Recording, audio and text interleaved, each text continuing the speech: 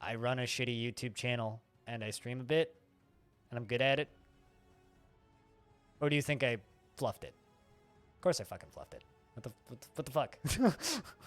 What do you take me for? Somebody who's never applied for a job before? Did I play around with the background noise thing? Yeah, not currently, but I did certainly play around with the background noise thing. Oh, congrats, Warm Shadow. So what you gonna do with the newfound raise funds? I recommend buying yourself a good cup of coffee. Or a chocolate bar or something. Go celebrate. Or a good bottle of your favorite beer or wine or something. Celebrate a little bit. But, or a boat, that's, little boat. Big boat expensive, but you could buy a boat like the size of this rubber duck for much cheaper than full-size boat. Some sushi? Ooh, that would do it. You could get sushi in a boat. Someone say beer. We have a beer remote. I don't drink much beer these days, but I'm still a big beer fan. Big fan of beer. Rather, I just don't drink much in general.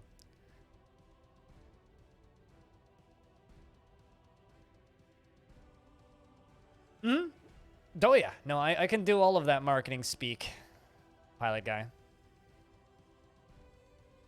Although it's technically closer to 7 years, but... Because the first year I didn't do shit. First year I didn't do shit! We also have a wine emote. We have a beer emote and a wine emote. I also technically have a cheese emote, but... You know. Fluff. Prefers wine. There you go. So... Cheese for everyone! Interruptions for everyone! I guess we'll get on topic now. So,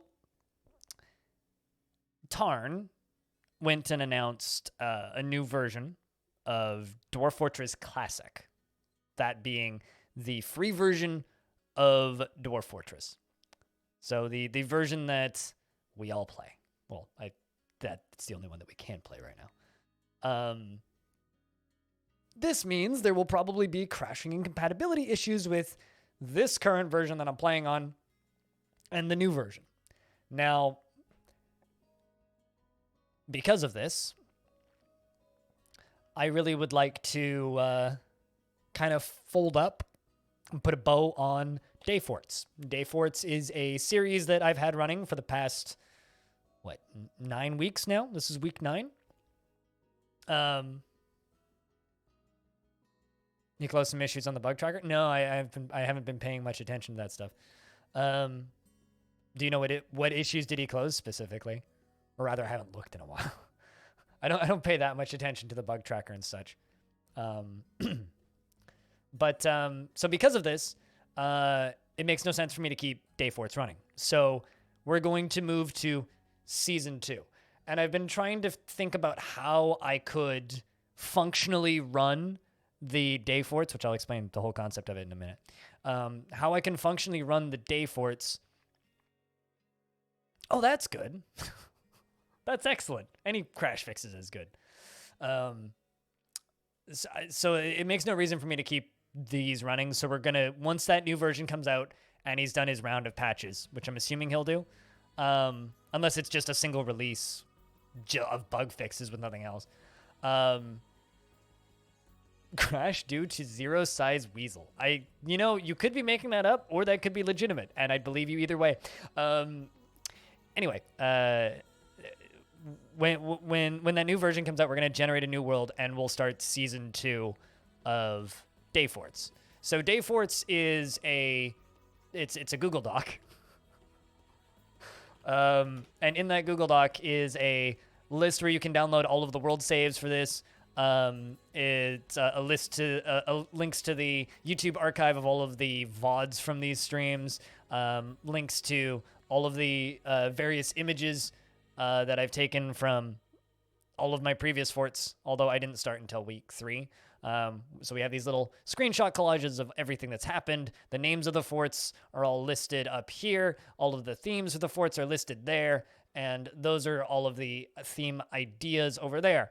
So we're going to reset this document once the next version drops, and I will, well, not reset this one, I will archive this one, make a copy of it, and reset that one. And we will continue on with this format in a new world. So this is kind of the season finale, I guess, of Day Forts. And we're going to what I'm going to do is I'm going to... Crash due to zero-size weasel miscellaneous crashes. Wow, okay, cool. We're going to re-embark on some forts and maybe grab an adventurer and run around old abandoned forts and mess around. Today's going to be a little bit free-form and loose. We'll have some fun, I think. So the first fort I would like to re-embark on is Archroads. Archroads is a bridge fort that we built. We're going to do a little bit of work on Archroads, probably. Expand it a bit. Do, build some things and maybe fight somebody. We'll see what ends up happening. Archroads is the first fort I would like to revisit. We might revisit some other forts today as well, as I was saying. So I don't know how long I'm going to spend in each one, but... I think this will be interesting. Some of them we can't because some of them got destroyed, obviously. The ones that burnt and crashed and died, obviously, we can't... well, I mean, I guess I could reclaim them, but I don't know if that feels right. Maybe I'll grab an adventurer and run to them and go say hi. But yeah, this is going to be the season finale of that. We need to check on that dragon. I mean, I can check on that dragon in Legends. I don't really want to go there with an adventurer. I kind of like to just leave that stuff mysterious. Although I can't remember the name of that dragon.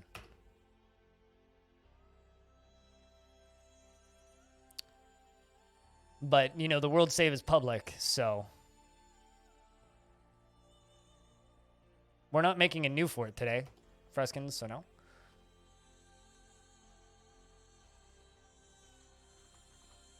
What's this one? The Flames of Gilding? I don't think it was this one.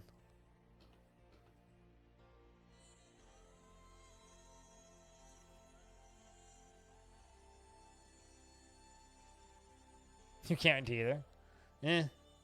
I know where it is in the world. Was this something of sizzling, right?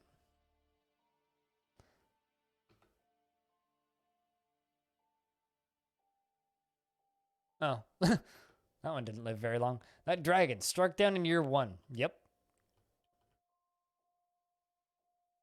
That one also died in year 1.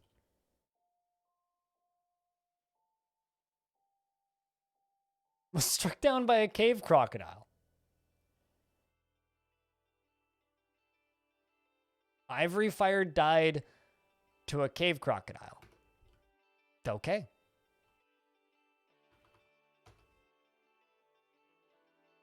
Silver taxes, the treasures of luxury. I feel like that's right.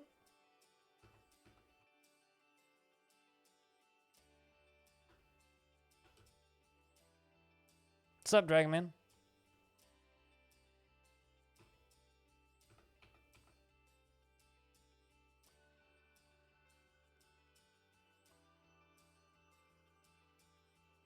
Yeah, I'm pretty sure that was it. Silver taxes? Lots of people worship him.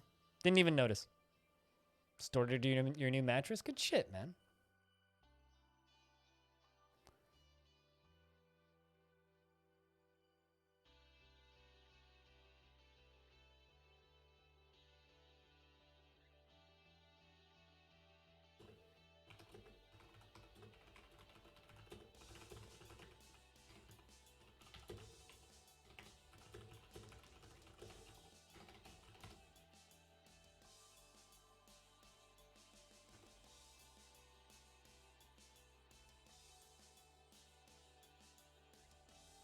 It was on sale. Good stuff, dude.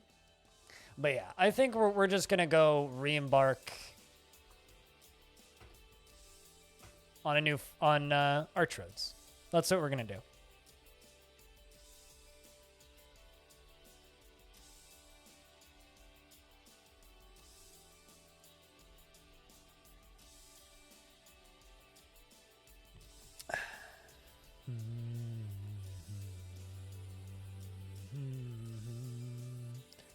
Another fort that I'd really like to re-embark on was Beer Belches, I think was the name of it. Yeah, Beer Belches, the tavern fort. I'd love to see how that tavern is doing. Do some building on that as well. Those are, I think, the two I really would like to return to. I don't know if any of you guys are particularly keen to see any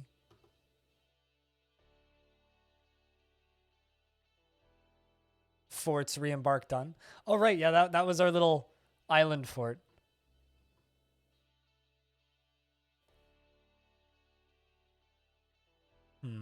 There we go. Archroads inhabited. The bridge fort. As you can see, it is very long-shaped. So what kind of mattress did you get, Dragonman?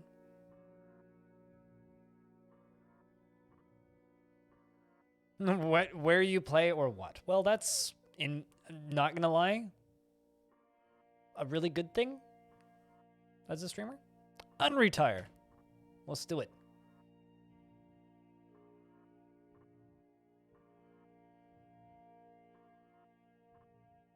You have returned to your fortress. Sturdy charges feared in...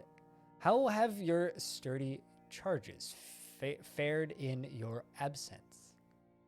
They gone on adventures or moved on to richer delving at a new frontier settlements? Perhaps they are all still here, unwilling to leave the magnificent fortress you prepared for them. Deep underground, the promise of treasure and thrill of overwhelming danger have lured you back to this place. Will you strike the earth again?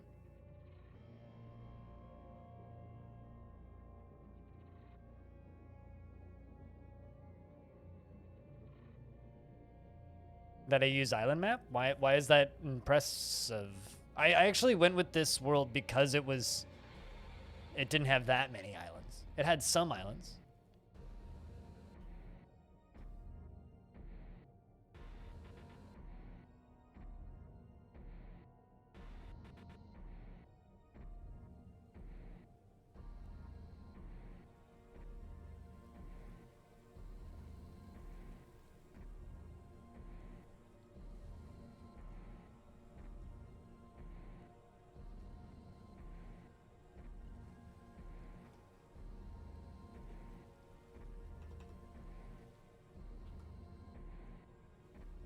So let's see how this little fortress is doing. By little fortress, I mean very long bridge.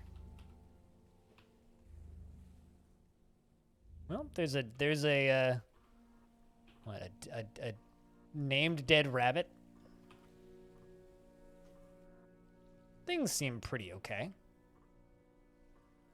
There's a one-humped camel carrying something.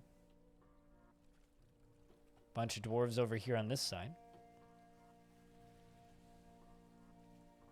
I like isolated factions in some cases.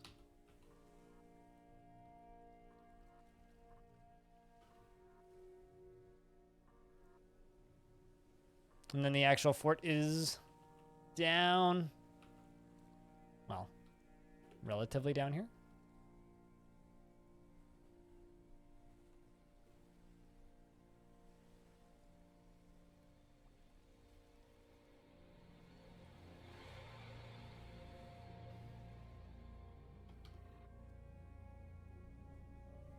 Ooh, people are upset. Well, no one's got any jobs. There's a buttload of merchants here. Squingy Nut is still here. We're going to have a lot of assigning to do. Anander is still here. Beefcake and Brahms are both still here. We do have a dungeon master assigned, oddly enough. Might just expel most of the merchants, because I'll bet you none of them have any jobs. Yeah, they're all going to need jobs assigned. Well, let's just real quick make a squad. We'll give them metal armor, sure. Doesn't really matter who ends up in them.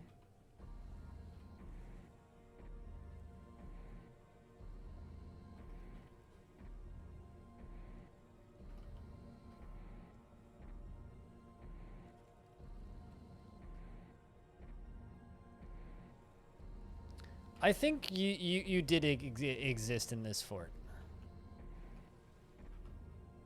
I need to go explore everything so that they can successfully path. High Drool. That is a very interesting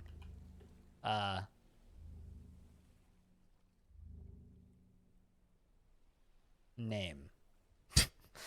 High Drool.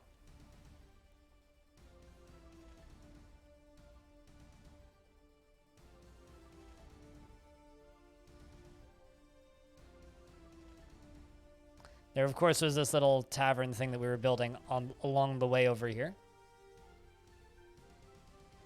It's got a bunch of food in it. All right, so apparently making a squad just like wrecked my frame rate totally, so I'm going to disband the squad.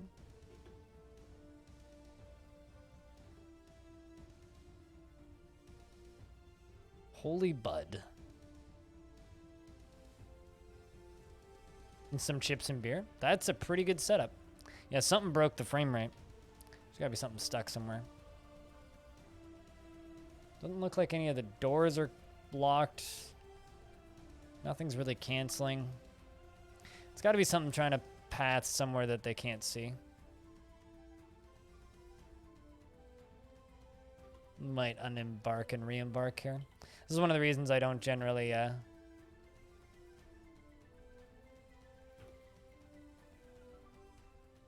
go about doing this. Let's just make you a squad with no uniform. Let's try this.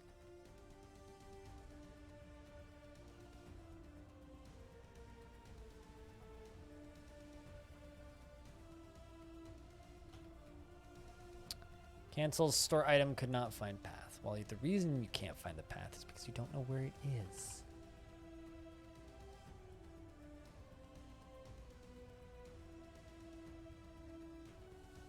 Flowers. Flowers are easy.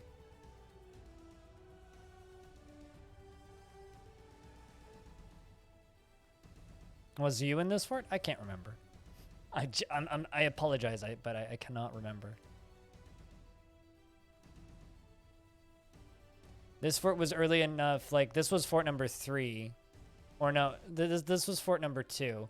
And this was before I was heavily archiving everything. So I don't know. Like, genuinely, I do not know. I wish I knew, but I don't. I do know that the frame rate is null. There's probably someone in a tree somewhere.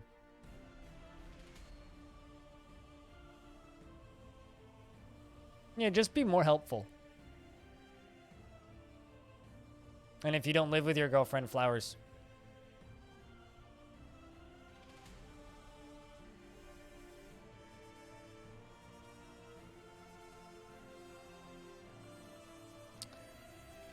There is a lot of logs chopped down. Okay, what are we all trying to do? Let's just I can't cancel these jobs. Those are all haul item jobs. Everything is stuck in places. But I have to find the layout of the fort in order to get stuff back.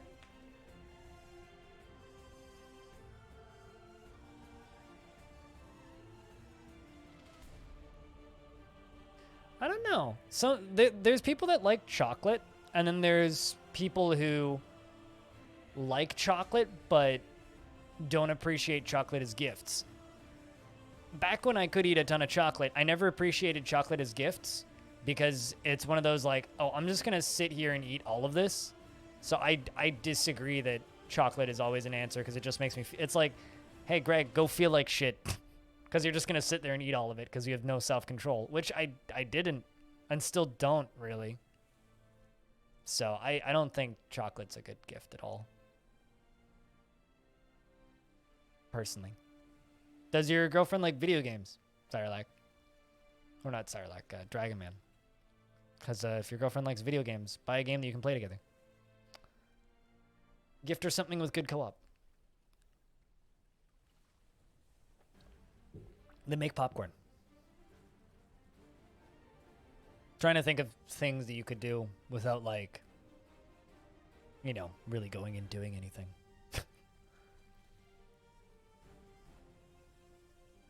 Okay, so frame rate initially was totally fine.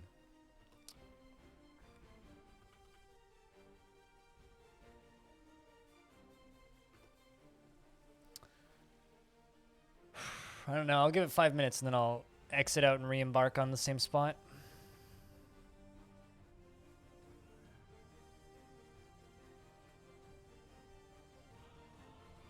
Also, all of the chickens are dead, which I think is amazing.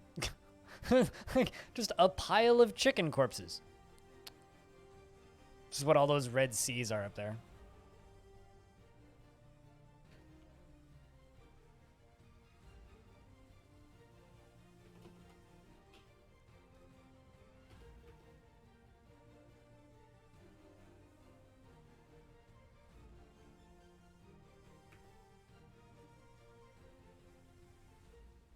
Like, I have this feeling once... Holy paint. Once we discover all of the lower level stuff, the frame rate will come back. Oh, hey, there's hamster people. Yeah, this was one of those maps that had weird animal people all the time. Hamster people. They're tiny and will probably die if they get stepped on. Someone got angry and killed the food supply? No, they died of old age while I was gone, and they never cleaned up the bodies because these were AI-controlled dwarves for the past 30 years.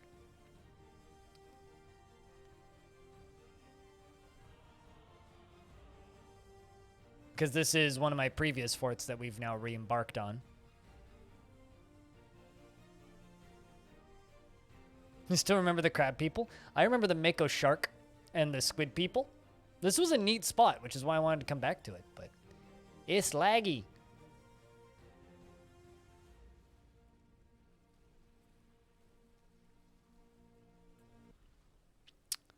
But I have a feeling that this dwarf discovering that lower area will help. That or it's just fucked. I like that the wagon is still there, though.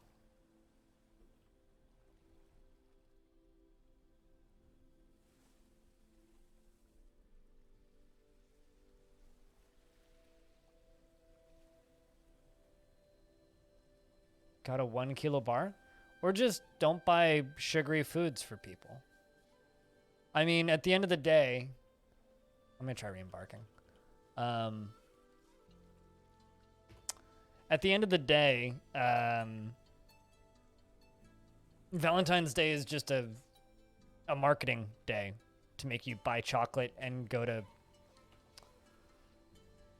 Hallmark and buy people cards. It's literally a waste of time for everybody involved, right? So instead of, you know, buying chocolate for somebody, just try and have a nice day, an above average day. It's better for everybody involved, and you don't have to buy chocolate. Also, 1 kilo, that is a fuckload of chocolate.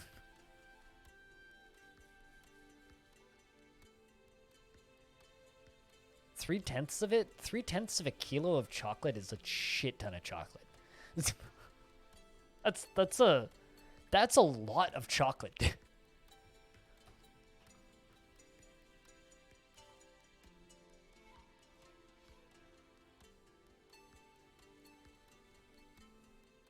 Wait, what? Sarlacc?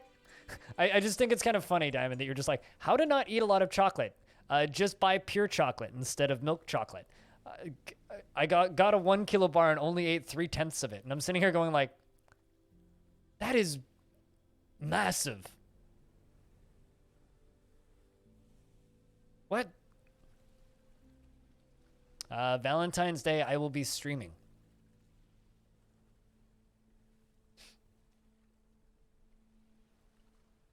Maybe I'll go for a walk. Probably listen to some records.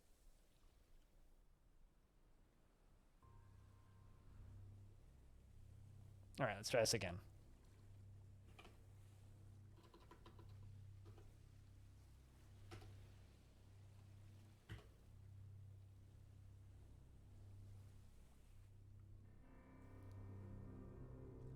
I don't know. My secret to just like not eating sugar is just not buying sugar.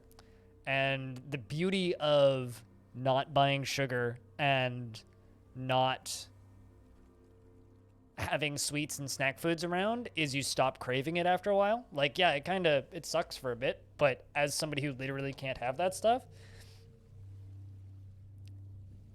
you crave it because your body's used to having it. But if you stop eating it, I've said this about fast food for years, it's like if you just stop eating it, it'll stop tasting good. It's the thing with high sodium food, right? Like fast food, burgers, and highly condensed and fake foods, microwave dinners and such, things with really high sodium content. That stuff tastes disgusting to me now. I used to eat it all the time and I loved it. It tasted great and I'd always want it and crave it. But now it's like I walk in or I walk past a fast food place and I can smell the sodium and it makes me feel ill. It like your body chemistry changes and then you don't need it anymore.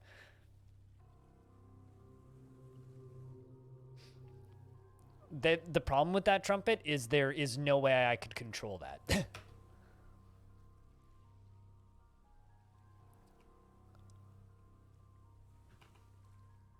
Okay, frame rate's a lot better this time. Let's just follow this dwarf for a minute.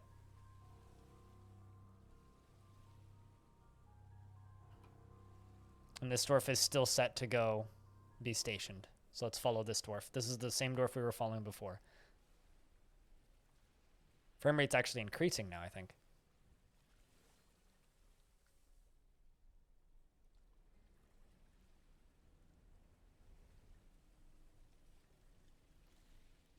Also, this map is huge, by the way.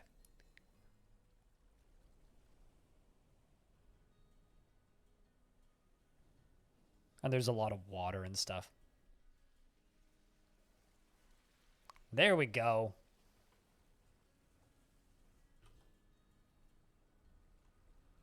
Don't mind the dead cow in here.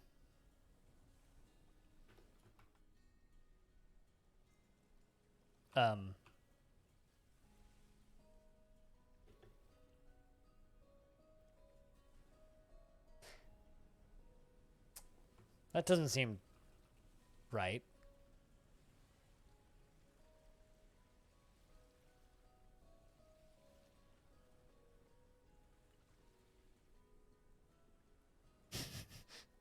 Where's that water coming from?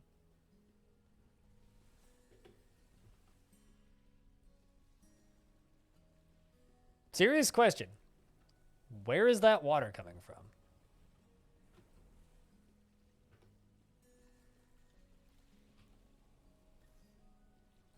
That is flooding. I have no idea where it's coming from.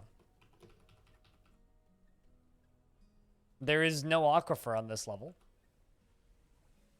There's just water there, I guess?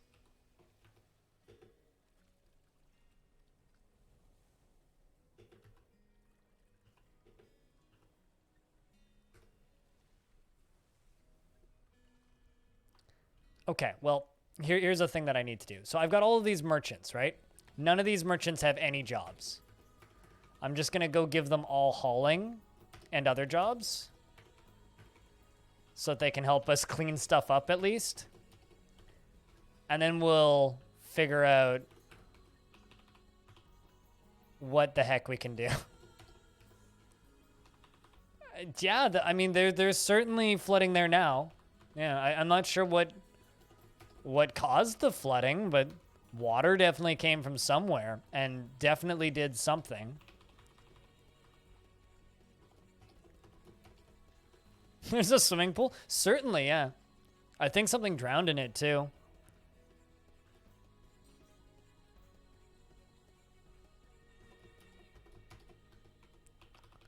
Just giving them all of the basics. Because merchants, by default, have no skills assigned. And because this is a re-embarked upon fort, the generic AI dwarf are all listed as merchants, which is something I really hope gets changed.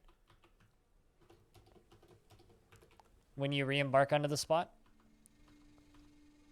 So, like, these are the guys that showed up while we were doing whatever.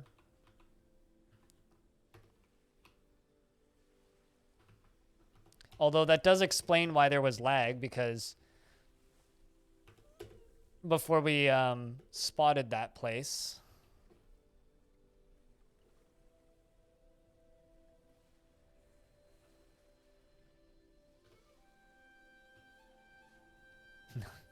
Just that now it's a swimming pool is very funny. I like that there's a bunch of people. Oh, hold on a second. That's not helping with the frame rate. There's people stuck on the wrong side of the creek.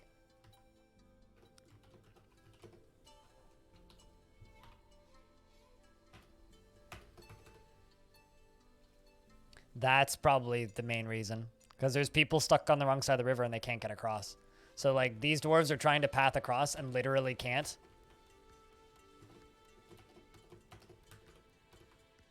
So that's certainly not helping. Giant cave toad is fighting with what?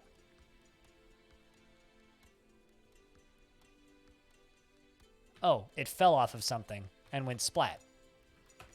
I mean, it's fine, but...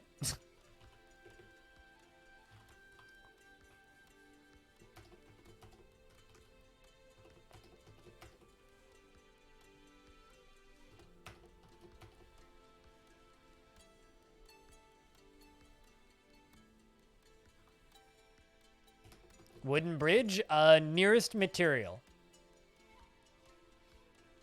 And I need to get those dwarves across. I don't fucking care. I got wood everywhere. Might as well use it. There's a ghost. Excellent. 2 Drothlas. An ant woman blowgunner. And a worker ant woman spearman. Cool. But why are you judging my choice of...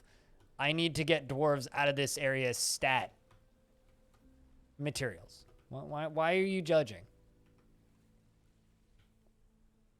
That's not helpful to anybody aside from mildly annoying the streamer. So why must you be mean to me, Freskins?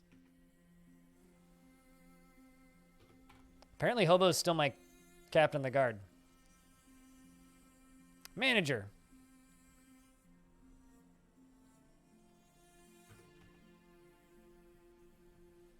All right, you know what? Let's give all of this to Sodil.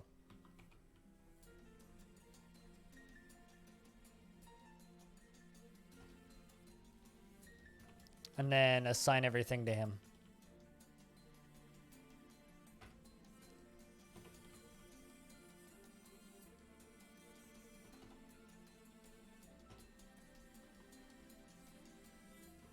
There we go.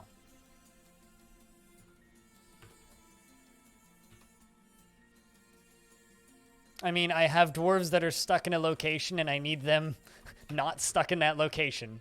And they're the main reason the frame rate is jank right now is because they're trying to path into the fort. So it's like, let's just get this shit done ASAP.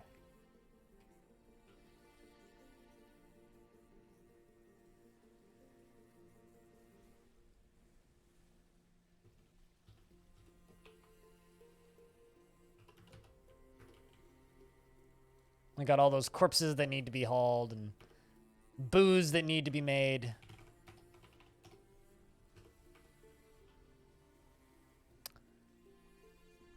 I really hope I have somebody assigned to Holy Bud.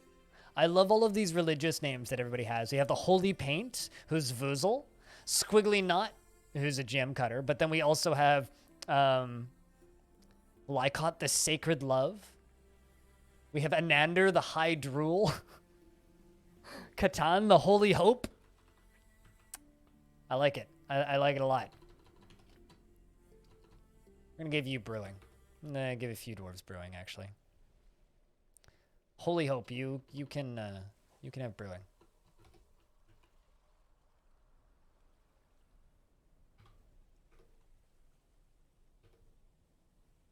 Frame rate's back now. I think it's because we got those dwarves unstucked. Let's gather a bunch of plants. Fortunately, there's plenty of plants that can be gathered.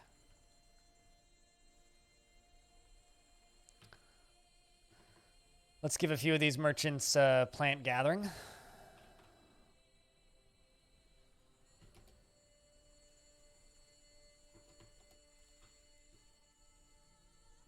Bring in plant gathering. Bring in plant gathering. Cool. I do have a still, but I'm going to need another one.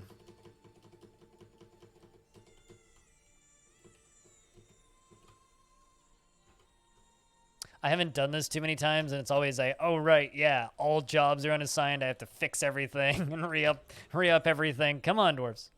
Is that a coastline? Yeah, so to anybody who missed the first time we did this work, because this is the second stream of Arch Roads I'm doing. And this is revisiting other forts I built, right? So we're going to be doing a few of these today. Arch Roads, the whole point of Arch Roads was it connected this island, which is filled with humans and necromancers and a tower populated by kobolds and all of that other good shit, to the mainland, so that I could go over here and then invade these guys, which I did. And then we also built this fortress over here, which is another one we're going to return to today. I'll probably also return to this one over here, which is going to be weird, but we're going to return to Heart Rags as well. Heart Rags was a pair of dwarves that we had. But yeah, so basically these guys are like, what's the word I'm looking for here? Let's just get those on repeat working. The whole point of this fort basically was to connect that island to the mainland. So it's not one coastline, it's two coastlines. So the actual fortress is this giant bridge that goes all the way across down to there. The top side is a good biome. It's a good swamp, in fact. And then the bottom side is just a normal marsh area. Very cool, but why? Can't you say that about literally everything in Dwarf Fortress? Cool, but like, why? Because you can and it's fun. Why would you do anything in Dwarf Fortress?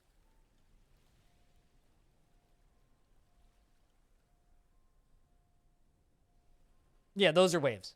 Those are waves.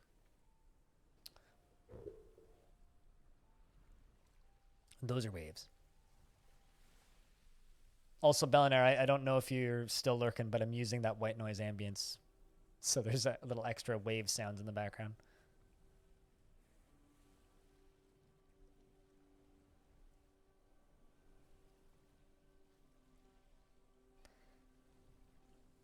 Now you have a save with a good volcano and an evil one? Well, obviously, you have to have a fort on each, and then they have to fight.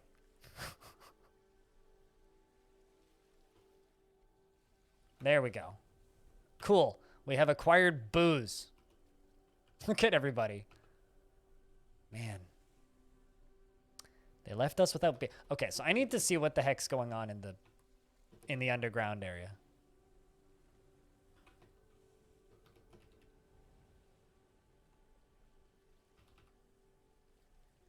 So there's just a... How deep is this?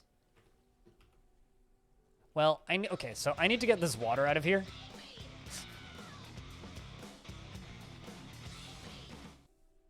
Moose, thank you very much for keeping that subscription alive for a whole fucking year. Thank you so much for returning and continuing to subscribe to the stream. It's good to have you back. I guess it's been that long, eh? It's been that long. Hot damn.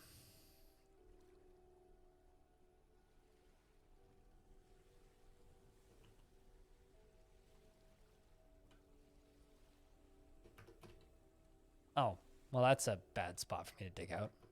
Okay, well then let's do it over here then.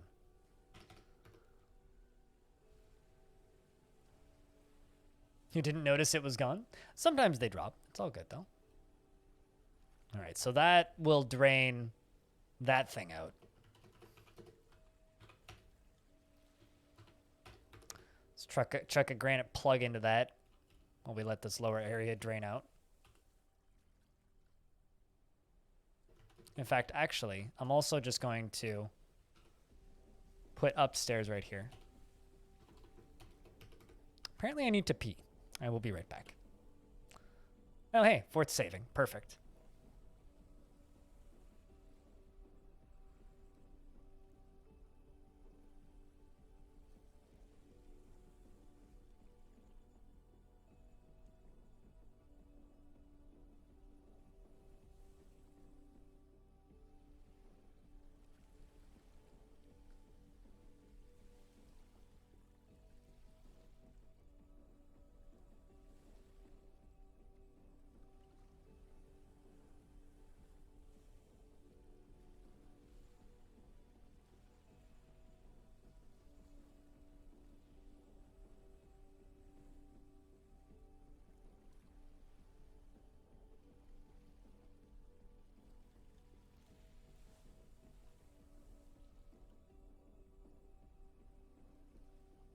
Fuck yeah, I didn't miss anything.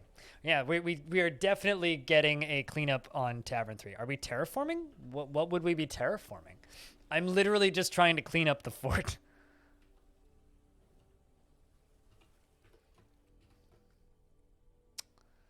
That's literally all I'm doing is cleaning up the fort.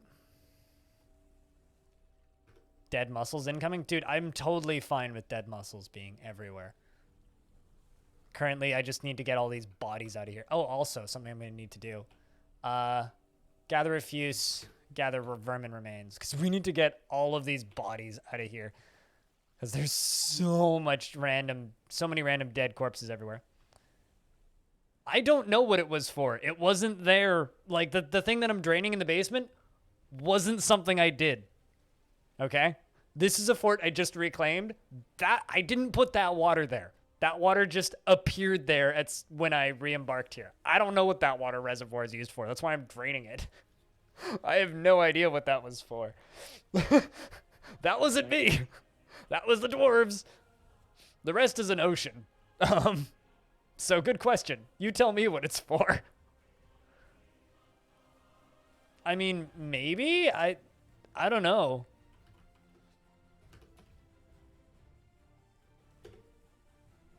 But no, I'm literally, like, dealing with that shit because, like, I don't know what's there. I wish I knew, but I don't.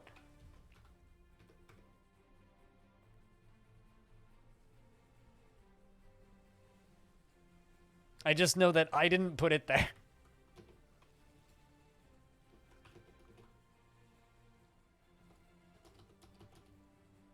Let's also put all of our livestock here. Does it say it's saltwater? Good question.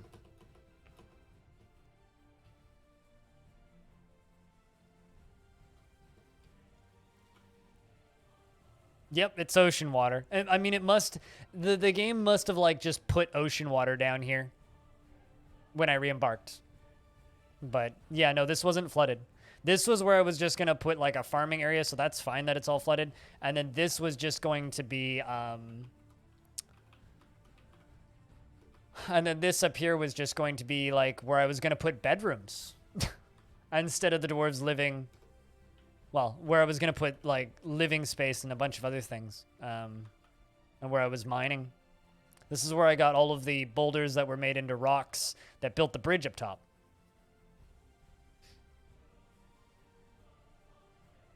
Time to check stats on dwarves. I mean, it must have been, because it's salt water, it must have been waves. They weren't pumping anything anywhere. Maybe they were bucketing it down there? I don't know.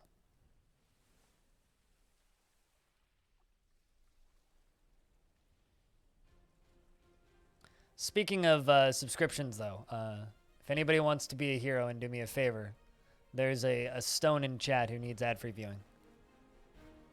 And I need more coffee.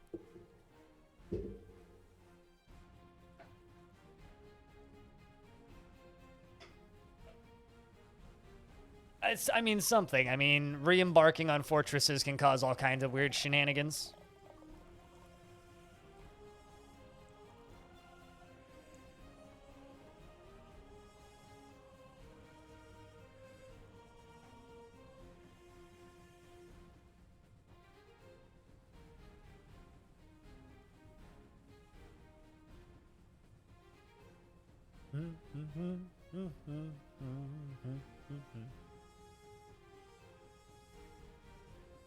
Re-embarking on volcanoes is fun because it changes the lava levels. All right, we got a couple depressed dwarves already. Or at least one? Yeah, one. It's Beefcake. Beefcake's depressed. Thank you, Phineas. All right. You know, here's what I'm going to do. Here's what I'm going to do. We're going to set these all to be dumped.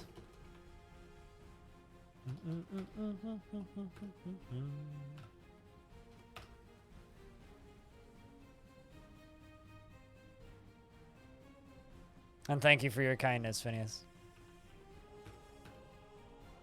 Let's see if that does it.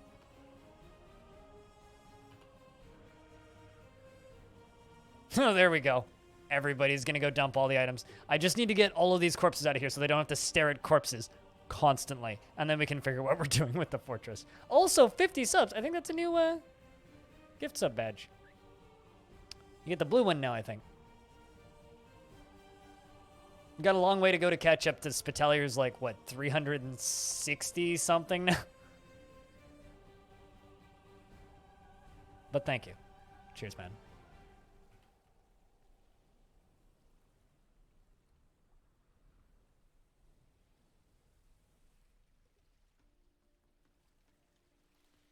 Donkey's been found dead. Water buffalo's been found dead. Man. At least we got plenty of booze now.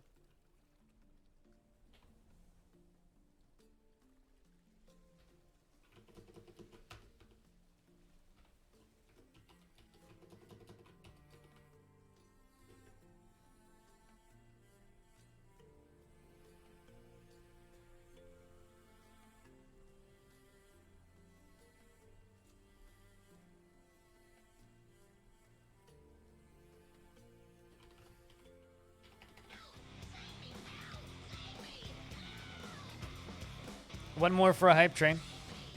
Darren! Rules have resubscribed yesterday, but you didn't stream. Smiley face. I did technically, well, no, actually, technically I streamed this morning. Yeah, you're right, I didn't stream yesterday. Thank you very much for giving that subscription life for 9 months. That's a baby. Cheers, you get to name it if you want. 9 months in a row, too, on a 9-month streak. Thanks, Darren. All right, so final week of re-embarks. I'm just going to take a screenshot of the dwarf list.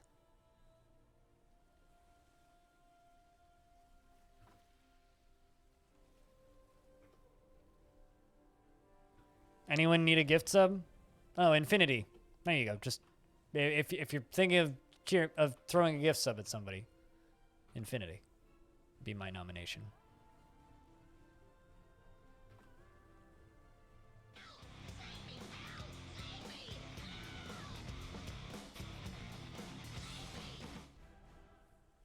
Good job, pilot. Thanks, man. All right, so over in the document, I've got these 2 screenshots. We're gonna do some work.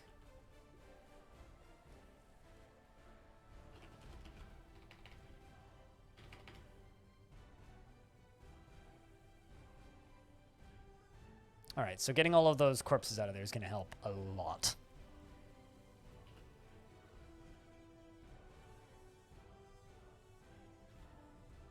You're giving water to something? I'm not sure what. You have to complete level 1 to get the badges thing. Hey, if you're not subscribed to the channel, press 1. Cyrelax Curious. I'm curious as to who they're giving water to. It's got to be the livestock.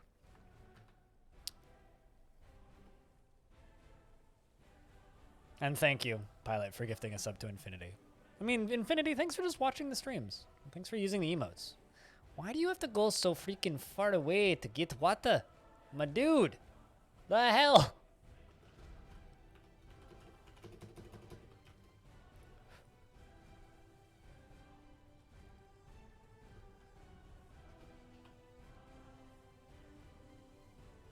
I'm gonna put another wooden bridge right there. It's fine.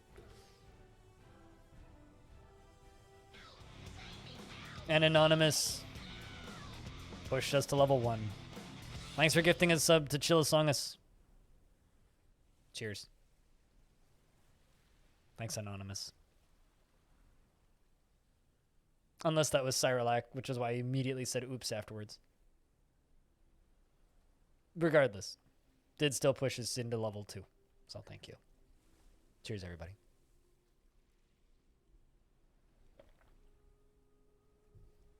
I'm just curious as to who you're giving water to. It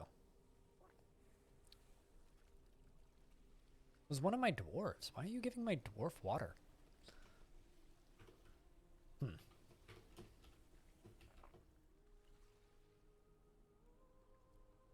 You're gonna need to get another beer out of the fridge if this keeps going?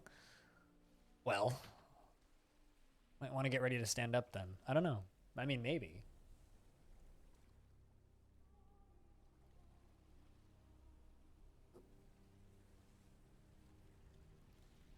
I mean, if you take part in the hype train, you unlock exclusive emotes to the hype train. But generally, it's a method to make people spend money on streams. And as a streamer, one good hype train, and I'm good for the day. As always, though, don't do things you can't afford. Don't be silly with your money. That's about it, really. All right, so if people would like dwarves in this fort, let me know, and I can get you guys named in. But I'm going to check in with some of our other dwarves. Brahms is angry. After dwelling upon an embarrassing... after dwelling upon being embarrassed after saying... Actually, you know what I'm going to do before I name dwarves? Before I name dwarves, quickly, I'm going to queue up some bedrooms in the basement and give... or rather, I'm going to queue up... I think 30 bedrooms. We'll get those going, and once I've got those going, then I will... Then we'll name some dwarves. Because we've got kind of the central tavern area. And underground down here, I'm going to build a bunch of bedrooms.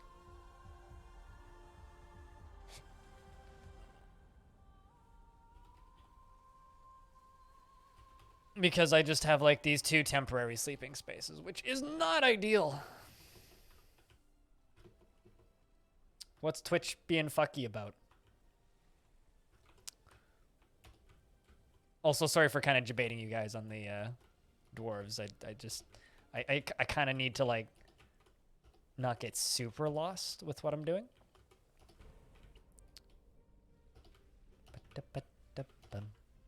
1, 2, 3, 4, 5, 6, 7, 8, 9, 10, 11, 12, 13, 14, 15, 16, 17. Oh, that sucks.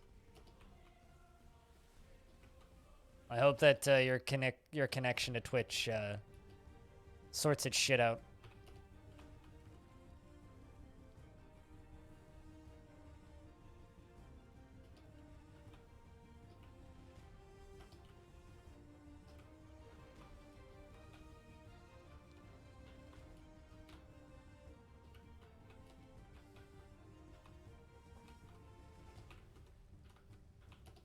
I'm assuming...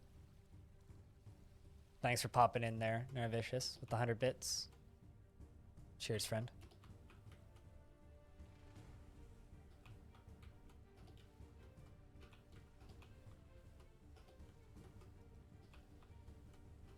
At the end of the day, the things that help people spend money on Twitch or give people a louder reason to spend money are the things that help me pay my bills. That's all it really is. But don't do anything you can't afford. Don't take part in it if you can't afford it, please. Don't do it just for the lulz. It's not the most effective way to support the stream, but it's a perfectly legitimate way to support the stream.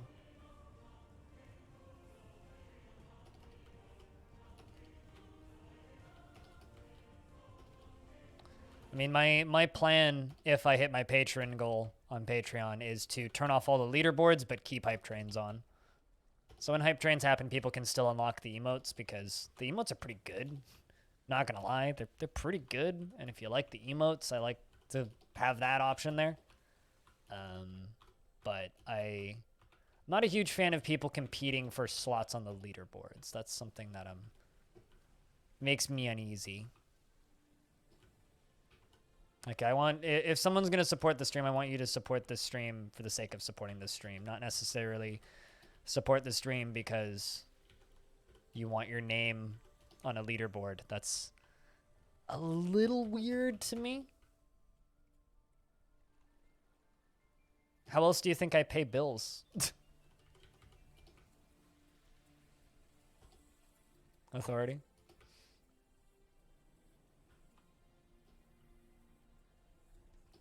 I'd say about a third of them have been gifted.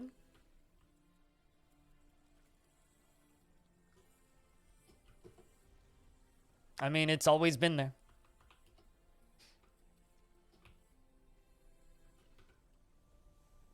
It's always been there.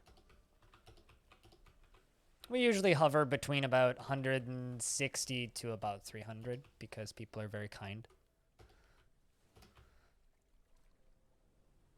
I guess that means I should make it more bold and obnoxious colored text is what, is what you're saying if you only just noticed it after, like, what, a few months? Once I get all this queued up, and all of the beds queued up, then I'll start naming dwarves. I saw a few people like Bastet and Wave Depletion requesting dwarves immediately.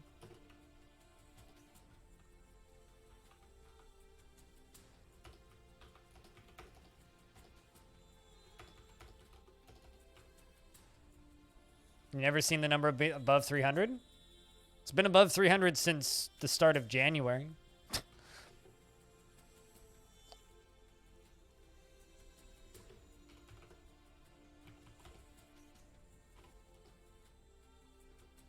All right, so Wave Depletion wanted a dwarf. How about we start off with Bastet. Hard work is the true sign of character. She felt euphoric due to inebriation and didn't feel anything after watching performance. Didn't feel anything after watching performance and felt lonely after being away from family for too long. Was interested after watching a performance and felt fondness remembering making a friend. She is 102 years old, born on the 13th of Hematite in the year 230. She is married to Abon Gold Trammel and is a worshiper of Apo. Who is Apo? Well, your husband is also in the fort, so we can name your husband something. Apo is a deity of the nations of spreading. I'm not sure who the nations of spreading are. If anybody has the world save open and would like to check that out, let me know. Apo takes the form of a rotting female human and is associated with oaths, marriage, blight, and death. Those things are all totally related, right? Oaths, marriage, blight, and death.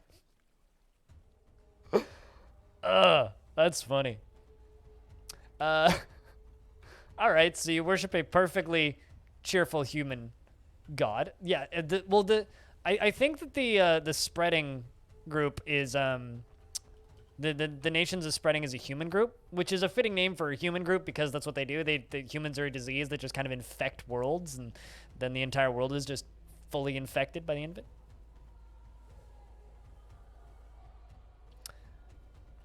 Her heliotrope eyes have very large irises, her hair is wavy, and her very long hair is neatly combed. Her nose is extremely narrow, and her ears are short. Her dark tan skin is wrinkled, and her nose bridge is slightly convex. And her hair is pumpkin, mixed with gray. I mean, Authority, there was one point in time when this channel had over 600 subs for about 2 months.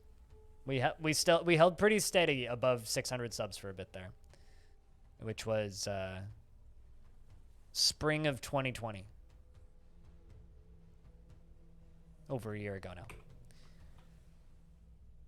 She personally sees concealment of emotions as a betrayal and tries her best to never associate with such secretive fools. Finds eloquence and artful speech off-putting, respects the law and doesn't particularly care about craftsmanship, but dreams of mastering a skill. Prefers that everyone live as harmoniously as possible and is slow to anger. Isn't particularly ambitious and tends to not be swayed by emotional appeals. Is somewhat fearful in the face of imminent danger, and she has a tendency towards forming deep emotional bonds with others. Let's name your husband next, who's Aban. All right, let's give you in this one wave depletion. You can be Bastet's husband. The amount of practice that goes into mastering a skill is so impressive.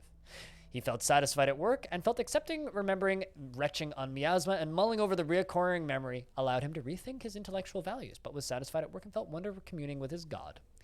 You are married to Bastet, and you are a faithful worshiper of Muggo's father slave. Whoa. A deity of the brilliant saber, a dwarven civilization, and most often takes the form of a female dwarf and is associated with thraldom. So your wife worships the god of oaths, misery, death, and marriage, and you worship the god of thraldom. Okay. He is 74 years old, born on the 13th of Hematite in the year 258. His nose bridge is incredibly concave, and his teeth are gaped. He has very low cheekbones, and he has a deeply recessed chin. He personally sees those that attempt to maintain dignified and proper behavior as vain and offensive. Sees good craftsmanship as values good craftsmanship and finds the ideas of independence and freedom somewhat foolish. Dreams of creating a great work of art. Doesn't stick with things even if minor difficulties arise, and he actively avoids exciting and stressful situations. He is bashful and not a private person. Freely shares details of his life and is slow to trust others. Welcome to the fortress. Does anybody else would like a dwarf? That's a sentence. Ooh, what are you guys doing? They're performing the Tress of Velvet, a form of music used for entertainment originating in the brilliant saber. The form guides the musicians during improvised performances, and two chanters recite any composition of the Quandary of Knots. Beautiful. Crystal Rose, you would like a dwarf. We'll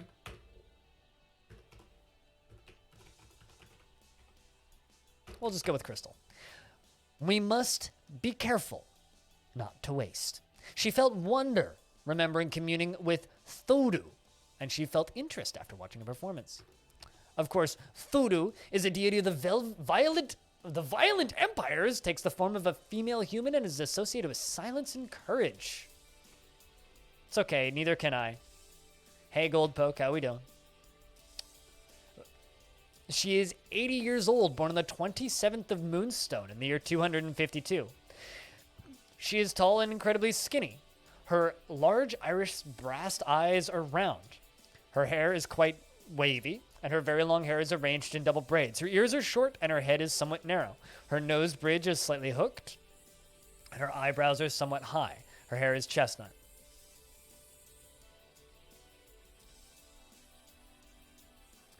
She personally sees those that attempt to maintain dignified and proper behavior as vain and offensive.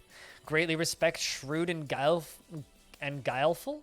Believes war is preferable to peace in general, and doesn't particularly value loyalty. She finds helping others to be very emotionally rewarding, and is greatly pleased by her own looks and accomplishments. She is very polite, and she is troubled by this natural tendency in herself. She finds dignified society to be considered. She's stingy with resources when working on projects, and she refuses to expend any extra effort. She generally finds herself to be quite hopeful about the future and tends to consider what others think of her. She tends to be positive in discussions and often feels discouraged. So you're our chief medical dwarf. Let's just make sure that you have medical stuff assigned. There you go. And you're going to go dig. War is great and stuff. Is there anybody else that would like to be dwarfed? Taleby would like to be dwarfed. How's the mayor sound? We can give you the mayor. And currently you need an office. She is worried after being kept from alcohol for too long. Well, we can fix that now that we actually have booze. She feels interested after watching performance and satisfied at work. Within the last season, she was interested after watching performance and felt empathy while being cried on by somebody who was unhappy. She is 66 years old, born in the 3rd of Granite in the year 266. And your deity is the Rosy Dates, a deity of the Brilliant Saver, a dwarven civilization. Most often takes the form of a male dwarf and is associated with rebirth, creation, pregnancy, family, children, and youth, which is fitting that, we are re-embarking here. Her close-set, sunken aquamarine eyes are very round, and her very long hair is tied in a ponytail. Her teeth are gaped, and her free-lobed ears are short. Her eyebrows are somewhat high, and her hair is charcoal. Her skin is dark peach. We can dwarf you up, Goldpoke. Do you have any preferences while I'm reading this one? She personally has great respect for fairness and thinks working hard is an abject idiocy. I like this mayor. Make everything fair and don't work hard. Let's fucking roll with this shit. This is a good mayor. Dreams of crafting a masterwork someday. She's often cheerful and tends to be swayed by the emotions of others. Is friendly and tends to consider what others think of her. She is often nervous and she prefers that everyone live as harmoniously as possible. Is quite polite and stiffens up when she's surprised. Needs alcohol to get through the working day. So a wimpy pushover. Got it. Crafter? I guess we'll give you a crafter because I have no military in this fortress right now. So if you just tuned in, we just re-embarked on this fortress. We played on this one, I think it was 7 weeks ago. So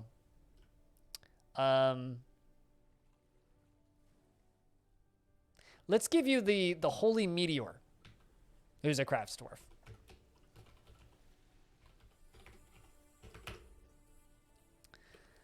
She feels satisfied remembering receiving food, but uneasy after a lack of decent meals. I received food, but it was trash. Is 85 years old, born on the 14th of Galena in the year 247. She is tall and skinny, and her hair is curly. Her very long hair is braided, and her copper eyes are close set. Her free-lobed ears are short, and her head is somewhat narrow. Are you in this fort? No, you're not. I can give you a dwarf. If you have any preferences, let me know. She personally doesn't think one way or another about leisure time and does not care about friendship, dreams of raising a family. She desires little for herself in the way of possession and accepts the current situation as it demands. She feels strong urges and seeks short-term rewards and often considers what others think of her. She needs alcohol to get through the working day.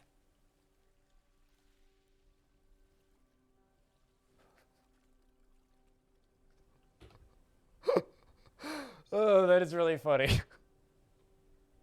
I could really use a good meal. I'm uneasy. Feels satisfied upon receiving food, but is unhappy with the food. Dwarven Yelp.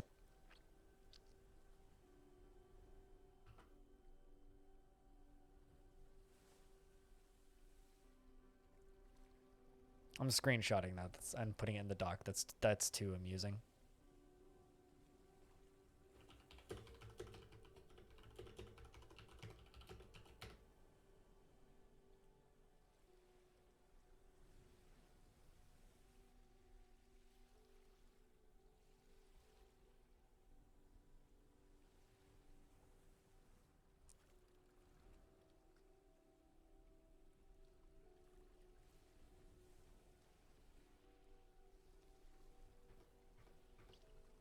All right, so it was Cyrolac asked about a dwarf.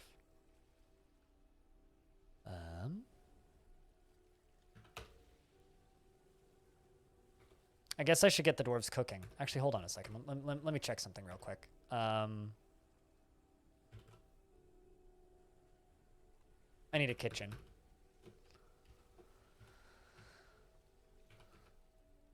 So let me build 2 kitchens right quick.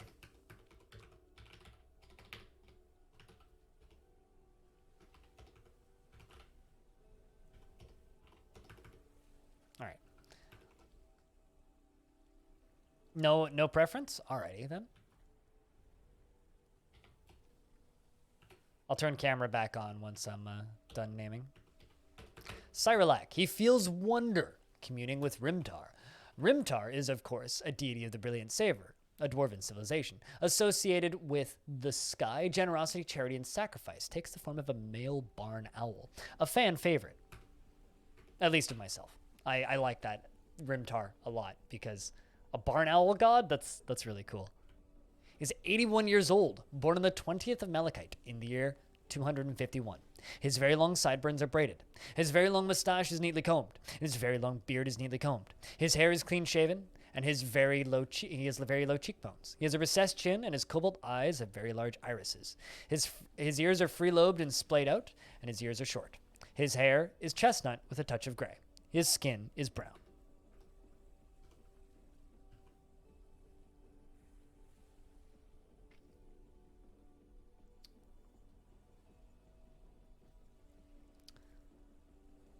I don't know if that sounds like a dwarf, something a dwarf would say, or if that sounds like something a hobbit would say. I'm hungry, but you already ate, but it was shit. So I'm still hungry. Meanwhile, Beefcake over here is just upset. You want to acquire things. You want to be near family. You want to practice a martial art. The syrups of onslaught. We're going to make a squad.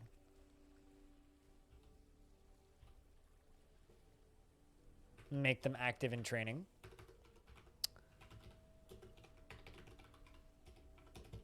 Quickly queue up 2 armor stands.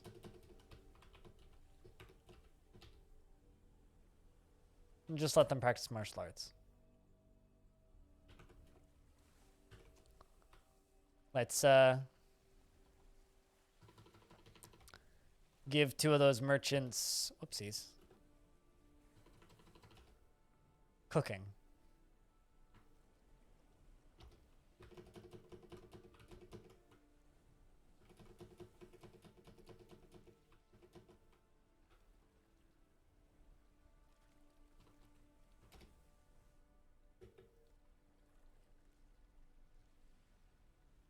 It sounds a little like your wife. Oh no. I mean, some people just have highbrow tastes, right? He's relieved after yelling at somebody in charge. So what do you guys think of this as kind of a season finale for the Day Fort world? Just go back and revisit a bunch of forts. So I think we'll probably spend about 2 or 3 hours in this fort.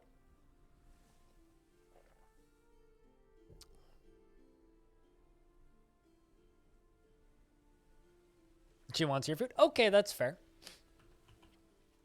Yeah, that's doable, I think.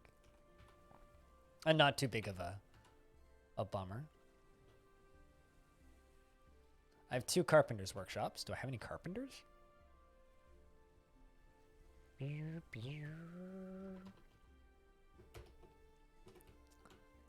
Let's find another dwarf who's got like nothing to do. Not you.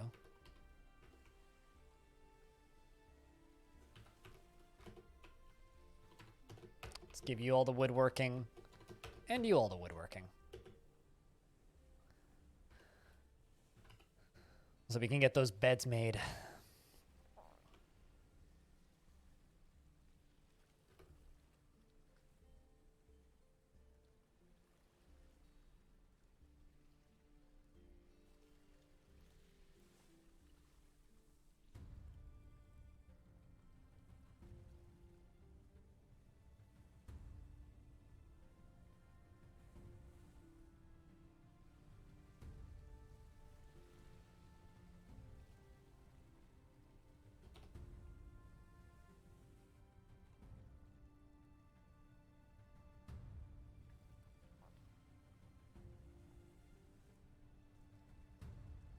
Also, I need to smelt some of this stuff because I got all this tetrahedrite. So we should definitely get a furnace industry up and running. There's a fruit fly that's been flying around my head all day, driving me bonkers. Yeah, I think we'll make this down here into a forge. Because this thing down here can very easily be turned into a forge.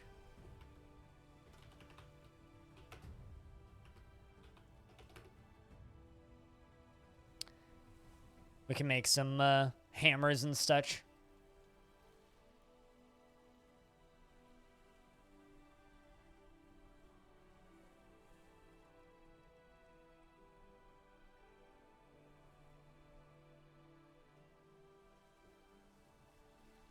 Yeah, I've definitely like had moments where like I've thought about ordering takeout Gold Poke, and instead of ordering takeout, I'm like, I look at everything on the like that's available. I'm like, or I could just make my own food, and it's generally better.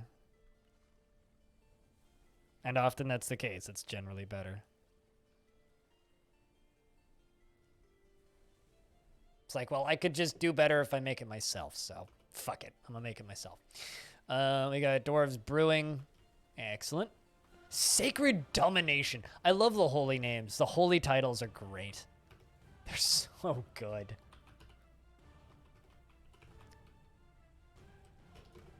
I think that like the holy titles are one of my favorite things about the current version.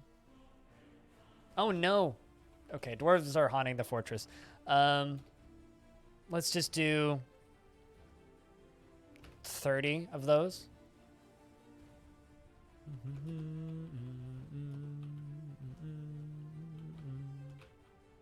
Do I have craft store shops? I got to.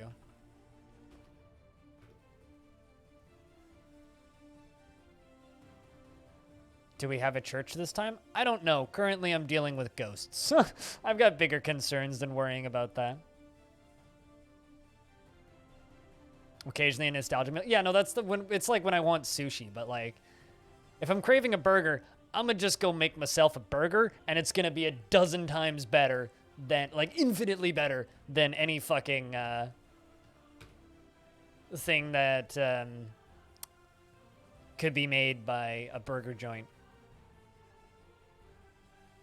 No, not cute ghosts. Like, these are bad ghosts. Like, you know, well, there's one right now. But currently, yes, we do have a temple. Every fort should have a temple. And we do have a temple, but it's just a generic, like, this is where we worship, which is the Dot of Glades, which is available to all visitors. It's not a big fancy temple like that previous fort. It's just not the point of this fort. This fort is a very utilitarian fort.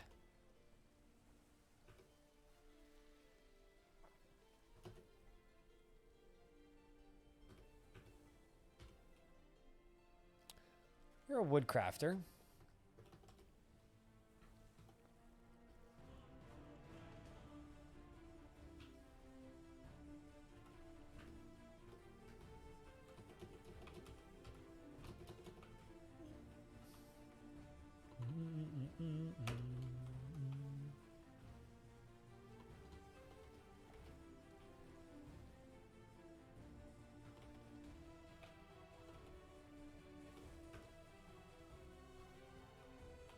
Just giving dwarves stone detailing.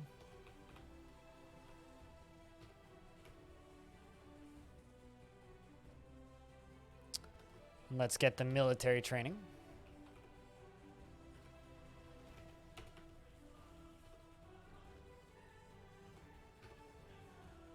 So now the Syrups of Onslaught can go train.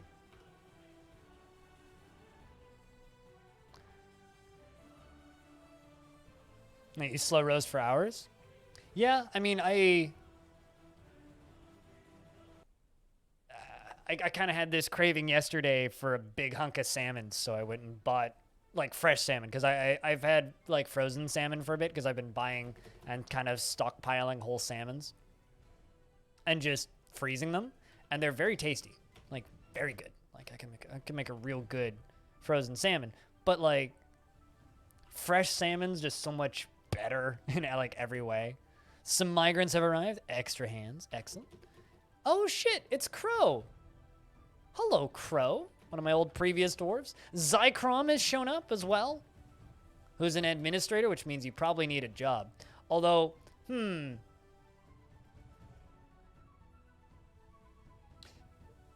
a pity Zycrom isn't here. But Zycrom is married to Crow, and has a lover who's Novi, who's also in the fortress, or was. Oh no, not in the fortress. Okay.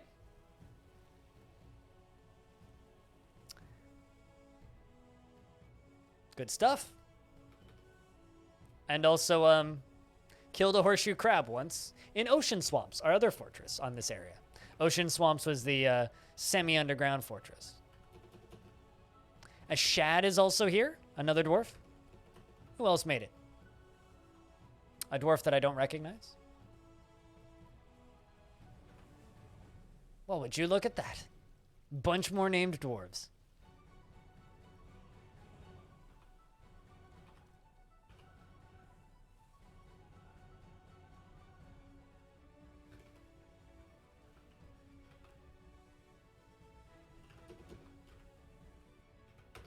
Yeah, no, dwarves having lovers like that is a non-issue. I feel like almost all dwarves in DF are poly. Like, they don't care about poly relationships.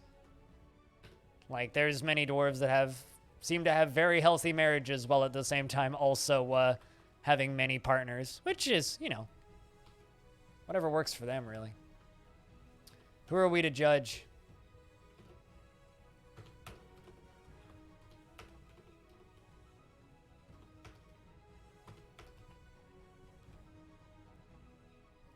A troglodyte is fighting with some drone ant people. Oh no, the troglodyte seems to have won. It's 2 troglodytes. They're killing a bunch of ant people. Or killed a bunch of ant people. Which fort did they come from? Nothing happened to that fort. But dwarves will migrate. So they probably migrated from Ocean Swamps. I don't think anything happened in Ocean Swamps. Ocean Swamps being right here. Ocean Swamps was that fortress where we dug a hole in the ground and then, or dug a hole through the ocean and built a fort in that. Probably won't go back to that fort today, as it was like not the most fun fort, and I don't really need to relive it much. I'm good on that one. So there's that.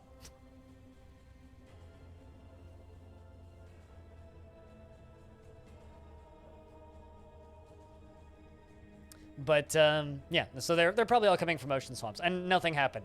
I just embarked here, so the dwarves will just naturally show up at the place that the player is. It's just kind of how the game works. Of course, you might get like groups of refugees if there's a war, but these are migrants, not refugees. So, and refugees will generally just come and hang out in your tavern and not actually show up as guests. They'll usually just show up and hang out in the tavern and then petition for citizenship. And that doesn't happen very often. I think I can count on one hand the number of times I've seen. I've got dwarves in different area codes. Yeah, that's a good way to put it, actually. We got dwarves all around. All around. Ah, beefcake. This dwarf might be just duns. Maybe not duns, but like... Okay, so I got 1 metalsmith.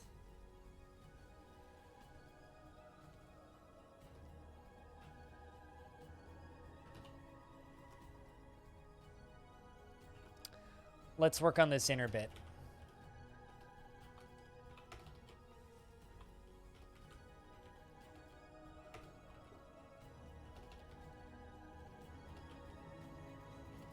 I'm not gonna lie, I'm gonna be kind of sad when we say goodbye to this world, because I'm real attached to this world.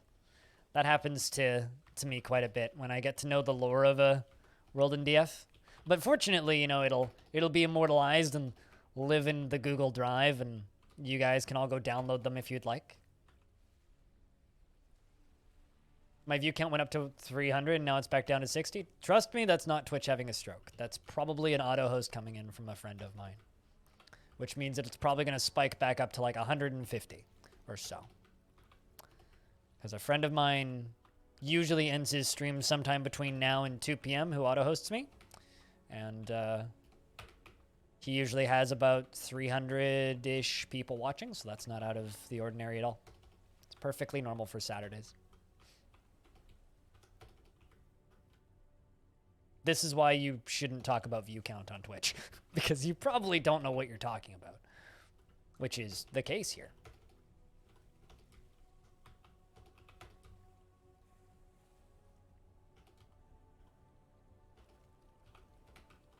But yeah, no, it's my friend Cat on Mars. I'm assuming. That or Disnoff, one of the two.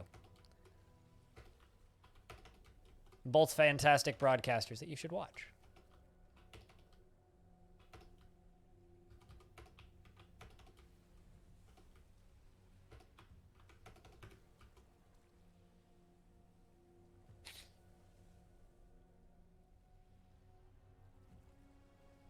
See, audio knows what's up. Cat plays a lot of weeby games, but he also plays a lot of really, really hard games. Yep, that's the right channel. And Disnoff is the best RimWorld player in the world outside of Evil Trick.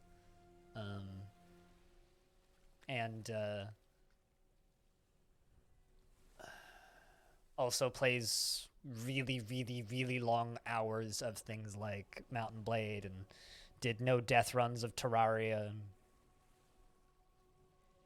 Oh, would you look at that? We've got our first mood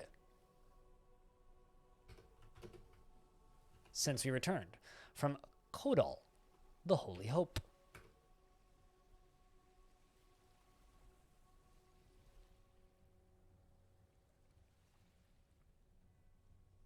Ready in a stiffer of rum. What kind of rum? We've re-embarked on a fortress today. And we're going to do that a couple times today. So currently we're re-embarked on Arch Roads. Both of the people were shouted out a second ago. Oh, who's the dwarf? Kodal, the Holy Hope, not a named dwarf. And it's a crafts dwarf shop, and so far all he's grabbed is granite boulders.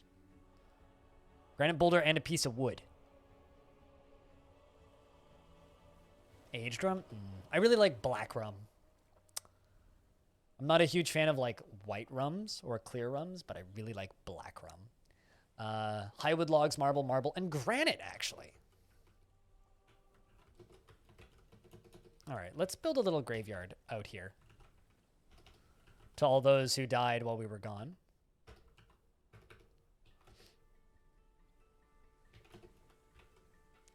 Let's also chuck down another craft store shop right there. So I can get these ghosts dealt with.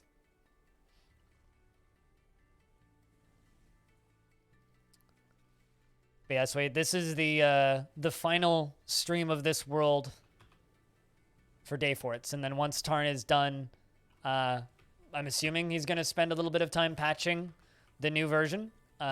We will start another season of Dayforts. So he might take a week or two off of Dayforts. I'm not sure. It depends on how many times Tarn patches Classic. I mean, there's a definite possibility it might just be the one patch, right? Oh, sure. Why not memorialize all of the named animals? I'm sure that the dwarves would appreciate that. The new version is just bug fixes from what I can tell. Like, literally, it's just frame rate, patch, and bug fixes. Like, performance and bug fixes and crash fixes. I don't think there's going to be any new features, but who knows? I mean, this is Dwarf Fortress we're talking about. So we might get a whole new system that Tarn's like, oh yeah, that's there now. We don't know. Nothing's announced. Yeah. 0.4, 7.5 instead of 0.4. It's not a major update. But it's enough that, like, I'm not going to try and keep this world going. However, Long Death will continue on the current version, which is funny because, like, if this version is, like, just patches, right? Like, just fixes. It's funny because that means that I'm going to be playing Long Death on hard mode with more crashes and more issues and more, like, stress problems because stress is getting nerfed. And I think it's real funny that I'm playing a 1,000-Year Fort on a harder version of the game than what people will be playing on in a couple weeks.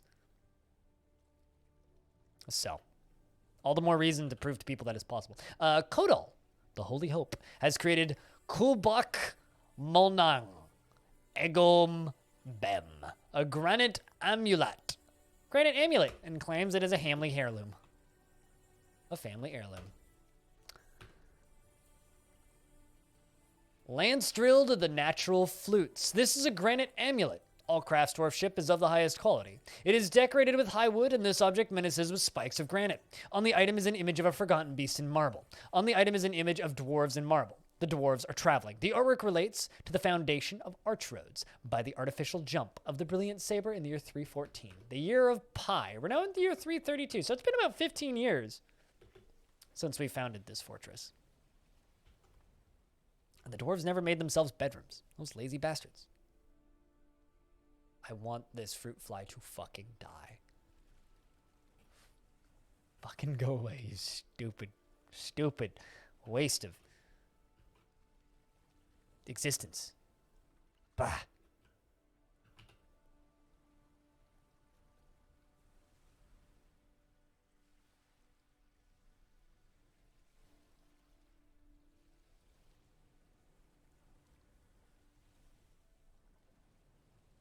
But yeah, no, I think that like there very much should be. I wish it was easier to just like tell people this shit, but there's very much an unspoken rule on Twitch that you don't talk about view count, because there's a lot of things that can affect view count on Twitch that you have no idea about, and it's just so difficult to like, you know, explain everything that could affect my view count every time someone brings it up. It's like when I'm streaming at 2 o'clock in the morning and I have 400 viewers and no one's talking in chat. It's like, well, it's because I got auto-hosted by literally everybody that I know because nobody's live.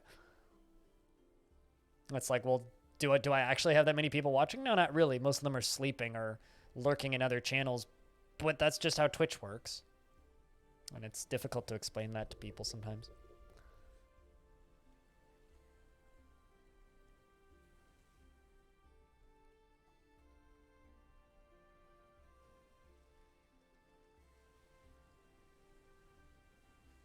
It can be difficult to explain that to people, but you know, comes with the territory a bit. Lurking in my channel? Never. You know, no one does that.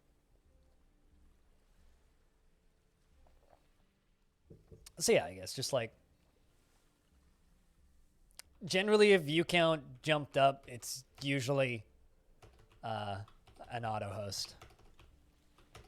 But I do think it's funny when people come into my channel and accuse me of view botting, and then I'm also just like, yo, check. We get a round of beers and then everything just flies by. As I haven't had that happen in a while, and I like it when that happens. That's always fun. Redbeard, what up? It's good to see you. And Squug, thanks for the verbose reply. I just saw that. The verbose reply, I think is what you said, or verbose response.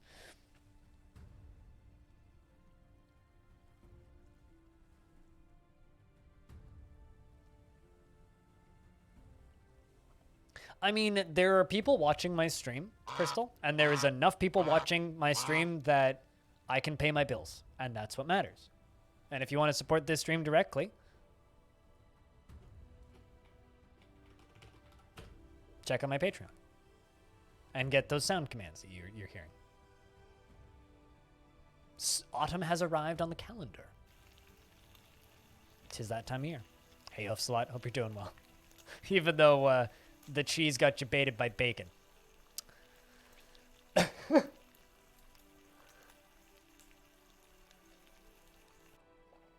You gotta love it when the cheese gets debated by bacon.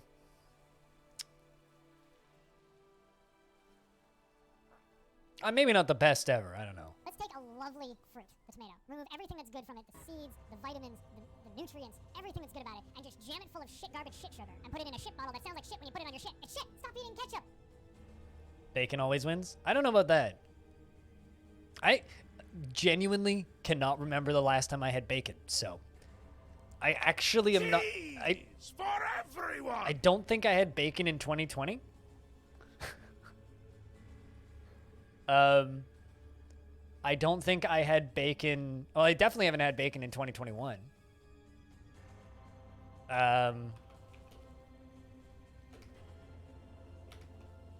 I hate ketchup. And I was ranting about ketchup once, and I want to say it was Hobo who clipped it and sped it up. Or more like joke ranting about ketchup, but I genuinely dislike ketchup. I think ketchup is vile. I've hated it ever since I was a small child. Ever since I was a small child. Why no bacon? Because bacon's expensive and it doesn't really do much. It's not particularly sustainable. Yeah, you can eat my national quota of bacon. Yeah, that's fair.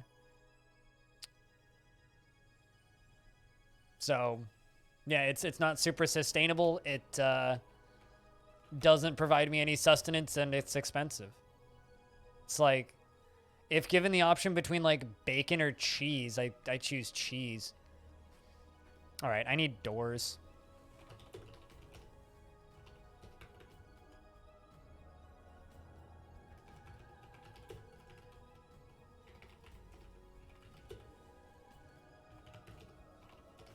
Getting these bedrooms done.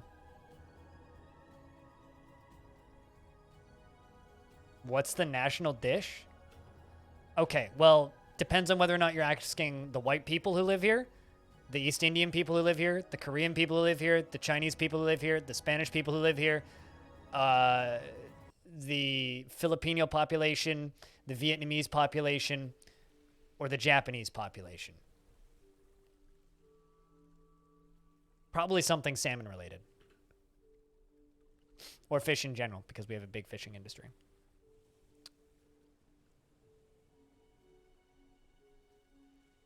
We're not like some landlocked American state where we all eat the same food, because literally everybody eats differently because we're so multicultural. So I couldn't tell you. You will bring bacon to blind every week. I would greatly prefer you didn't, but if you do want to spend that amount of money on my channel every week, I can direct you in the general direction of my Patreon.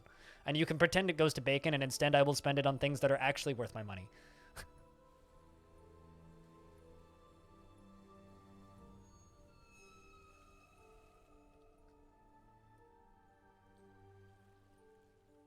So salmon with any of those preferred nationality side dishes? I don't know, actually. Like, are there any East Indian foods that use salmon? I'm trying to think like how you would curry salmon. I'll bet you you could do it. I've never had. I don't believe I've ever had fish at an East Indian restaurant. I've certainly had like red meats. I've certainly had like chicken. I've certainly had lamb. I'm sure curry salmon is a thing, but I don't believe I've ever had that at an East Indian restaurant. What do I think about veganism? I'm basically vegan these days. Well, I'm basically pescatarian these days. Like, I haven't had dairy in about 2 months. Because I've swapped over to almond milk, because almond milk, like, compared to normal milk, doesn't expire, so I need to buy it once a month now instead of every week or so. So I can, because I don't drink a lot of, I never drank a lot of milk. I eat eggs because eggs are good. But I've stopped eating red meat almost entirely because it's expensive and not sustainable. Lasts forever.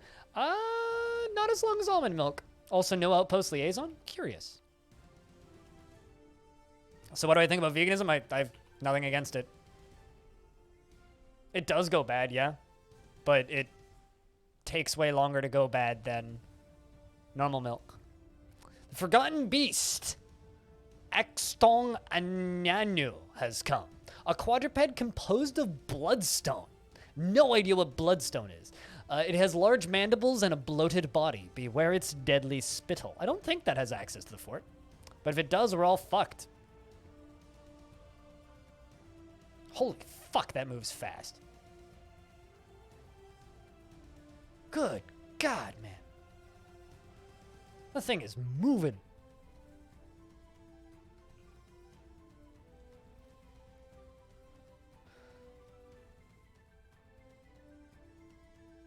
I literally stated that I ate fish last night earlier in this discussion. So yes, I do eat fish.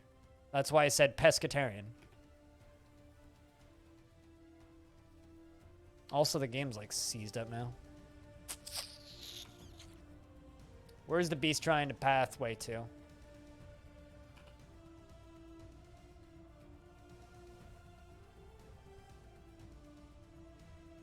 Interrupted by Capybara Man?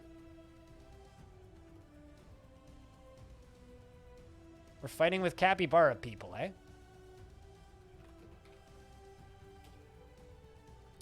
Uh-oh.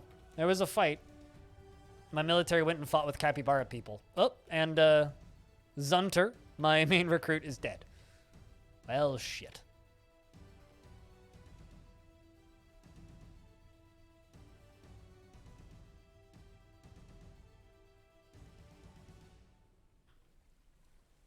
But for me, it's got nothing to do with, oh, I care about animals. For me, it's health reasons.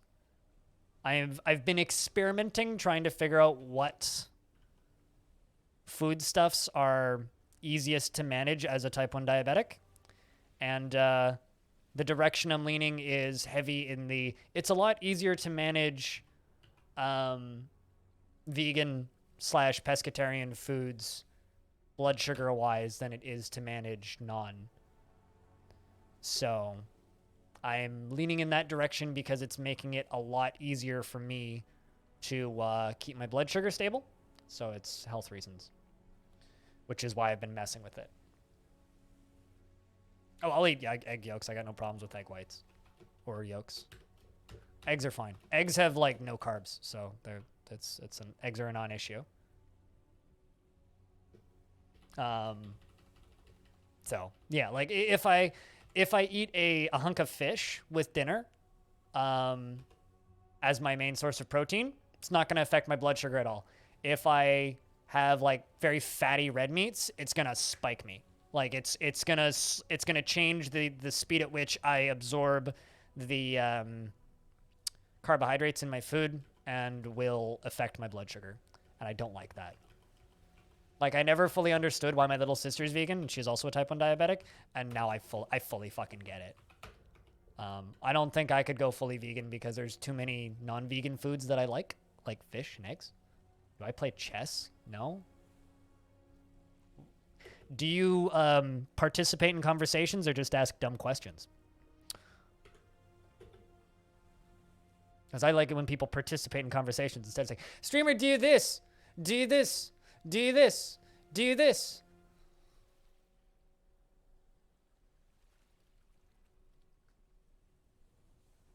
Mm-hmm. Yep. Pilot. Yep.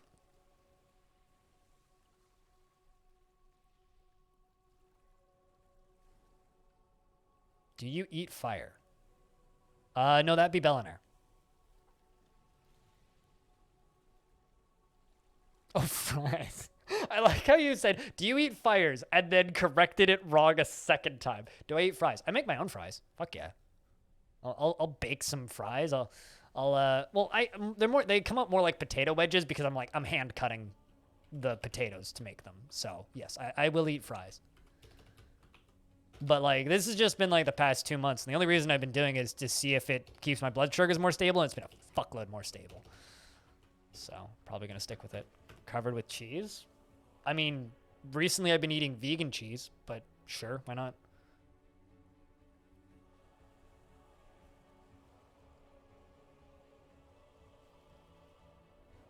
When you're on the swim team? Yeah, that'll do it.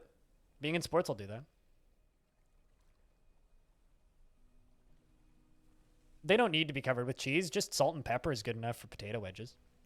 You know what's actually really good with potato wedges? Tomato sauce. Take tomato sauce or like blend some tomato and make your own tomato sauce and onions and stuff.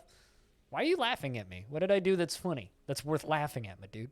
Yeah, and then you put that in a bowl and you use that as a dip. Very good. No, not ketchup. I said tomato sauce. Like real tomato sauce, not like sugared ketchup. I mean, if you want to put sugar on your French fries, you might as well just go to McDonald's because McDonald's fries are covered in sugar before they're cooked. So if you want to just put sugar on your French fries, you could go to McDonald's. What is vegan cheese? It's mostly coconut oil. And oddly enough is like if you know it's not real cheese in advance, I actually don't mind it that much. Like I think I prefer regular cheese. I prefer real cheese, obviously. Like, it's better, but it tricks your brain into thinking that it's cheese.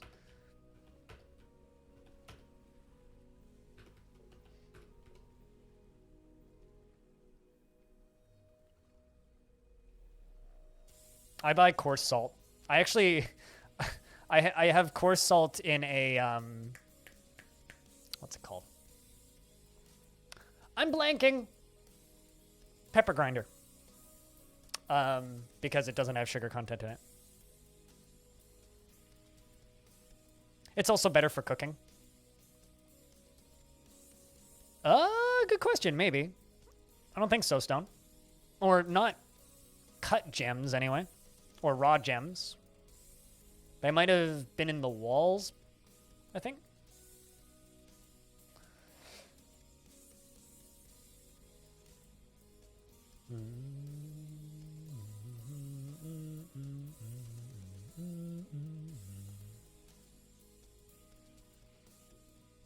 Oh, also, very quietly in the background of the music, I don't know how noticeable it is, but I can certainly hear it. I've got this running.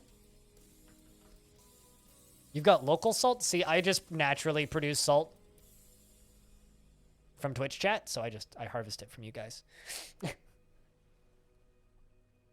I mean, mine is literally technically a pepper grinder. Although, I've heard of people using coffee grinders to grind pepper, which I think is kind of amazing.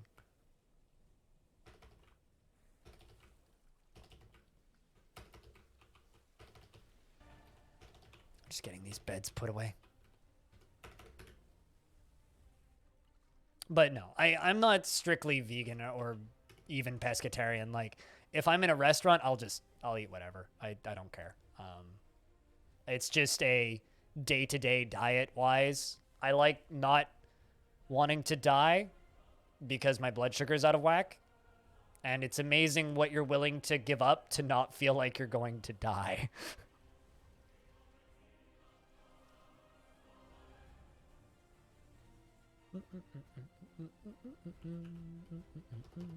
Like, the human body is incredibly adaptable, and our palate is incredibly adaptable, and if something makes you feel like crap, you don't want to eat it anymore.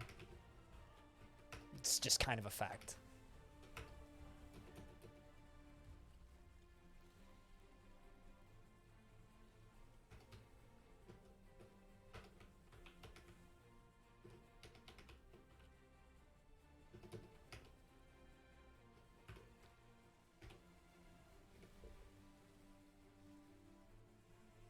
No, I said coffee grinders to grind your pepper. I never said coffee with pepper. Although I've never tried coffee with pepper. There's some people who swear by coffee with salt, and I don't get it. I've tried it. I don't get it. Are you okay, Ghost? You just keep writing random letters. First off a capital E and then a lowercase I. I used to have someone I used to hang out with a number of years ago who swore by putting peanut butter in his coffee, claimed it was amazing and always did it. He's like, dude, it's like a peanut butter milkshake. I'm like, what? He'd like melt peanut butter into his coffee or like put it in the grounds before he brewed it. Never understood it. He was pretty gross, to be fair, Mr. Touchstreak. Speaking of people that need ad-free viewing, a section of cavern has collapsed. That's on layer 116. There must be some lava shenanigans going on down there. But Mr. Touchstreak needs ad-free viewing if anybody's feeling generous.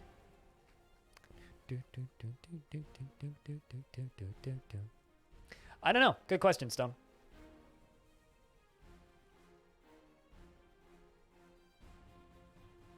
It's a secret message. Oh, no. Cutest Ghost has been kidnapped and we need to send help. 13 hours of Civ 5 was a mistake, not were a mistake. But, no, that's not a mistake. That's exactly how Civ 5 is intended to be played.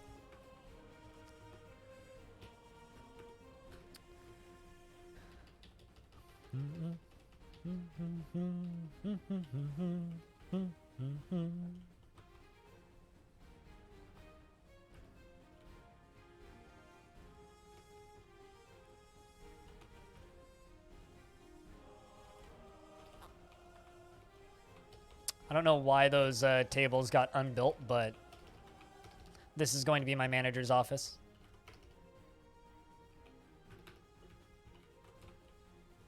Or my mayor's office.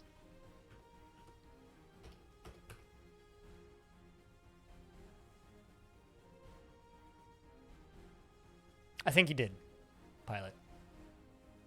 I'm gonna go prep my stuff for lunch. I will be back in a few moments.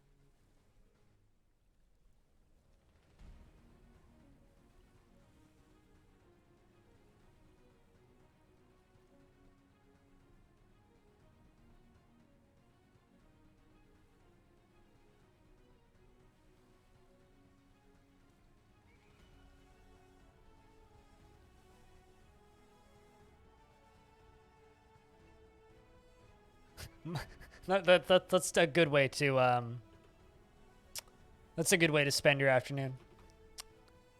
Oh shit, Ghost just showed up. Hi, Ghost. I wonder what fort you were in previously. The Heavenly Doctrine. She's a member of a former meta. Oh, you were in the Rock Fountains of Salt. I getcha. Well, welcome. You were over at Ocean Swamps. Was that a single migrant? I think so.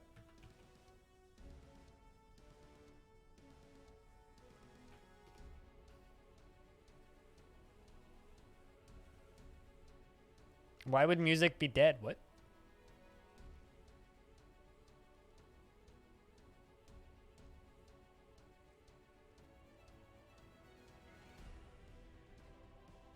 I'm not entirely certain the exact structure of that sentence, but saying those 13 hours were a mistake just feels wrong to me. But maybe you're correct. Another section of cavern collapsed.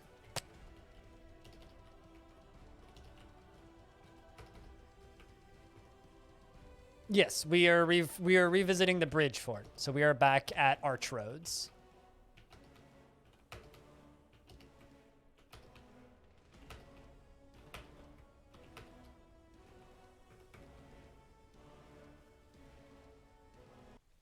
This is the final stream of the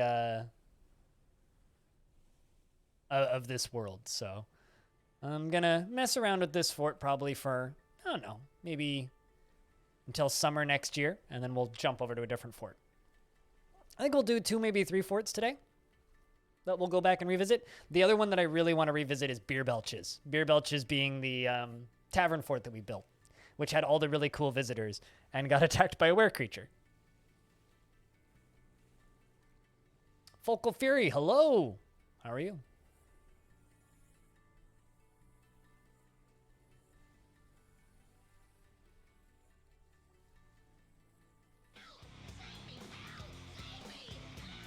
Re-upping that Prime subscription for a 3rd month. Good, thanks. Thanks for keeping that subscription alive for a 3rd month. 3rd month and counting. It's good to have you back. Cheers. Chat, can we get a big round of beers for the good mayor of Long Death? Of course, a different dimension. What are we working on? So this is the potentially final stream of Day Forts, or this season of Day Forts, this particular world. This particular world is going to get retired after today because Tarn is going to be doing some updates soon, and I want this world to be on the most recent version. Or rather, I want... oh, hey, hype trains are off cooldown. I want this series to be on the most recent version.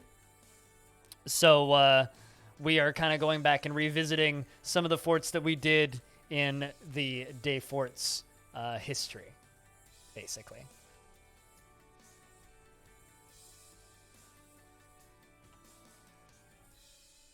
So we're basically touching up and prettying up a few specific fortresses and then moving on. Maybe reading some legends and saluting this fort goodbye. When will Long Death return? Well, I played Long Death on Wednesday. I played Long Death on... Well, no, I played Long Death on Thursday. I played Long Death on Tuesday, Monday, and Sunday this past week. So probably Monday at the latest. Tomorrow at the earliest.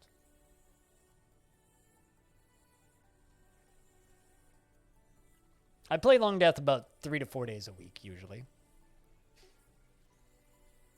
Saturdays we do the Day Forts, but there will probably be a break for at least a week, I would say, or a couple days over the next few weeks of me messing around with the new version. But if you want to watch Long Death, a VOD of Long Death went up this morning on YouTube, so you can go watch that if you like.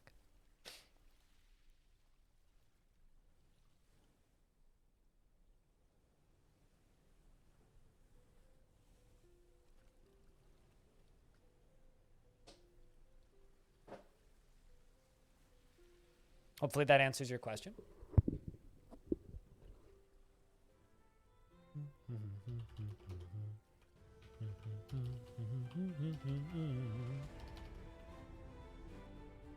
Oh, shit. Well, Tele out-elected the other mayor. I didn't even realize.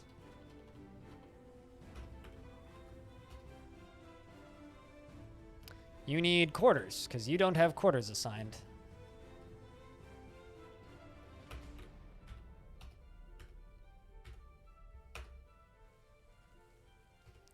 You need a dining room.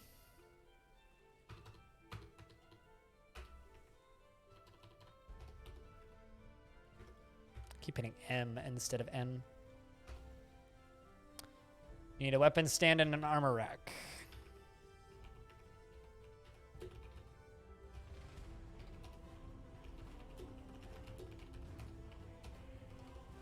What's this game about? It's about building a fortress full of dwarves. It's a world simulation that you can interact with. It's the game that inspired Minecraft. It's the game that inspired RimWorld. It's the game that inspired No Moria. And if this game didn't exist, we probably wouldn't have gotten Fortnite. It's one of the most important games ever made that you've never played or heard of. It's completely free. It can be downloaded at bay12games.com.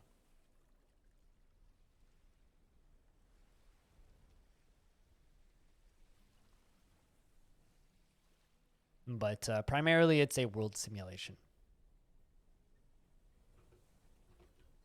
It's notorious for being obtuse, but famous for the stories it can generate and its replayability.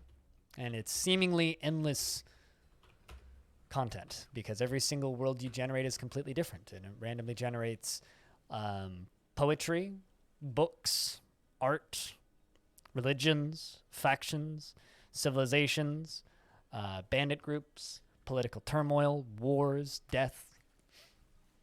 Many, many, many, many, many individual personalities that can then go back. You can go back and research individually. Incredibly well done psyche and character generation. Undeath, yeah. Necromancy. Demons, angels.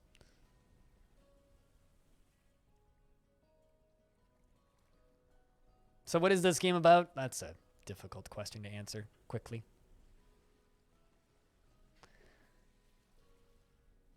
moments after, and then having children with that guy's wife.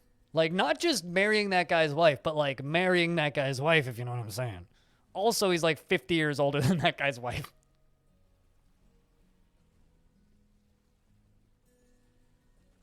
It's like not like just marrying, but like marrying, all caps marrying.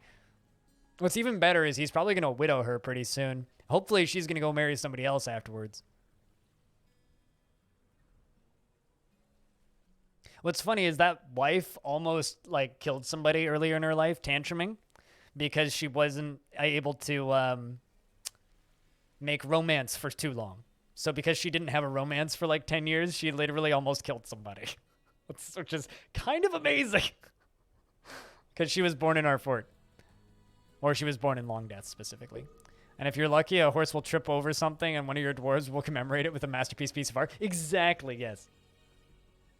Or that, like, glorious tale that Tarn has told, because it's one of the more famous ones of a dwarven fortress that was being swarmed by the hordes of the underworld.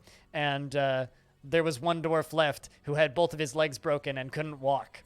After falling down into a really large pit. And as demons were swarming the above ground, the player told that last dwarf to go be an engraver and engraved a little piece of work on the wall. And the wall was that dwarf fighting with a demon.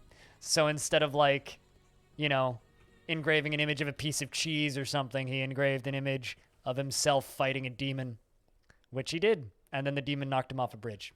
And he broke both of his legs.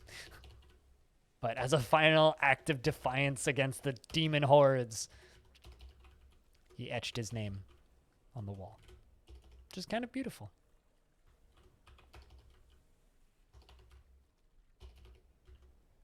Yeah, I also like the one about the horse that collided with an obstacle. The horse, I kind of want somebody to draw the horse colliding with an obstacle, because the horse colliding with an obstacle is pretty good. Have I ever found an angel in DF? I have, yes, in adventure mode, and it killed me.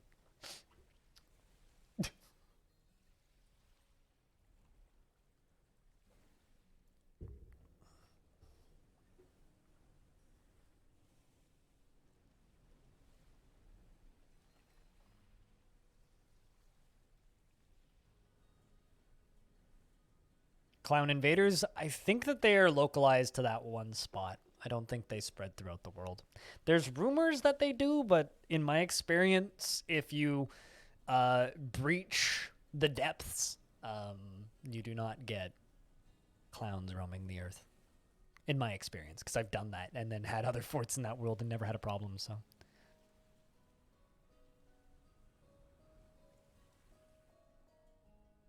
The fort that got overrun by elephants because a butterfly got stuck in the drawbridge. I mean, them butterflies, they heavy, man. And Hobo has been taken by a strange mood. The captain of the guard, nonetheless. Ba-da-da-da-da-dum. And he claims a mason's workshop. I'm not sure what that is. I think that was granite. And spring has arrived, so the game is saving.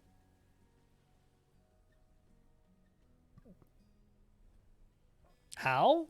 I figured out its location via external tools and went and found it.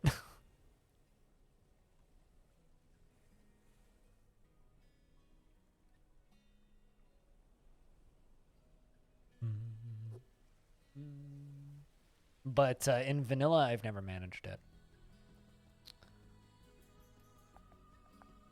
There is a way to, if you go into advanced world generation, you can generate a world that has all of the vaults exposed, and then you can just raid them. Like from your fortress. Or you can like go find them in adventure mode a lot easier instead of having to like ask around and figure out their locations. That's the easiest way to find angels. If you want to find angels. I generally just like reading about them in Legends, though. It kind of makes them this weird omnipotent force. Actually, fighting them is generally a bit anticlimactic, I find.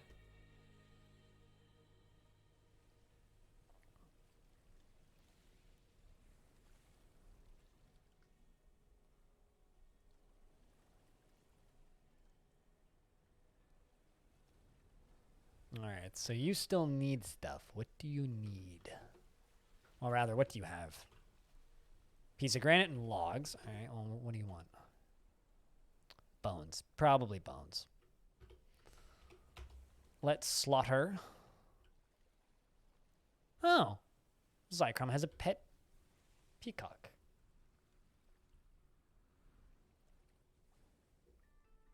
I mean, the ones I saw were made of glass, and yes, they did one hit me.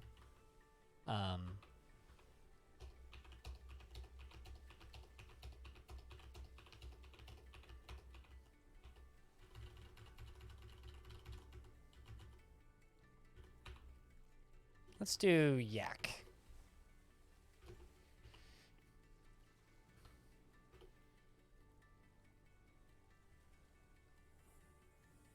Create happy thoughts for dwarves? I don't think so. But don't take that as fact. It makes happy thoughts for me.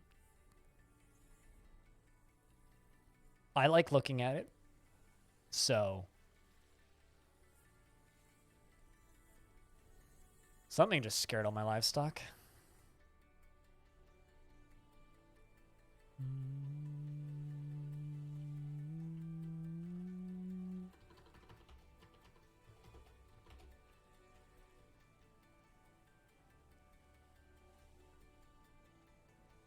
Is unfettered?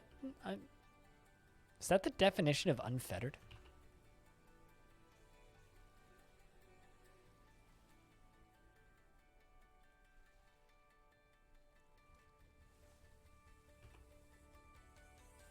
Helmet Snake is fighting with the Forgotten Beast. The Helmet Snake attacks the Forgotten Beast, but the beast jumps away. The Helmet Snake bites the Forgotten Beast in the left rear leg, fracturing it. Forgotten Beast attacks the Helmet Snake, but she jumps away. The Helmet Snake attacks the Forgotten... Well, okay, I need to see this fight.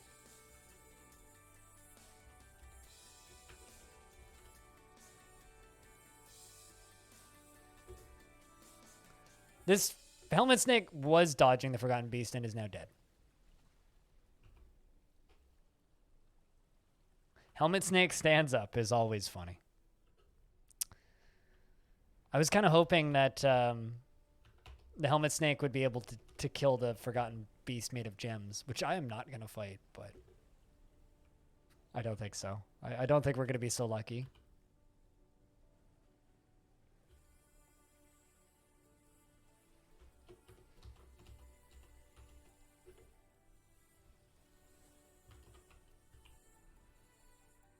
Okay, what else do you need? Oh, you got what he needed. Excellent. Yak bone, highwood logs, and granite. All right, so Hobo has claimed a mason shop and has got bones, granite, and that's pretty much it. What do you guys think that dwarf is going to go make? Any bets? This is madness. Hobo, you're making an artifact.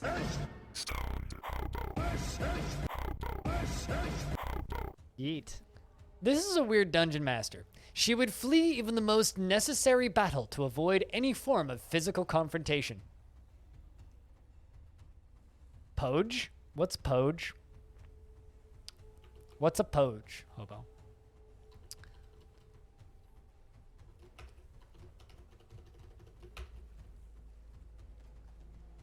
A bed? Well, today I learned.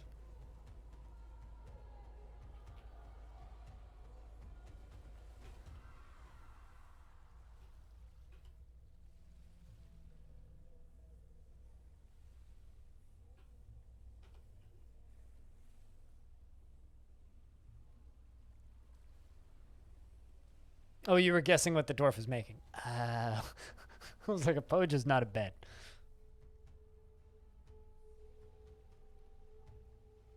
So, Hobo, we've re-embarked on a fortress. We've come back. But how you doing today, man? Hey, konnichiwa. Long time no see.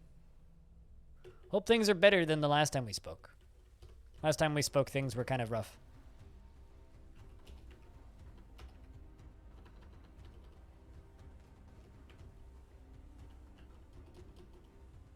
It's been better minus today. So is my stream the one you tune into on bad days? That's a niche I can fill if need be.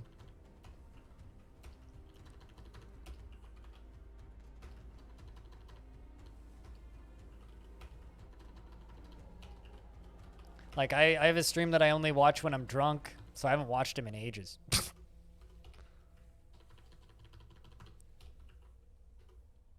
Because I have to be drunk to tolerate his bullshit.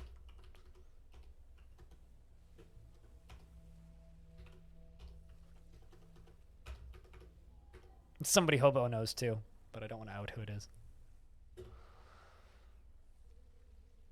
Poge is anyone other than basic infantry? Whoa.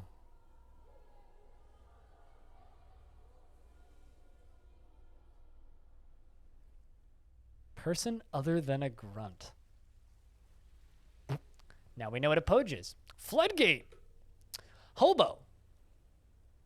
Gamber, the captain of the guard, has created Idusk or Tusk, a granite floodgate, and offers it to the artificial jump.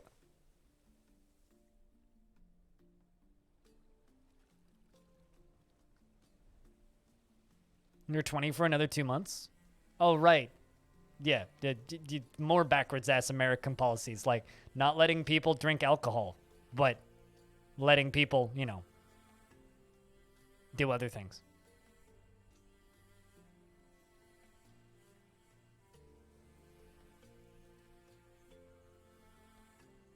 I mean, it depends on the PogChamp of the day. Some of the PogChamps of the day are pretty good. That one's that's all I'll say.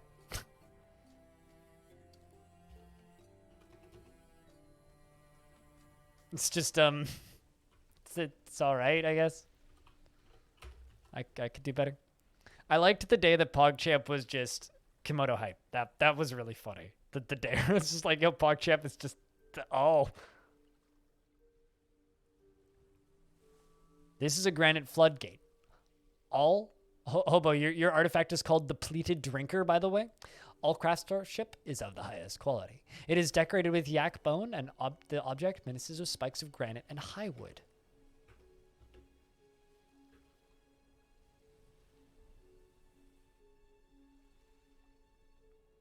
Yeah. Hobo, you should just make your own Pog. Just, like, make your own Pog face. And just, we'll use that.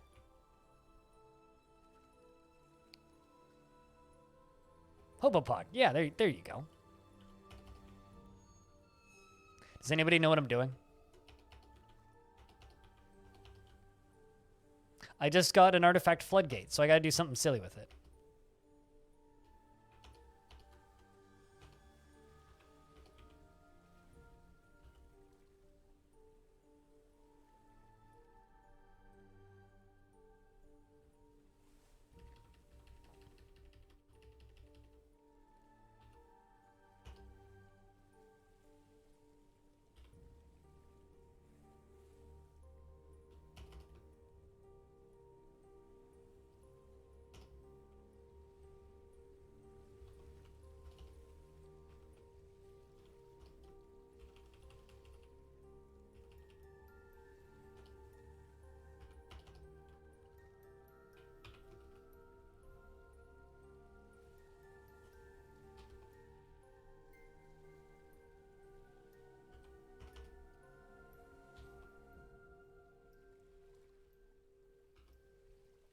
All right.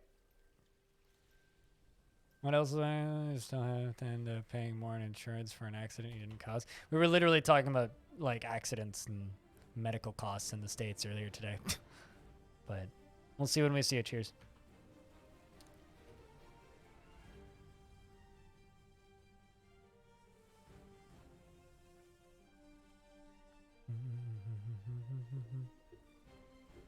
Is the artifact flammable? Yes. So no, I'm not going to do anything with lava with it. I'm just going to like shoot water down into the caverns though, for the fun of it. Maybe use it to generate electricity or something.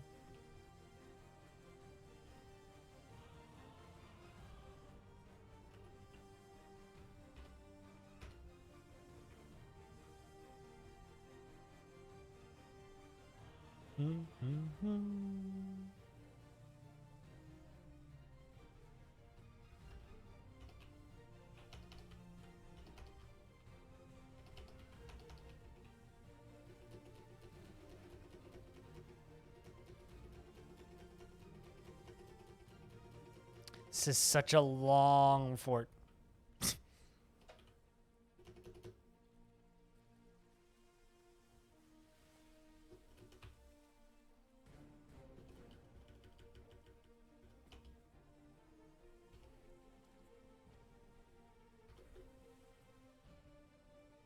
Used to be big fans of lighting artifacts on fire. Why?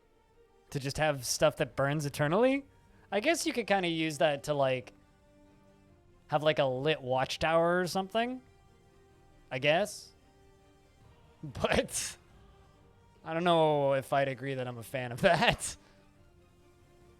I think I value the frames more.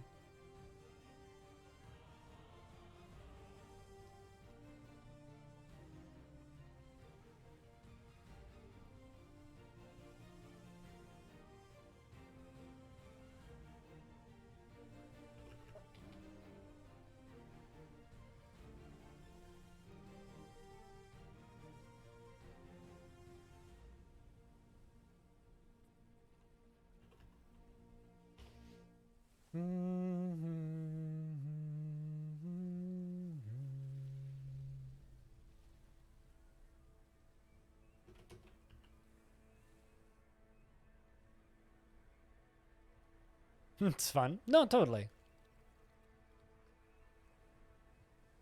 Make a hobo jam. We have enough animated emotes right now, I think. Freeways.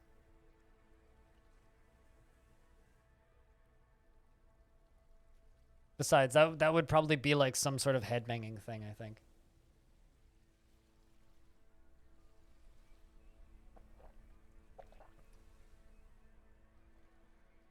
You know what's something that I realized I totally fell off of recently? I totally fell off of Blazeball. And I was trying to get back into it yesterday. Like trying to like be like, yeah, what the fuck's my team up to? And stuff. And then I realized that nah, I'm totally lost here. I have no idea what the heck my team's up to. Kind of made me sad. It's bloody hard to keep up with what the heck's going on in Blazeball.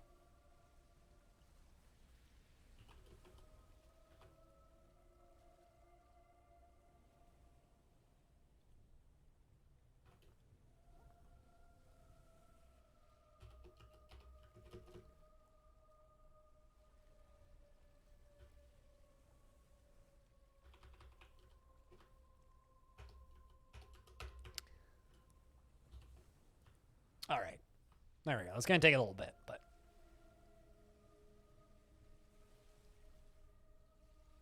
Instead, we're all, you know, just way into. I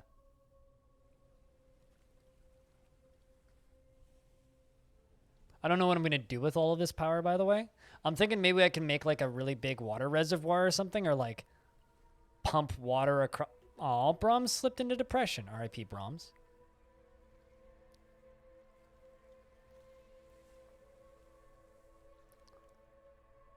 I'm trying to think like what's a little dumb mega project I can do quickly.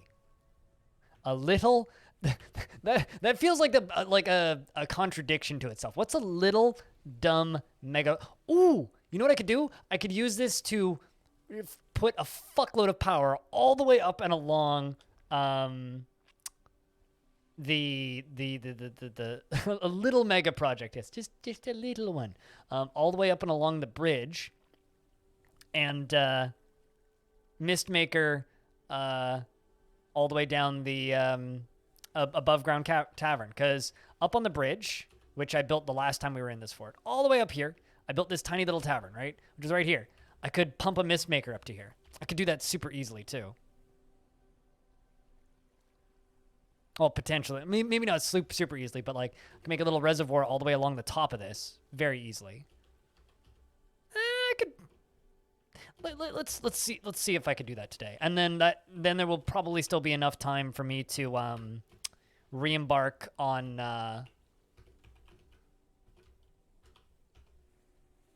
one of my other forts that I want to have a look at still. I don't have time to do that because I don't know how to make powered minecart shotguns. I know how to make manual ones, but making a powered one. Nah. I'm good. So I'd have to like stare at the wiki and figure out how to make one. So 10,000 years later, I'd be complete. That would take too long. That I don't have time for, unfortunately. Or fortunately, actually, because I would like to play multiple forts today.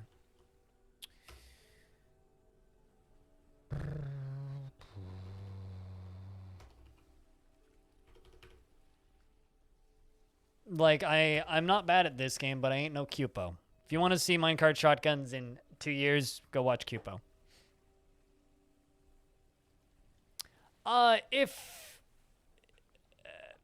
If you know how to build all that stuff, it's not too bad. If you're building that stuff for the first time, anything is slow in DF the first time. And I've never made fully automatic powered minecart shotguns with impulse ramps. Never done that, so that would take me a while.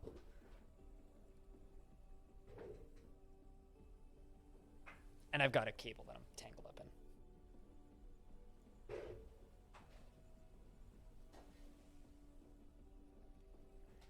And I'll be honest, the reason I've never done that is it's kind of out of the realm of my imagination of the technology that dwarves have. And so I kind of have to suspend my disbelief a little bit for that. And I don't really like doing that.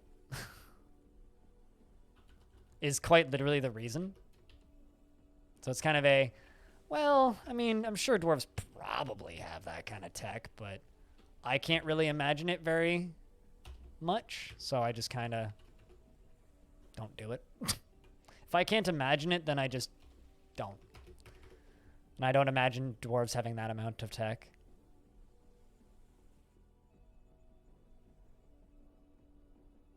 Minecarts are the best magma source for you? I don't really use magma that much. I don't find magma to be that necessary. I kind of enjoy managing non-magma related stuff.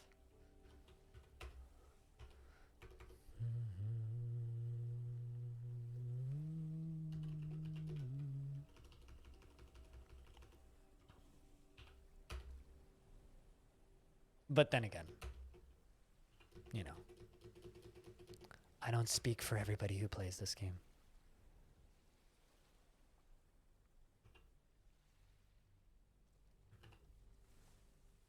This is going to be way too much fucking power for this.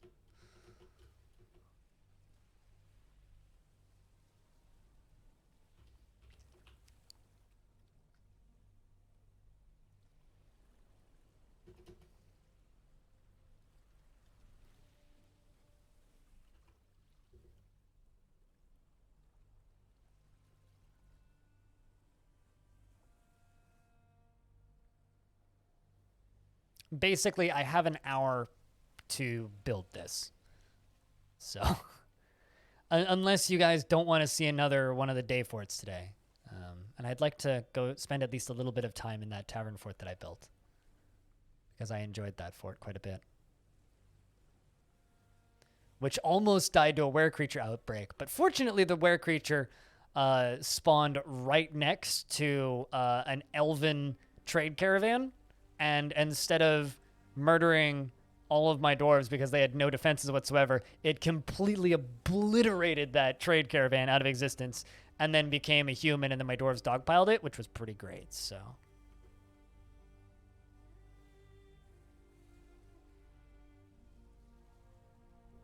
How do I train them? I don't really care about masterworks or them having the highest quality of anything, so I don't really train any skills. Usually what I'll do is I'll get 1 or 2 dwarves to be decently skilled in a thing to the point where they become that color, and then I'll just make a guild hall and leave it open to the public, and then they train each other through demonstrations. That's usually what I do, because then I don't have to worry about overproducing anything. And overproducing things is the main cause of your frame rate getting fucked up, so that's usually what I do if I need multiple dwarves with that skill.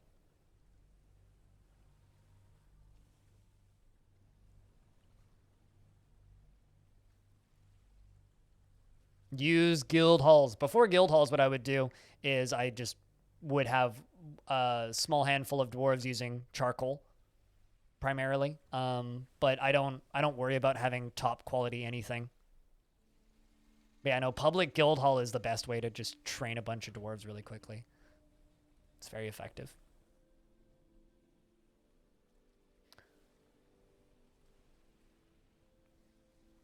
Besides, I think a lot of Dwarf Fortress players are way more focused on everything being top quality. Like, I don't need every dwarf to be legendary at anything. Like, I don't care about that. I just enjoy watching the dwarves exist. Quite literally. Like, sure, I mean, having masterwork quality armor is nice, but it's not necessary. Not even close. It's like a nice bonus, if anything. I've already decided what I'm doing, so no.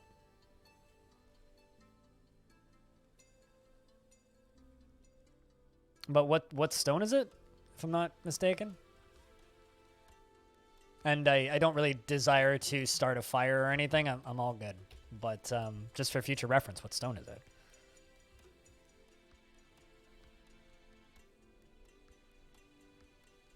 Oh, I believe it. Tugboats.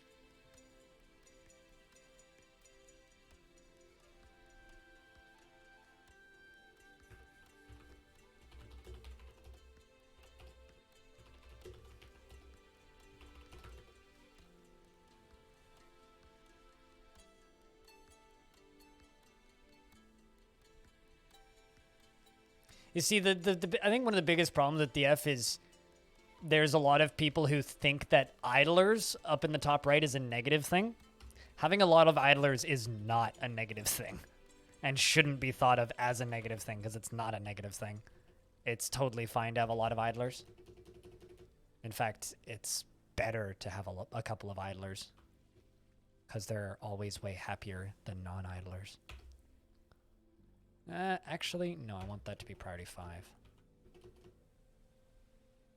Yeah, it's not a negative thing. It's not. It just means they're going from one task to another. There's a reason why Tarn removed it as a goal, which is get the idlers to 0. It used to be a bad thing before moods existed, but ever since personality and Dwarven Psyche was added, it's not a negative thing whatsoever. Uh-oh, I got a tantrum being thrown.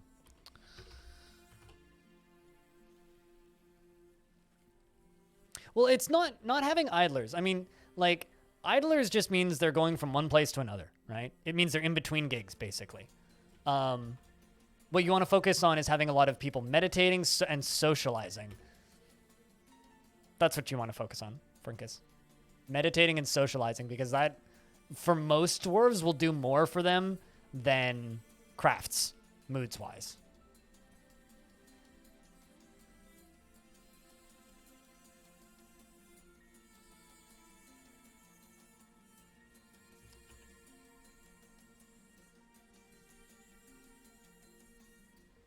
They can't meditate on birth. Oh. Meditating about birth. Yeah, okay. I thought you meant like right as they were born, because they can't meditate as an infant. I misunderstood what you were saying, that's all.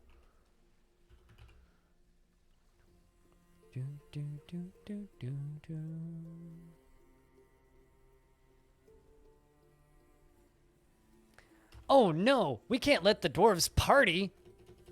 Look, that's horrible. Dwarves having a good time? Nah, that's illegal, is how I read that. You were a tyrant. Yeah, you big meanie. Now, there's a lot of people who play Dwarf Fortress who are like, why are my dwarves upset? And it's like, let them have a nap. And then you shouldn't be watching Twitch. Then you shouldn't watch Twitch. Like, just spend time with your family. Also, in a restaurant with other humans? What year is it? 2026? We can't do that yet.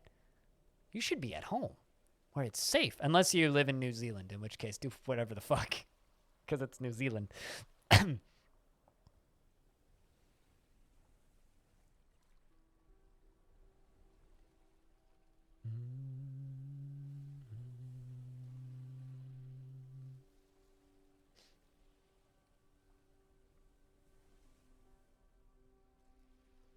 Almost made it to the end.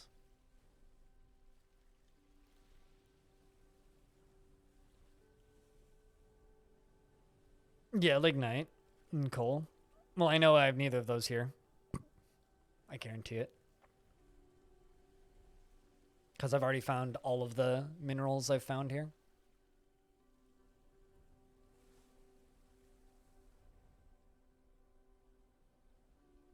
Is this Long Death? Does it say Long Death in the title? The title of the fort, the name of the fort is always in this stream, or what we're doing is always in the title of the stream. So does it say Long Death? If it doesn't say Long Death, then no, it's not Long Death.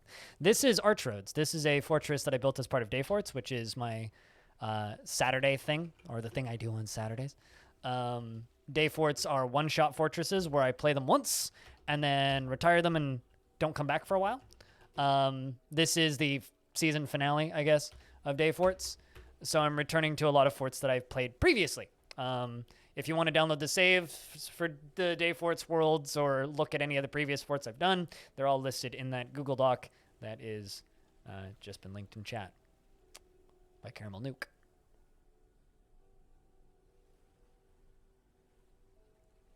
But no, Long Death, I don't play on Saturdays. I have to change it up sometimes so I don't go nuts. I mean, I'm pretty nuts, but to keep me from going totally nuts, you know?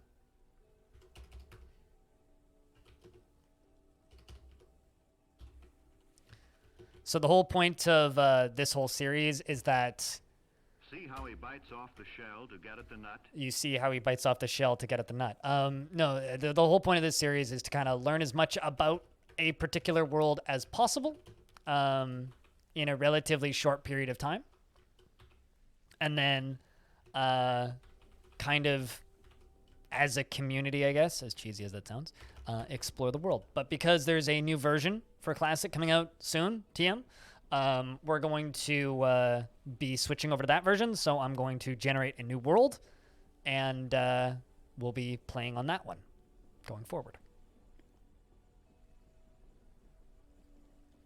for this. So we'll see how this goes over the next little bit. But currently, it's very much a Sacred Dominion. Damn. Because of that, we're kind of saying goodbye to this world. So particular forts that I had a good time with, we're coming back to and looking at. Balance changes, crash fixes, basically just updating the game to the point where it's going to be for the Steam version, from what I can tell.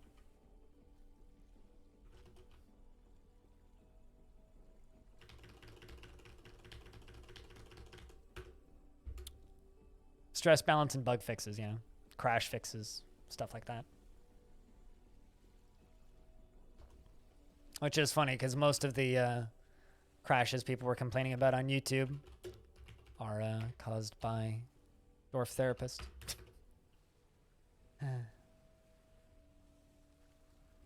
Also, Frankus, did you change your name or are you new here? Because I don't believe I've seen your name before. Hello.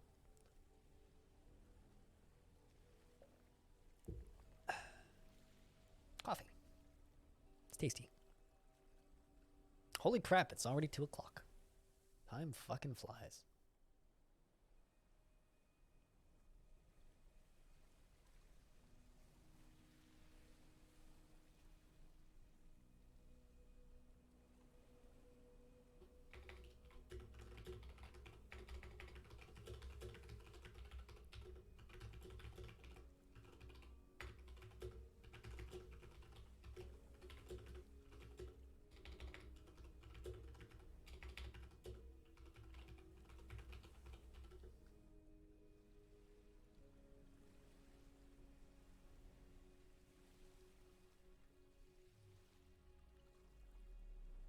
Long-time lurker? I getcha. Long-time lurker, first-time caller.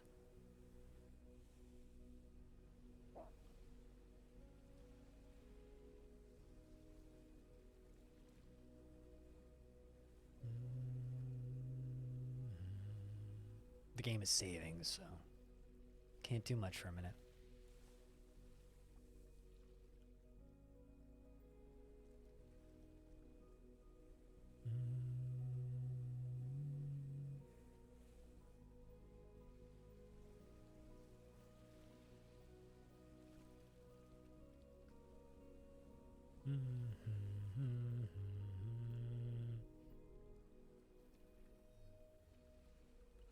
I'm confused. What are you asking, Redbeard?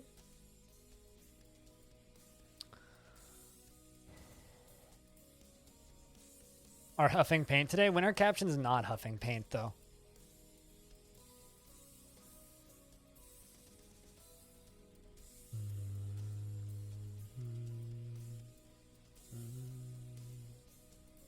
Because captions are always huffing paint. And when they're not huffing paint, then they're huffing gas, probably.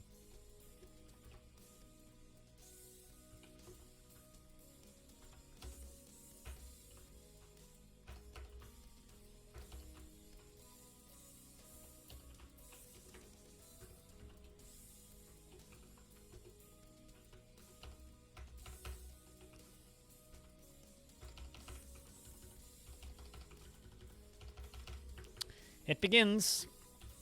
Let's go down to here. And actually, no, I need to wait a little bit until I get more mechanisms. But we can begin building the water wheels. And horizontal axles can also begin.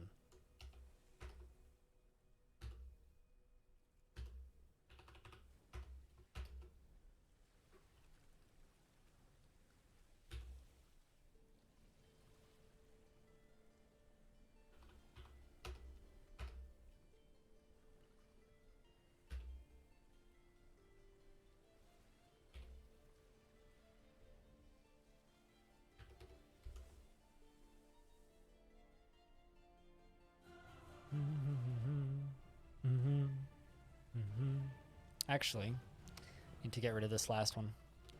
And I need to go straight up above that one. So right here. The question is, where does this put me above ground? Perfect.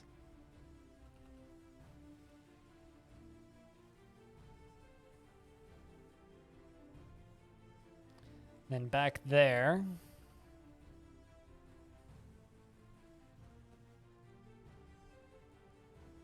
Not entirely sure how we're going to build this, but we'll figure it out. At least Beefcake's getting some happy moods out of teaching dodging.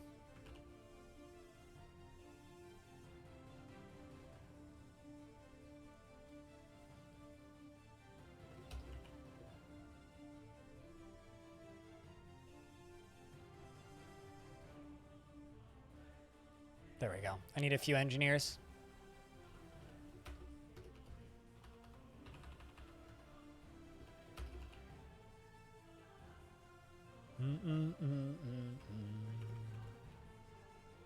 Yeah, no, every now and again I see names in the chat that I'm like, I feel like I should know you because you've been following me for a really long time, but I don't know your name. So it's always like either you are just a very quiet lurker and have just like decided to speak now for the first time, or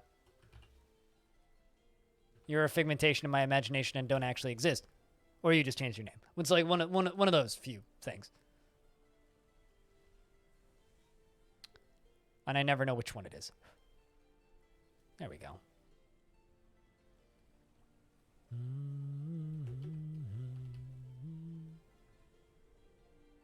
At the very least, turning this whole thing on for the first time is going to be kind of fun. Turning this whole thing on is going to be real exciting. Because if you haven't figured out what I'm doing yet, chat, I'm literally going to flush the ocean. I'm literally going to take the ocean and wash it down this tunnel.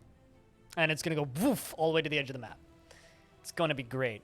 Also, let's just forbid and hide all of this stuff all the way along here. Because I don't need them running all the way to the end of that to get fucking nothing items.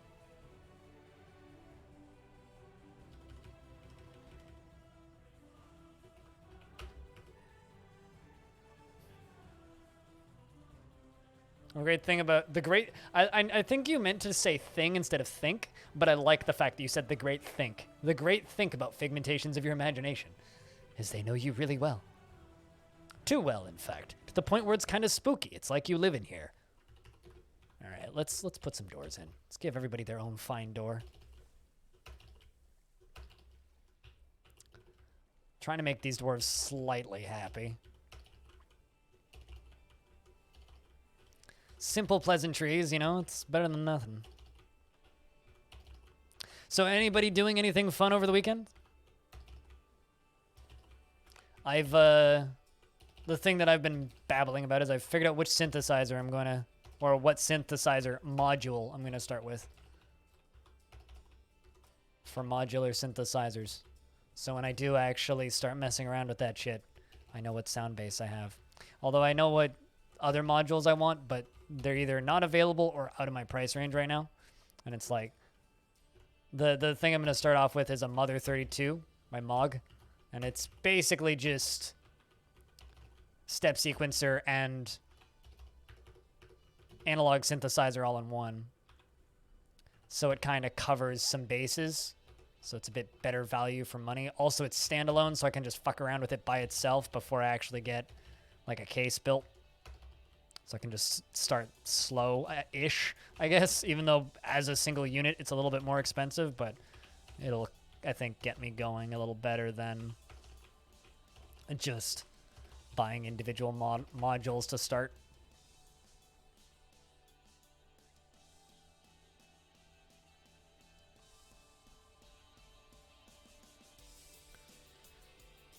Well, I mean, you could download this day fort and read about the stories and maybe visit some of my old forts if you want. Fun little option. If you don't necessarily want to generate a world, but you want to mess around with stuff. What do you want to do with volcanoes?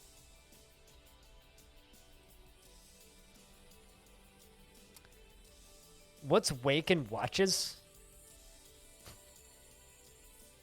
Question mark?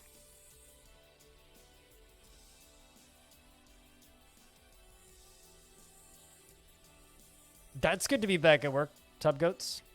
That is good to be back at work. As somebody who's done the homeless thing, I can't recommend it. I think people have spent too much time inside key tracks and everybody's buying synthesizers. Everybody's like, man, I want good music. But like, no, I used to write music in another lifetime. Feels like so long ago. I actually was like listening to some of the music I wrote yesterday, like 14 years ago.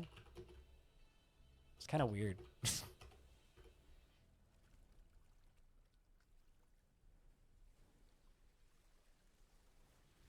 kind of weird going back to that stuff after so long.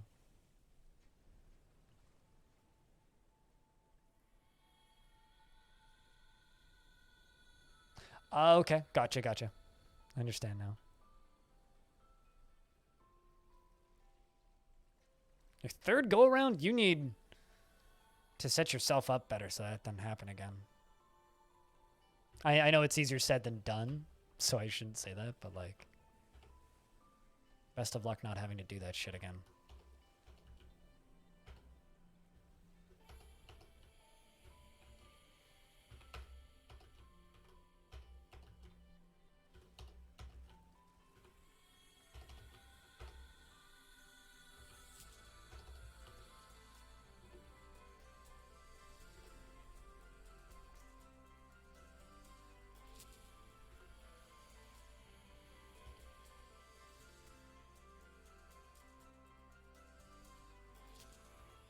When you think of this stuff, I wasn't really cringing. It was more like, man, like if I'd kept at this, it wasn't really like a, oh, this is terrible. It was more of a, okay, this is terrible. This is terrible. This is terrible. There's something here though with some of it. Like some of the stuff that I wrote like 12 years ago is like trash, but then some of it is like, actually, like if I kept at this, if I kept like learning and getting better at this shit, I think I would have gotten somewhere. So it's kind of frustrating, but like life took a different direction and it wouldn't have been viable, really. Like I very much would have just stayed living with my parents, being just a creative weirdo instead of, you know, being an independent creative weirdo. Which I'll take being an independent creative weirdo over being a stuck indoors, living in my parents' basement, unemployed creative weirdo. If that makes any sense.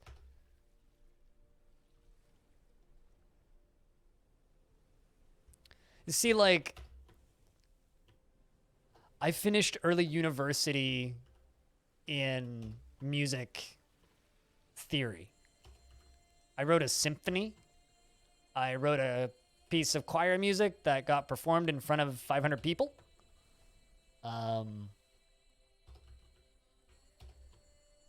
I wrote chamber music that got performed in concert.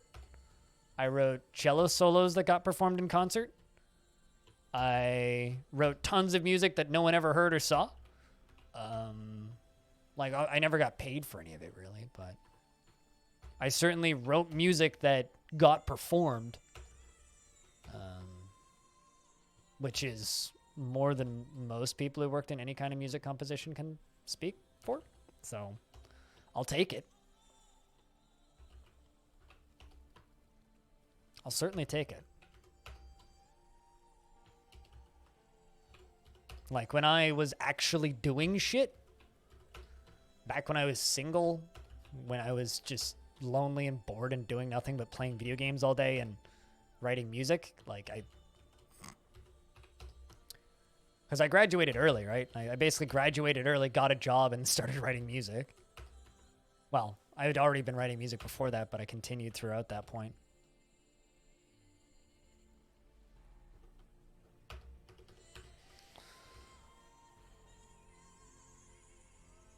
I've also been playing my guitar again because I know basic guitar shit.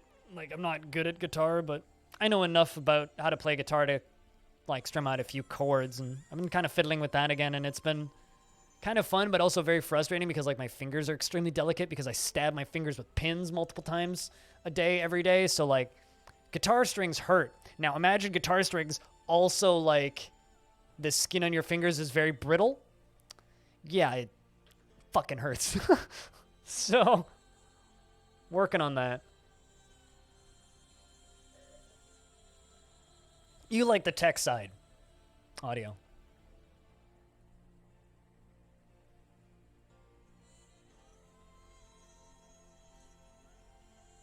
You like all the dials and knobs more than anything.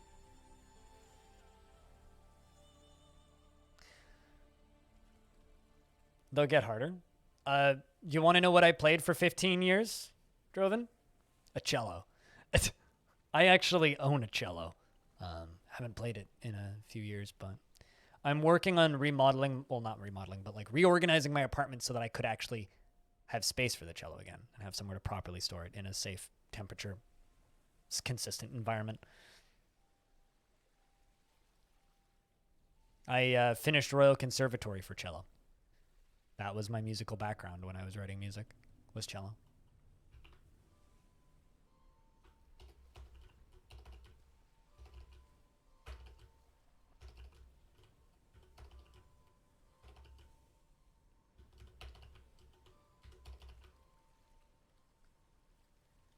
They always seem to get those split fingers. I haven't played my cello probably in about 5 years, maybe longer. It lives at my parents' house because this apartment has a habit of getting absurdly hot in the summer. And that's extremely bad for cellos. And my cello was a gift from my grandmother, and is older than my dad, older than my parents. So I kind of value it very heavily. So it lives at my parents' house.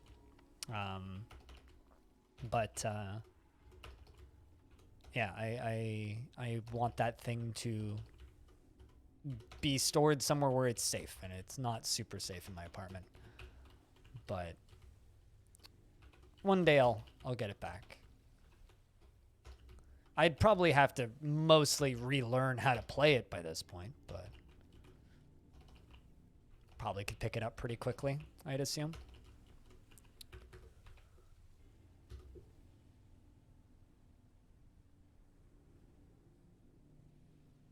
Sensitive to sound in what way?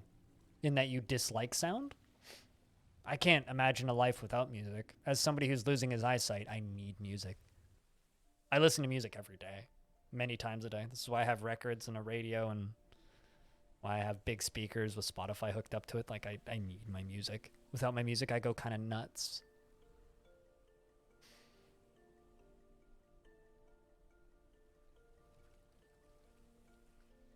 Contrary to popular legends, angels don't exist. What's going on up here? Oh, they're fighting with leopard people. Well, that's excellent.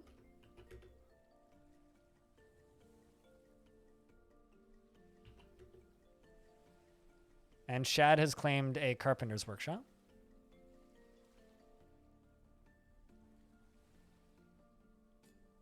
Just fucking chasing him.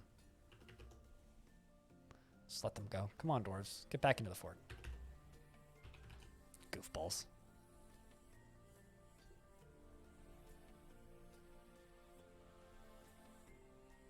Yeah, I believe that. That's awful.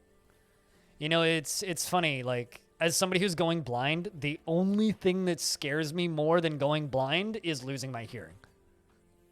Like, so that shit's terrifying to me.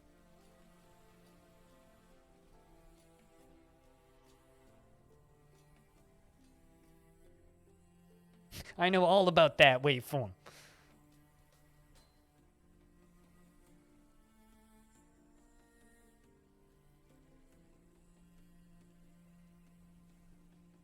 I know, see, here's the thing. I hate math, but I spent a good amount of time doing digital synthesis about 10 years ago, towards the end of my time writing music.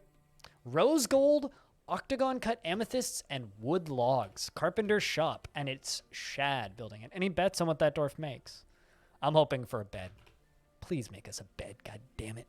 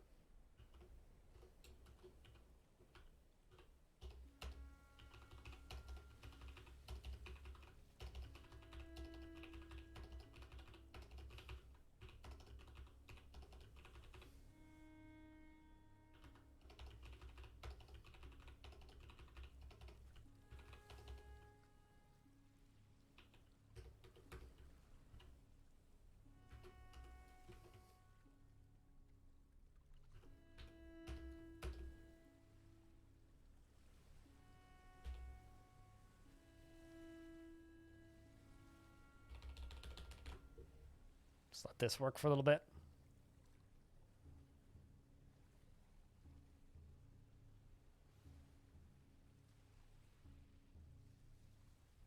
I probably see about 8% of what you do, Tub Goats. I'm totally fine with losing my eyesight. Like, I know this job's gonna get difficult, but like, at the end of the day, if I lose my eyesight, that's fine. I'll be okay.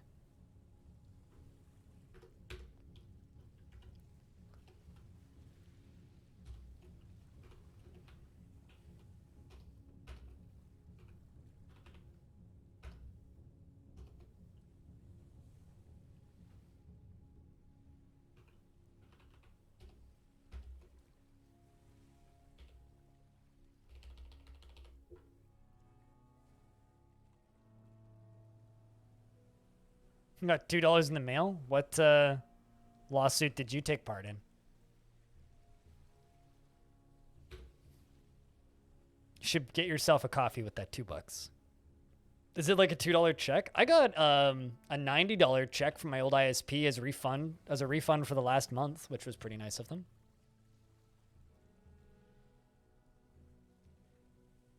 As an apology for fucking up the service, totally. I wasn't expecting it, but they sent that to me.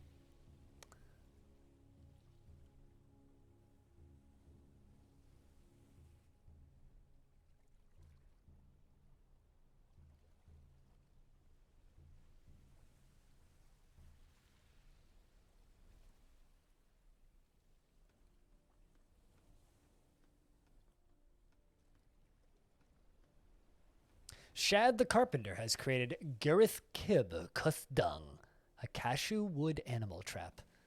and claims it as a family heirloom. It's worth $54,000. This is a cashew wood animal trap. All craftsmanship is of the highest quality. It is encircled with bands of cashew wood, rose gold, and rose gold. This object is adorned with hanging rings of amethyst.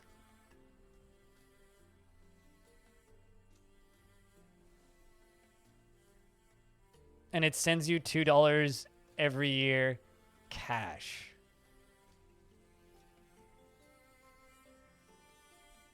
That's very strange that someone signed your address up for spam. Doesn't seem worth the paper you'd have to recycle. It just that seems wrong to me.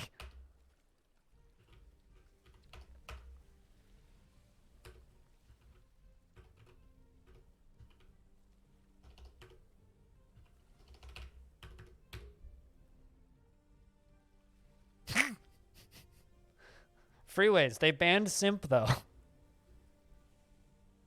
They banned simp. You can't use that word. I don't know. What are you buying? Redbeard.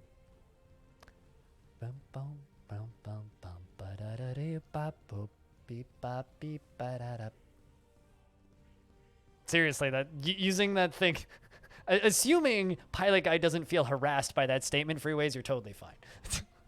And I'm pretty sure Pilot Guy's probably a big boy and can handle it. You're not allowed to use the term virgin, and you're not allowed to use the term simp as an insult.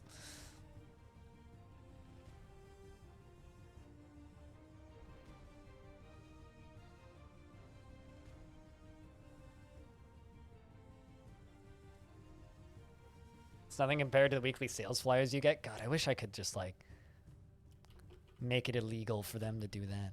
The weekly sales flyers. Come on, get your advertising in the current fucking year.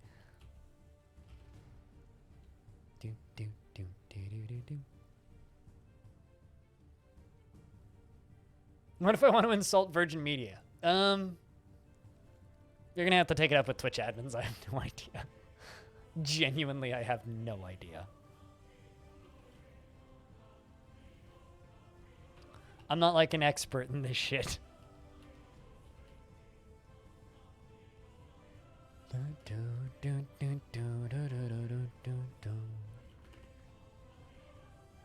Meditate on water. Well, hold on. Who's meditating on water right here? All right. So Hobo is meditating on water. This checks out. See? Dwarf right here. Water. Dwarf. Water. Dwarf. Meditating on water. Water. Dwarf. Water. Meditating on water. Fitting. I see why Hobo lives here.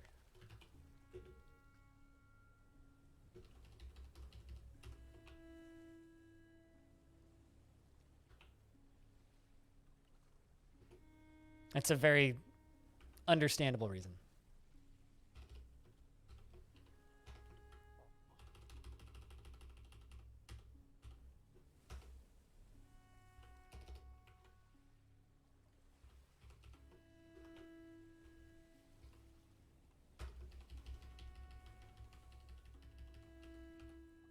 I mean, if he wants to meditate on water, there's literally no better place for him to be.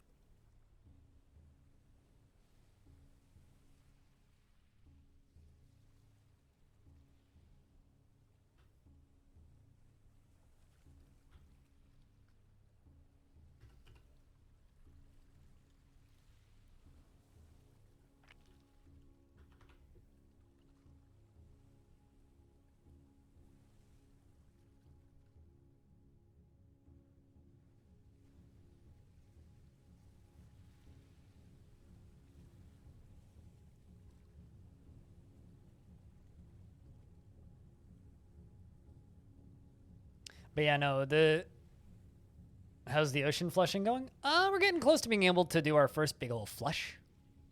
Getting close.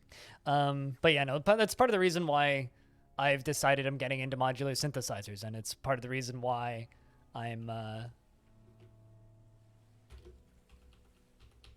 getting back into music stuff, and it's part of the reason why I'm way into records, and why I run podcasts is because I'm trying to kind of, if possible, fingers crossed, future-proof this industry for me so I can continue creating stuff beyond the point where I need eyes to do it. The Forgotten Beast, the Forgotten Beast Nuwu has come. A huge kinglet with external ribs. It has a round shell and it is slavering. Its lemon feathers are downy. Beware its deadly blood. All right. We're maybe going to see this thing fight with the other thing, if the other thing is still alive. Yeah, we are. You guys ready to see a titanic battle between two great beasts of the underdepths? Hey, Cooler. How are you?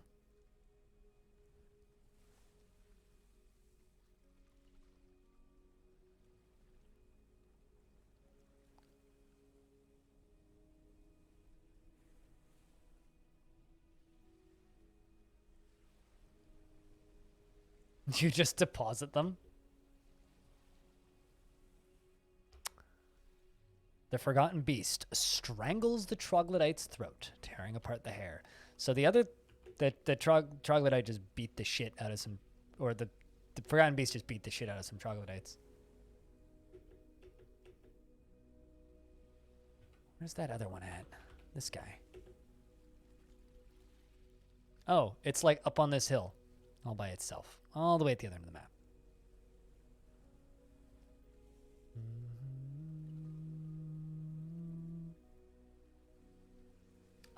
I don't have any weapons right now, so maybe once I have weapons, we'll think about it. Probably not.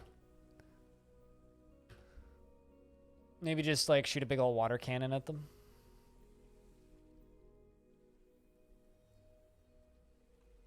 No? More like shocked at the fact that you're eating in a restaurant? Or surprised at the fact that you're eating in a restaurant? Not particularly jealous. I'm a pretty good cook.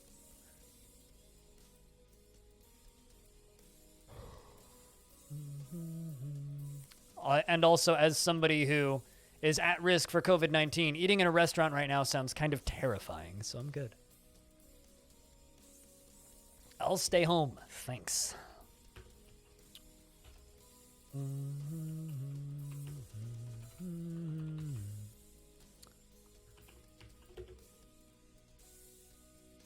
And if you're just here to brag about things that you think make me jealous, I can just time you out for the rest of the day because I don't really need that shit in here. It's totally an option.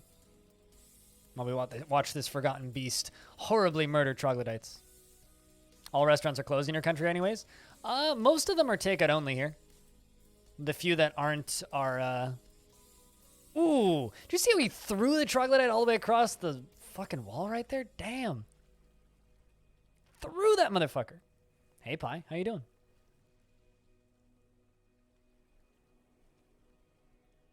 Also, Keytrax, out of curiosity, do you have any experience with synthesis? Why is it crawling? Probably because it got some pretty major injuries from one of those troglodytes. It's just a kinglet, so it's just a bird. It's not super strong. Oh, I lost it. Where'd it go? There it is. It can still fly, though. It's crawling while flying. It's a limp flying, I guess. But there's another Forgotten Beast, which is a quadruped composed of bloodstone. But they're in the same part of the map now, so I'm kind of hoping we get to see them fight in a minute. You had pizza today? Not particularly, because I know how much insulin I'd need to give myself. That's a big injection. You're a dabbling musician? Gotcha.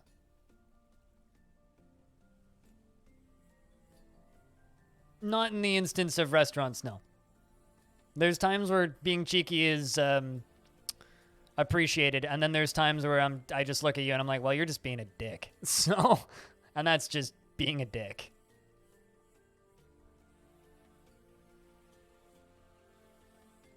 Yeah, I don't know how you crawl while flying. That's a good question.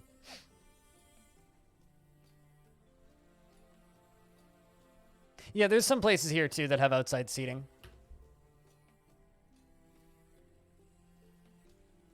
But still not worth it. I'd rather not die, thanks. And because people like Max and chat are eating in restaurants still around here. Oh, Plump Helmet Men. R.I.P. We still have problems with this goddamn pandemic. So. Your shift T is not working? That's not good.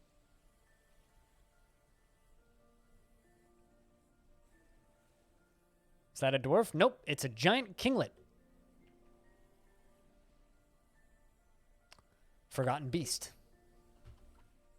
A huge kinglet with external ribs. It has a round shell and it is slavering. Its 11 feathers are downy, beware its deadly blood. It is a grand colossus of the great underground.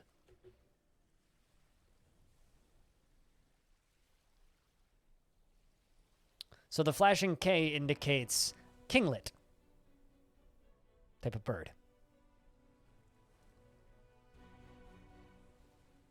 It's flying, yep. And I mean, I'm assuming it's just like weak flying. Because the brown background normally means crawling or prone or like unable to stand up. So my assumption is it's just injured, so it's not able to fly as effectively, so it's like limp flying. Not flying upright. It's like T-posing while it's flying. Have a good dinner, audio. We'll see you when we see you. QWERTY UI up. Oh, that's not good. You can't capital TY. Huh. That is very odd.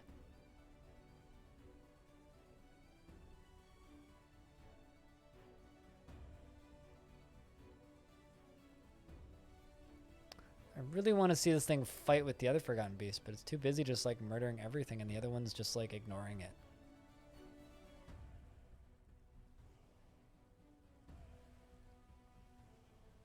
I mean, I guess kill that Crundle. Yeah, that is really strange. Yeah, I've never heard of that happening before. All the other letters work. It's just that combination? I wonder if that's software. How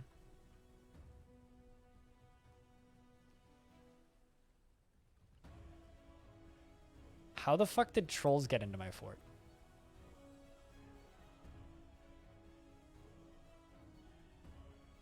Oh.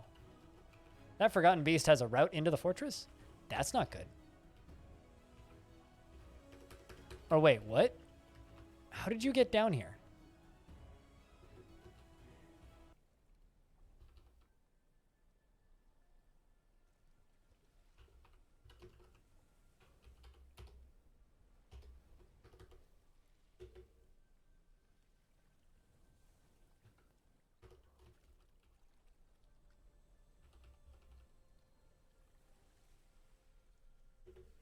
Okay, so there's just a bunch of trolls up here that are beating the shit out of my dwarves.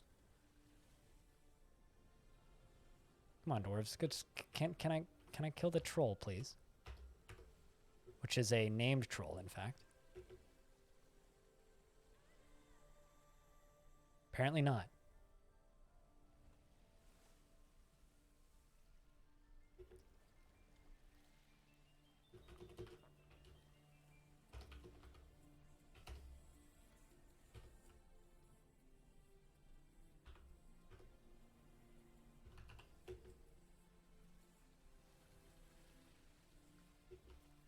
It's working? There you go.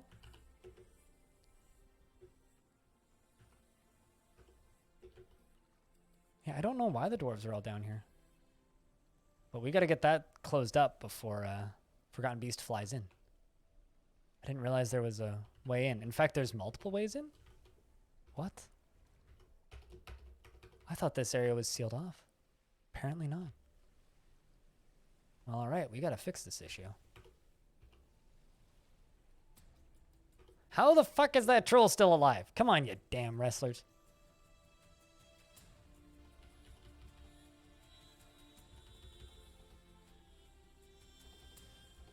Just go kill this stupid troll.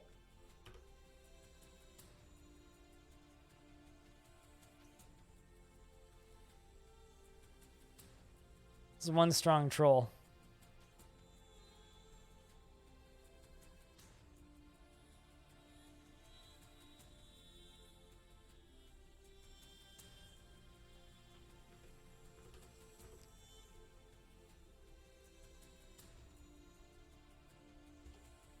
They're literally just like punching it to death.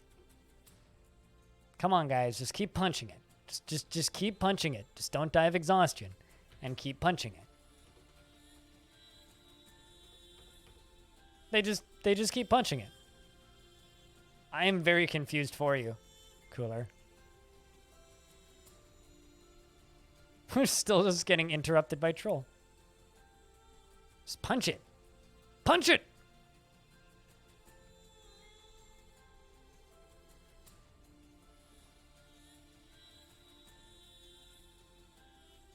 You have a picture for me. What'd you doodle?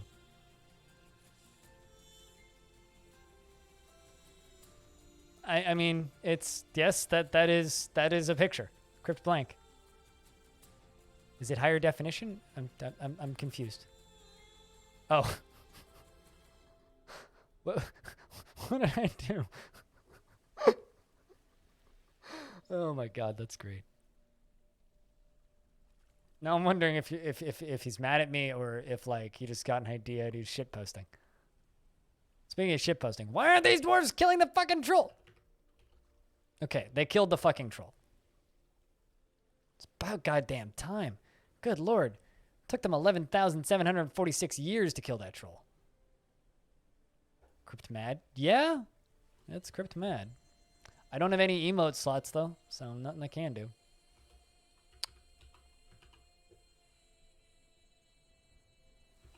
Crypt Blangry? Play Crypt Blangry. Blangry. Blangry. Also, I don't think I'm going to get the full pump build. I'm just going to get the ocean drained once, and then we're going to go on to the next fort. Otherwise, I'm going to run out of time. No, these dwarves are very weak.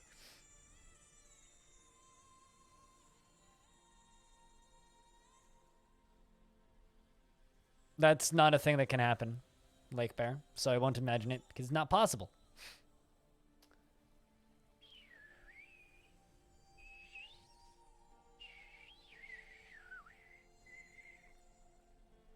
Man, Cooler, you make me wish I had more emote slots.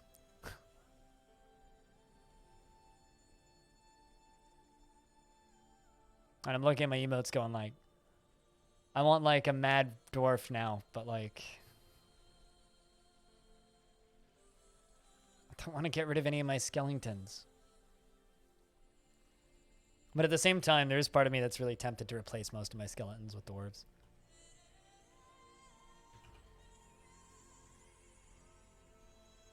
Just because I think that that would be amazing, but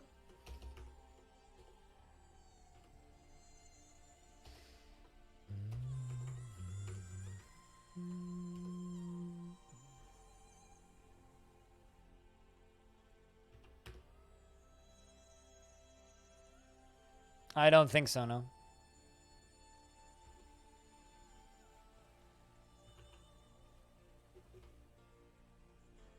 I know, or rather, I don't think that that was a bug back in the day or anything.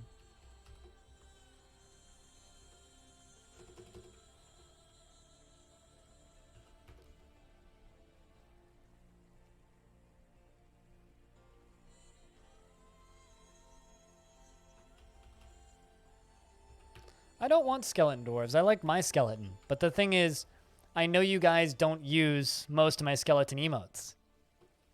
Like, most of you never use the little skull faces, even though it's like kind of the channel mascot. And all of my most popular dwarf emotes are the dwarves. So it's like, what do I do? I really like my skeleton emotes and I use them a lot, but you guys don't. So like, what do I do? In order to get more emotes unlocked, I need like 400 more subscribers, and that ain't happening anytime soon.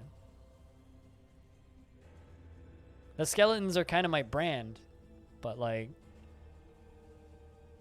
you use Lurk a lot? I don't know, man. Question.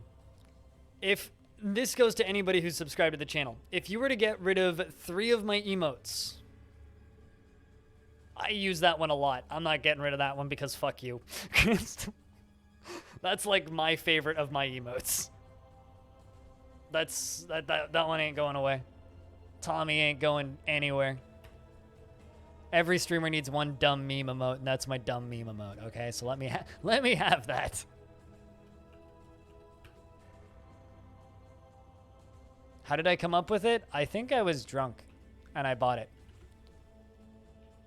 Because for a while there, I was telling people, it's like, thank you for subscribing to the channel. Enjoy the stupid skulls. And it just kind of stuck. Rolls off the tongue nicely.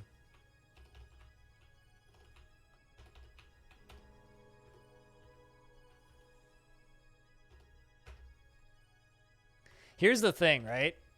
Crypt Wave, either you don't use it at all, or it's your most used emote. Like, that one actually gets a shit ton of use. You might not see it, but it gets a shit ton of use. It's not my dumb meme. You should watch The Room.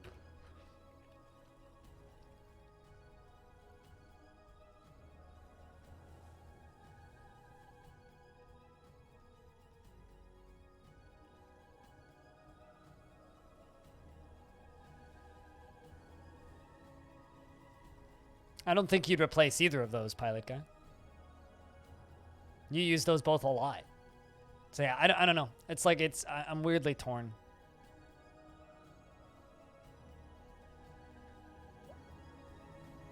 Probably not going to make any new emotes anytime soon. Unless you guys go nuts and unlock another emote, which I don't see happening. So, unless someone's got enough money to gift 400 subs in their spare pocket, it's not happening. Do we need both rainbow beams? I do.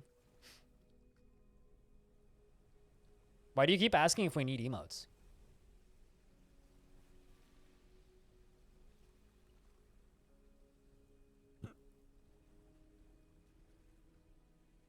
Yes, I was asking what your least favorite of my emotes are. How much is 400 subs? $5 a pop. $5 a pop. You like them all? Yeah, same. Same.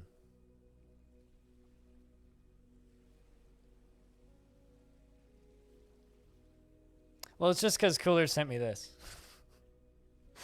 Which is way too fucking funny.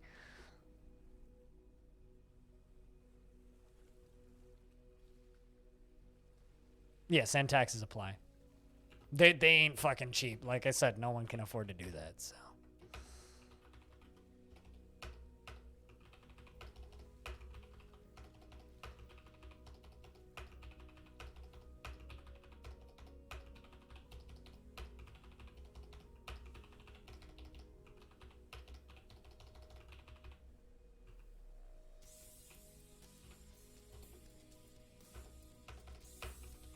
And that would only get us one more. It's not like it would get us a lot of emotes.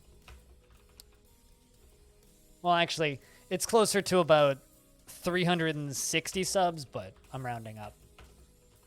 Because I currently have 344 sub points, and I need 700 to unlock an emote. Your dwarf is pissed, yeah, Brums. Your dwarf migrated here from another fort. It's okay, though. You haven't been throwing that many tantrums.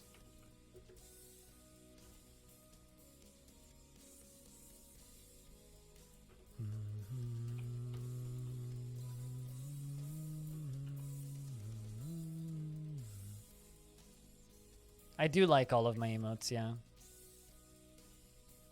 And then the ones that I could live without, like Crypt Wave, are some of my most used.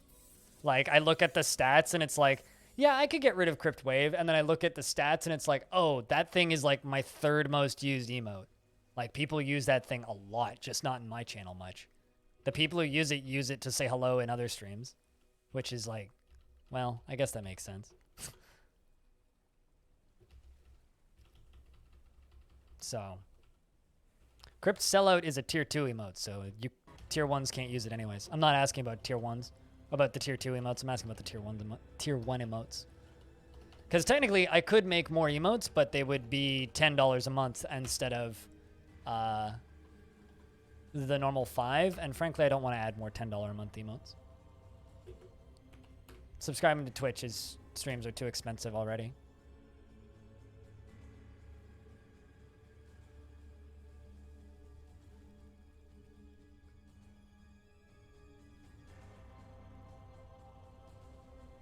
Yeah, no, I know. Well, I mean, how the fuck does Facebook know that your face is an image? How does your camera know to focus on your face? Oh, the beer emote got used like 50,000 times last year, about 30,000 more times than any other of my emotes. So I know what my most popular emote is by far, by far. So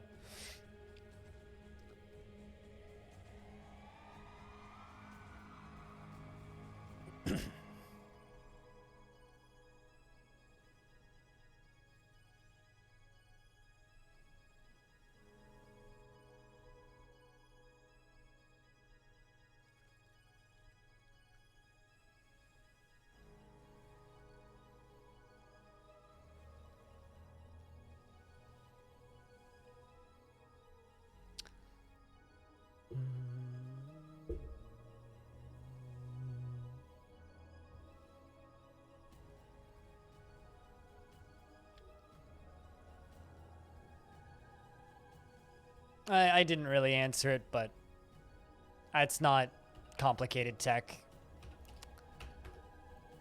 in particular.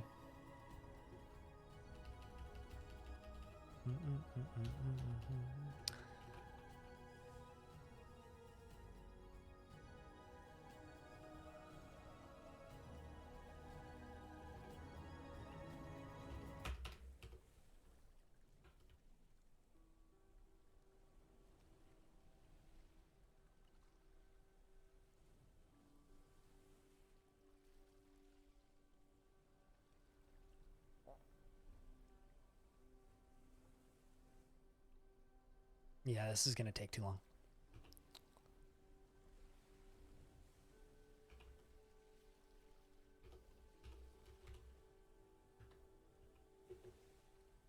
You fought with a giant cave toad. You're still beating up Crundles. All right.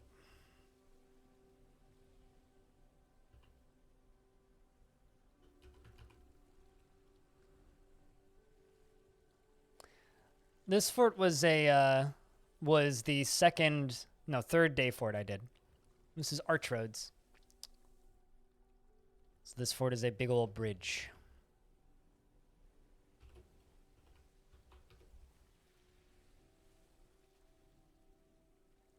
Building a really big power generator, and then we're going to re-embark on a different fort.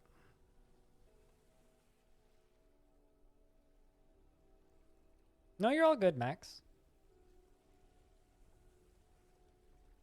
Just realize that it wasn't funny, and that's fine. You didn't get banned, you're all good. If you say something and I respond in a snarky manner, and my response is snarky, you're fine, right?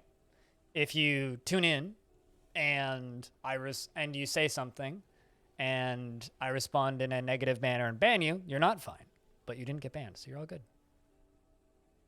It's on the most recent Bay 12 post, and there's not a lot of details. It's just saying bug fixes. Apparently, if you look at the bug tracker, some things have been updated and changed, but that's about it.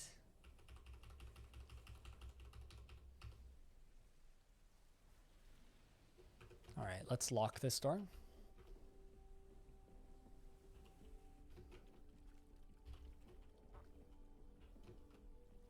I get this shit going.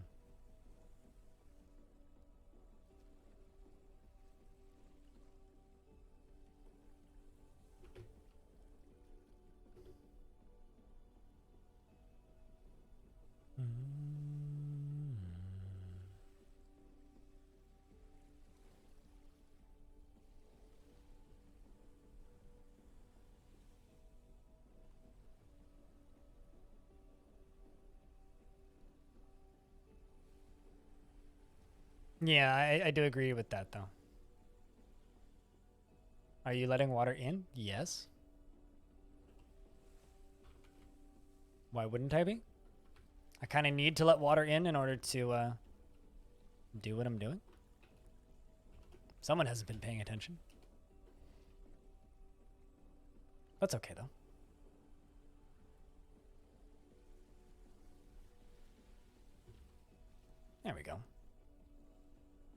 Whoosh.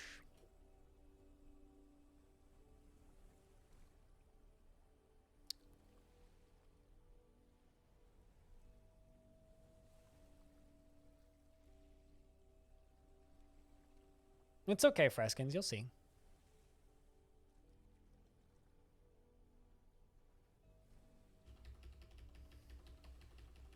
You will see.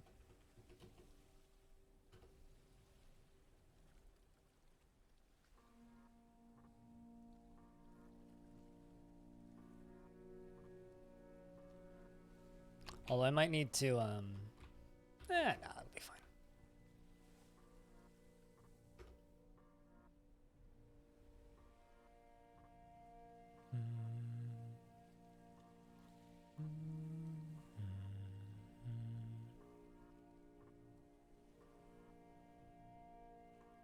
Let's give that a little bit of time to fill up.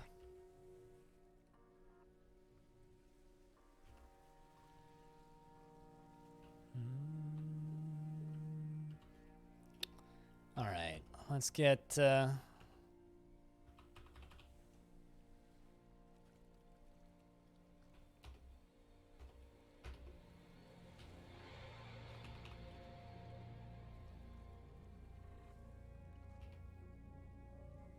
okay.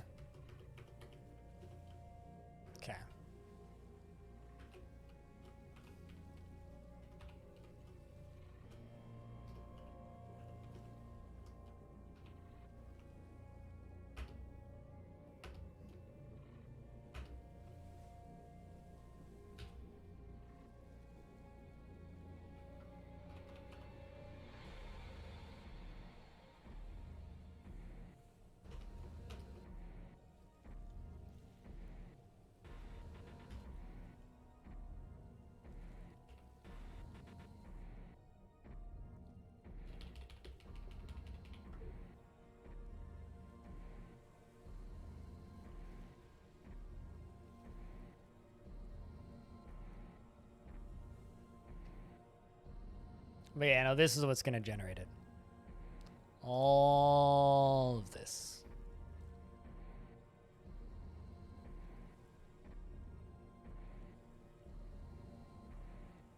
All the way along here.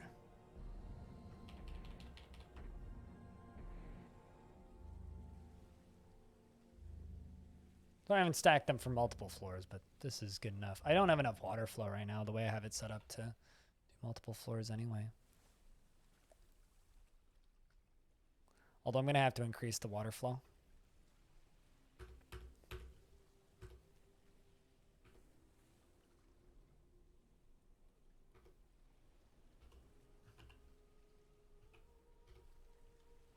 We'll see you later, Lake Bear. Thanks for hanging out. Well, Muthcat's been taken by a Fey mood.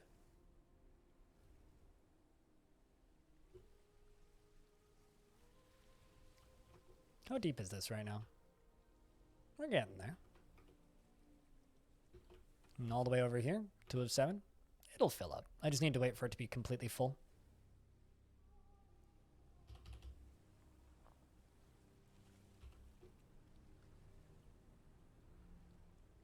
And this is filling up down here.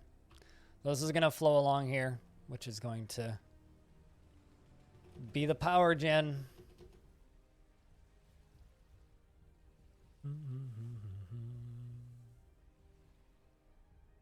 But I'm just going to make sure that I know that those are generating power, and then we'll just let the dwarves finish the task. I'm sure they'll get it done. They're pretty resourceful, I think. And we'll go check in with beer belches, and I will grab my lunch.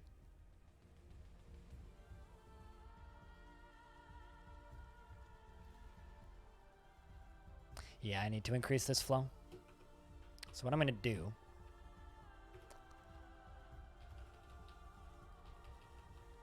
is we're going to go to about here.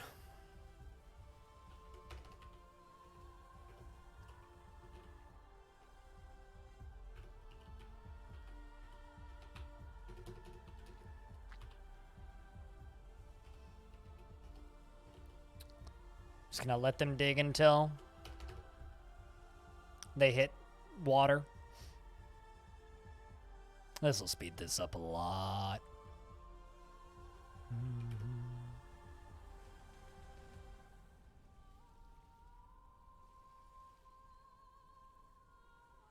The host train? I didn't stream yesterday, though. What? You mean on, like, Thursday? Who did I host on Thursday? I can't remember. I hosted Scoundrel, right?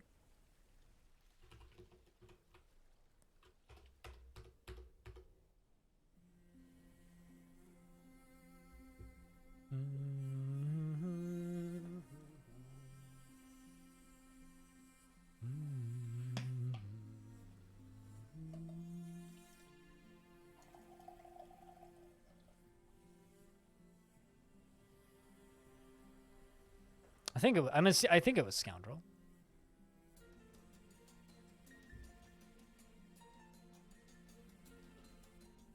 Sounds good. Just wait until the Steam version comes out and I actually have a lot of people watching.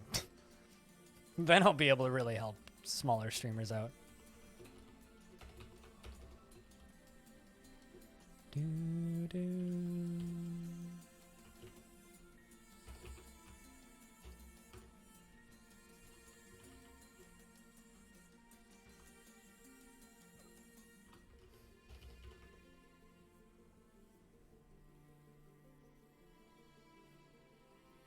I'm going to test something.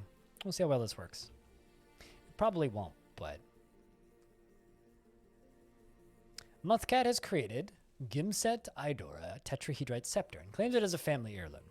Not super interested in that one. I'm more interested in getting this finished.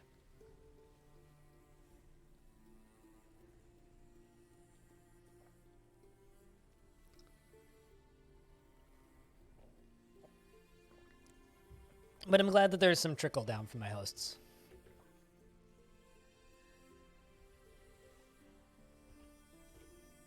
Normally I just host my team, so. Not that that's a bad thing. They need help too. I wish some of them would actually stream DF, but I can dream. And that dream will probably not come true anytime soon. Oops, no, that's not where I wanted to put that.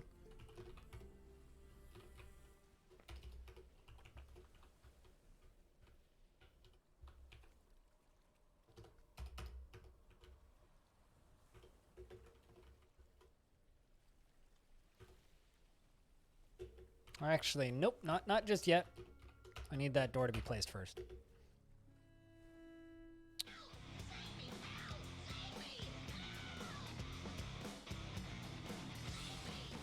Is this thing on? Happy to see quality DF content. I think that thing is indeed on, to answer your question. And thank you for watching the stream, because stream wouldn't exist without people subscribing and watching to the stream. Watching to the stream? Watching the stream. So thank you for taking the time to tune in and watch this weird stream, whatever it is. Cheers. And chat, can I get a big round of beers for Brahms with that half a year? 6 months. It's a damn long time.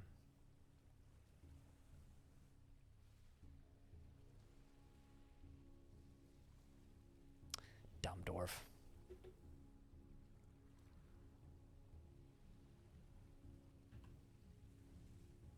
Of course you did it. Of course you did it. There goes the whole fort. Whoops. So let's just pause, because a lot of dwarves just drowned. Anander's drowning, Ghost is drowning, Zykrom's drowning, Kodal's drowning, Tubal's drowning. Well, whoops.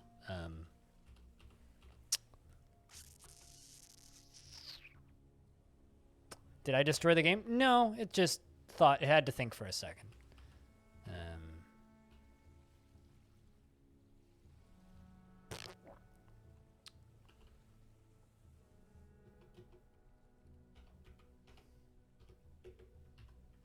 do you have a pick?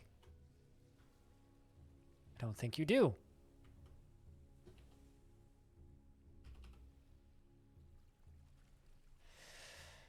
Welp.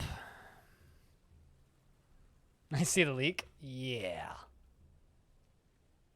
I tried to make an airlock, and I was like, I can do this with one door, and then I did it with one door, and I should have done it with two.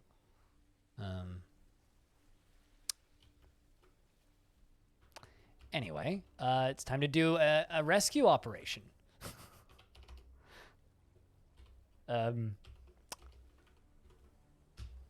Whoops.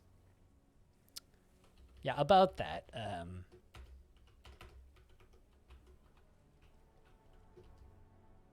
It's kind of drowny down here.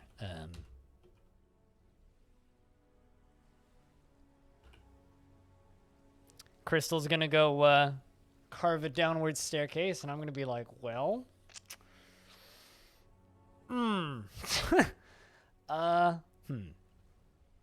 Well, Archroads has had some technical difficulties. We're gonna finish this little rescue operation to rescue the poor trapped miners down in the gargle room. I mean, the basement. And then I think we're going to go check in with beer belches. How's that sound?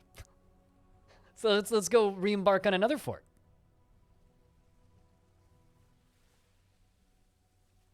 I mean, this is your heroic dig down to the safety of the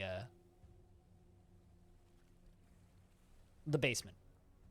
And we're going to see if you can make a big old water gun.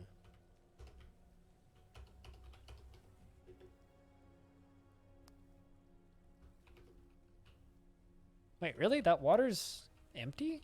Where did all the water go? What? Hold on a second. Oh man, the door did close. So the water drained. Even though, okay, so the dwarf that opened this door managed to get out into this hallway. And even though he drowned, and drowned a bunch of dwarves in the process, was able to close the door behind him. So the airlock worked. Just not as intended. So, I guess it's time to pull that lever and, break the FPS again.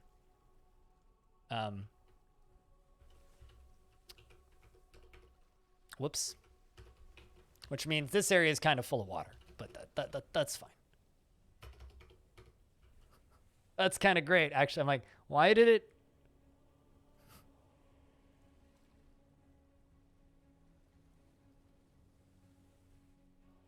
And there goes the frames. Game's not responding. It's thinking about it.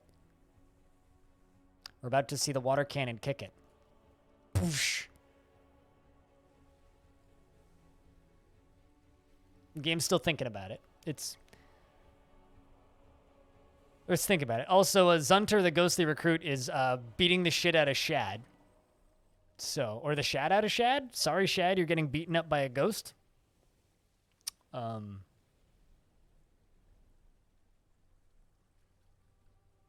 The game's still thinking about it. It'll figure it out. Don't worry.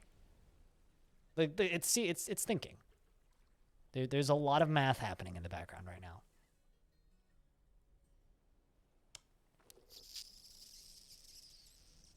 Nah, just Dwarf Fortress is happening. Freeways. Just Dwarf Fortress. Nothing out of the ordinary. Not like I'm actually particularly trying super hard to manage this fort or anything. I'm just kind of goofing off and having some fun. Quite literally. Whoop. It stopped responding, and now it's responding again. You know, just... Here, you guys can stare at this.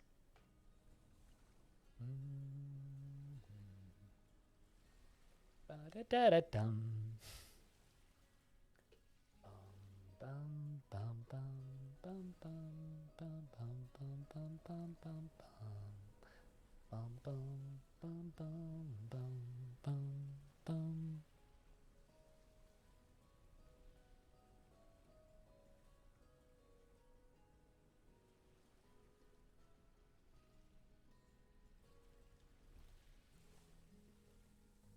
Have you never been punched by a ghost? Man, that feeling in your chest when you get punched by a ghost.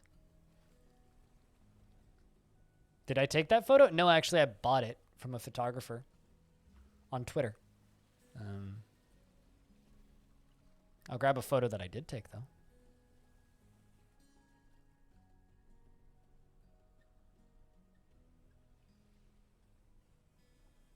I took that photo. How's that?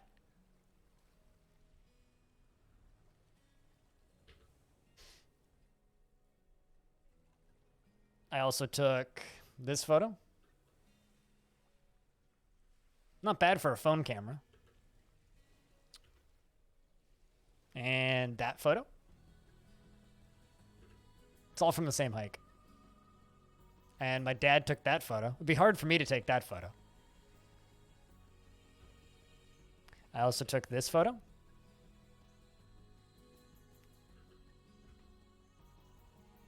And this photo. That's a 40-minute drive from where I live. That's Mount Garibaldi. Oh, hey, the game decided to frame rate again. There's all the water wheels turning. How much power are they generating, I wonder? 3,800 power? Not bad. I wonder what the ocean... Oh. Well, so you want to know why the frame rate's bad right now? So you know how we drained the fort? Well, or we kind of flooded the fort a little bit? Well, the ocean's a little low because of that. So the ocean is doing its best to refill, and that's going to take a few seconds. Also, something fell into the ocean. I'm sure that's fine. So while the ocean gets low, the frame rates go goodbye for a bit. Oh my god, look at this. It's like a fucking tidal wave.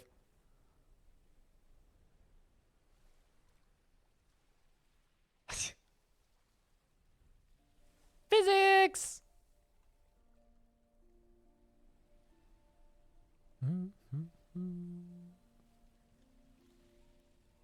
On the water one? Yeah, no, it certainly did. But yeah, that's Mount Garibaldi. Garibaldi Mountain. And the one peak there was Black Tusk. I destroyed an ecosystem? I mean, you know.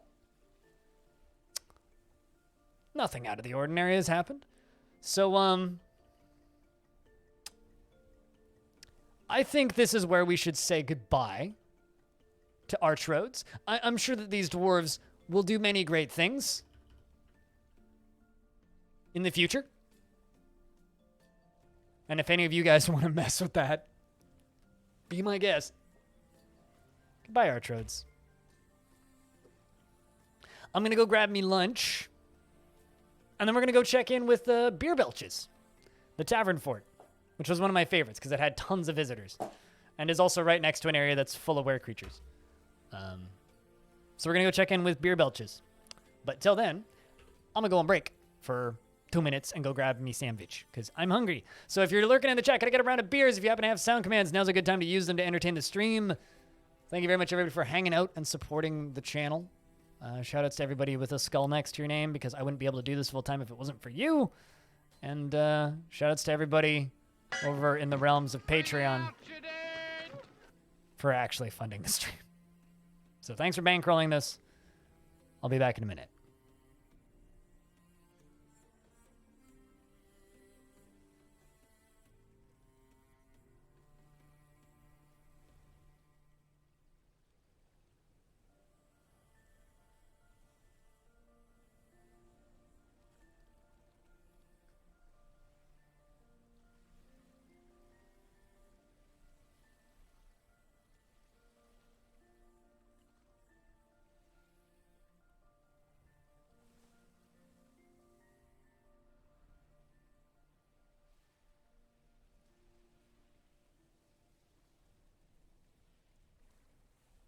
Cheese for everyone!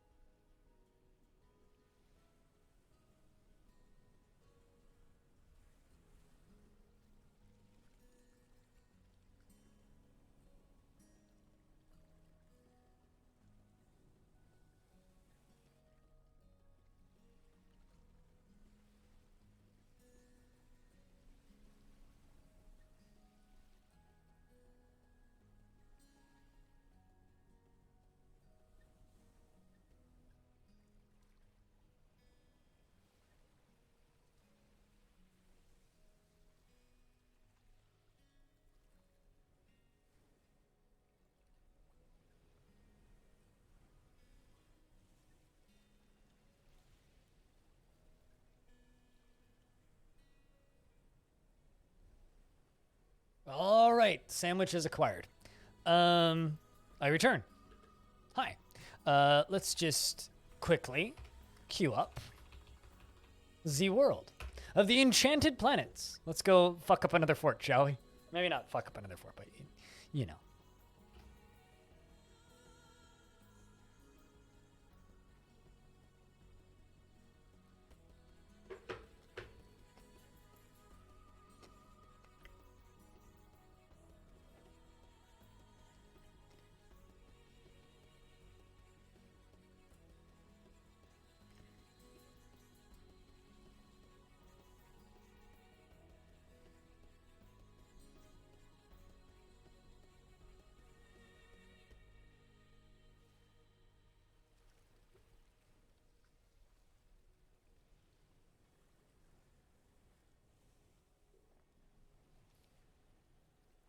All right, let's reclaim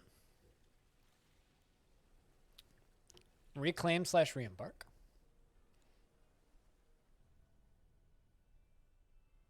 I need to see something real quick.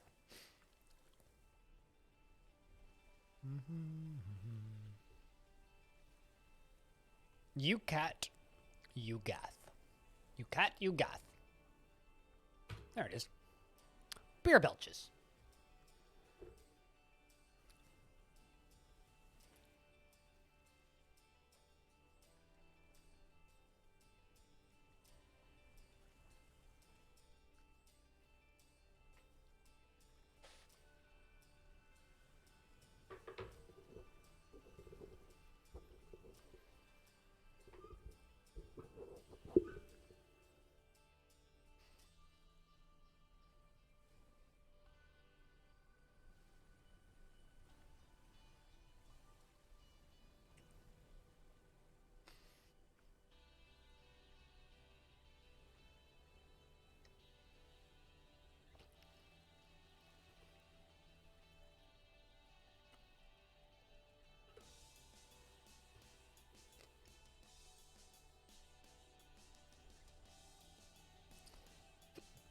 The dwarven outpost of beer belches.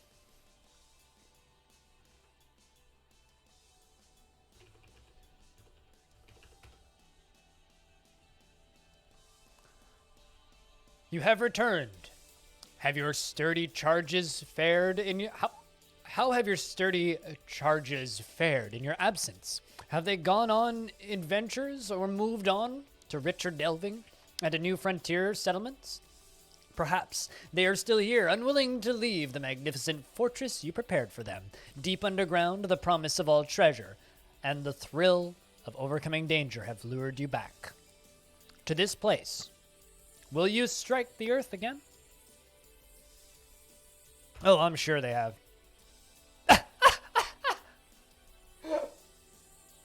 Yes! Fucking yes! Of course they have. Absolutely. Man. Bring out your dead! Oh shit. All right. Okay.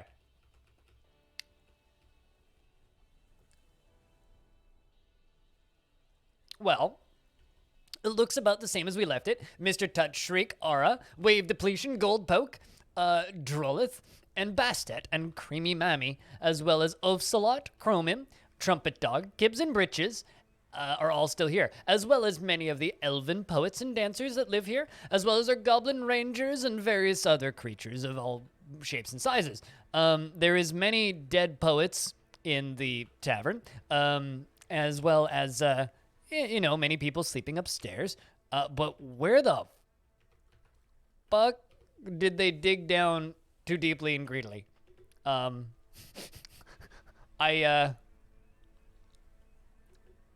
have no idea.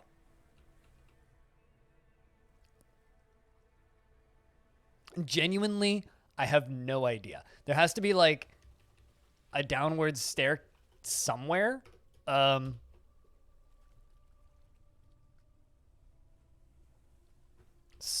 Somewhere?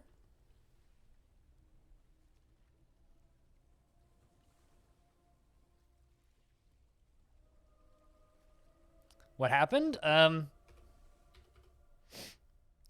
you figure it out from that description?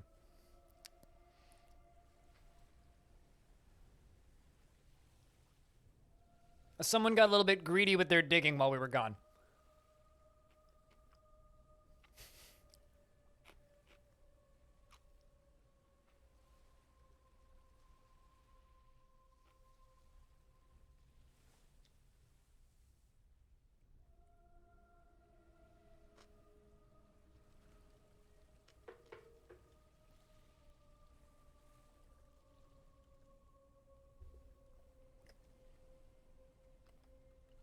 What do you mean by salt mines? I don't think we made a literal salt mine, did we? What is the spirit of brine?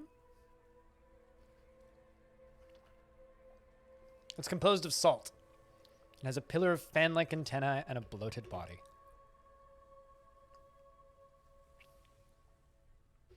So, chat, I'm just going to throw this out to you guys right now. Do we willingly let this just take hold and probably kill us? Or do I try and defend it? Seriously though, how the fuck did they get down there? Because actually, I don't see any stairwell. Like, these dwarves didn't dig too deeply and too greedily. So then what the fuck opened the underworld?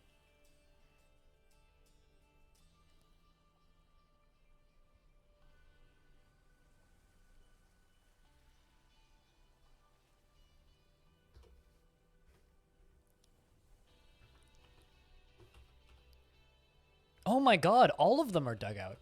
Is this just like a bug? This must be a bug. Like some sort of re-embark bug. Where it exposes the underworld on re-embarked.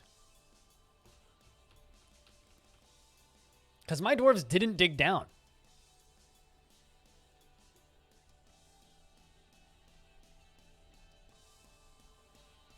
I've answered this question twice today.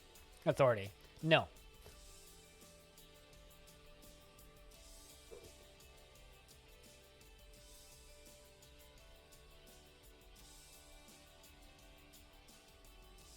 Could the monsters have dug their way up themselves? No.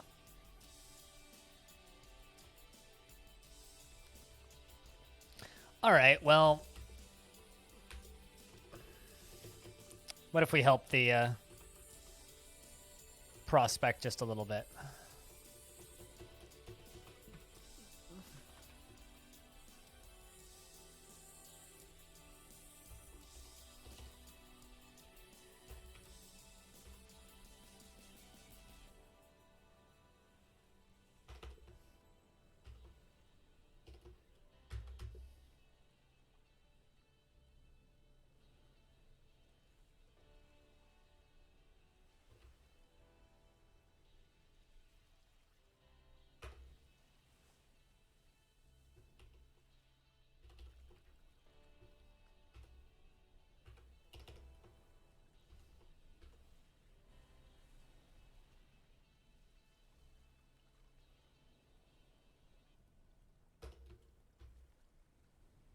You're gonna go to bed? Alrighty, do what you gotta do, man.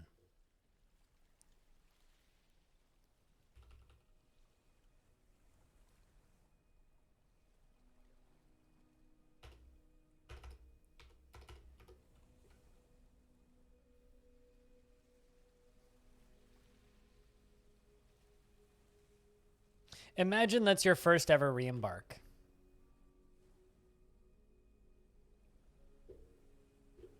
And you just re-embark there just for funsies.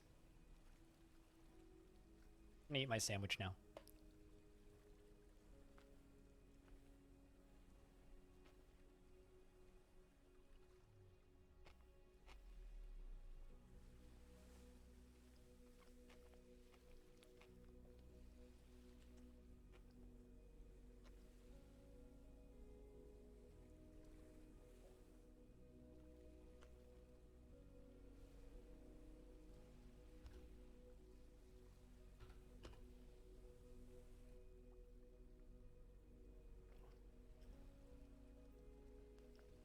You see, this thing's called old age. Manufacturing monkeys. People die of old age. They just don't clean the bodies up. That's not a bug. So the reason there's dead things everywhere when you re-embark is because the dwarves don't clean up dead bodies in World Gen.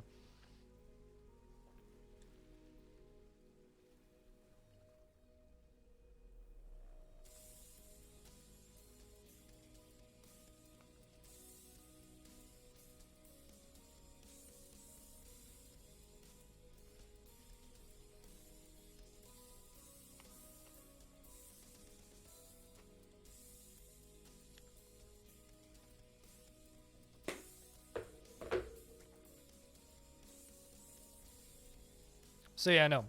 All of the people that died of old age in the background simulation just show up as dead bodies when you re-embark on the same place.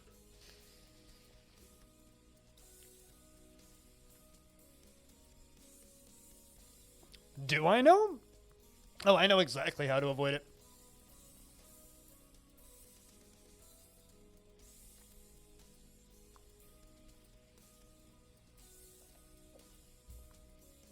I just don't generally do it because I think it's kind of broken. Oh, did they,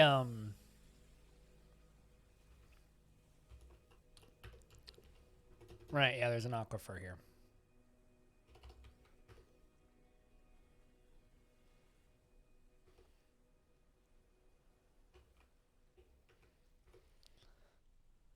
So many petitions.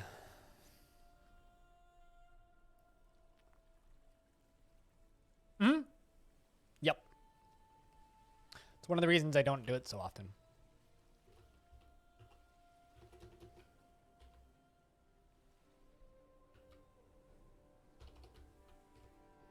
Wait, what? Oh, it's red sand. I was like, why is it hot?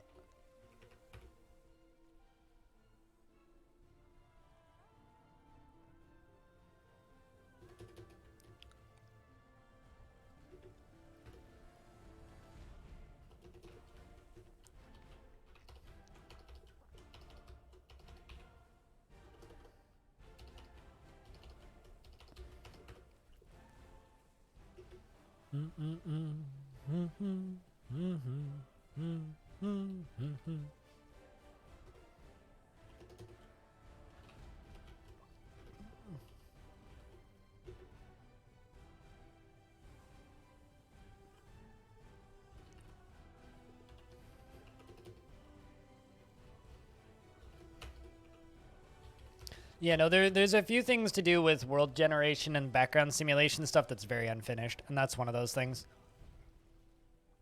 Which is stuff dying. So the reason when you embark on a new place and a shit ton of stuff is found dead immediately is because that stuff doesn't exist. The ability for the game to keep things alive, or for them to deal with corpses alive, the game just knows that they're dead, and the game knows where they were last. So some things will change, some small, like, sources of food will change. The dwarves won't do too much construction. And then anything that died is just dead.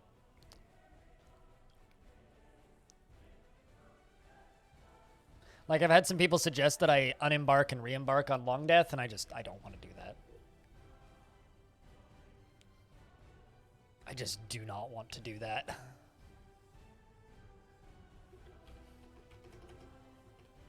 Is that shallow enough that it'll evaporate? Yes, it is. Let's just let it evaporate.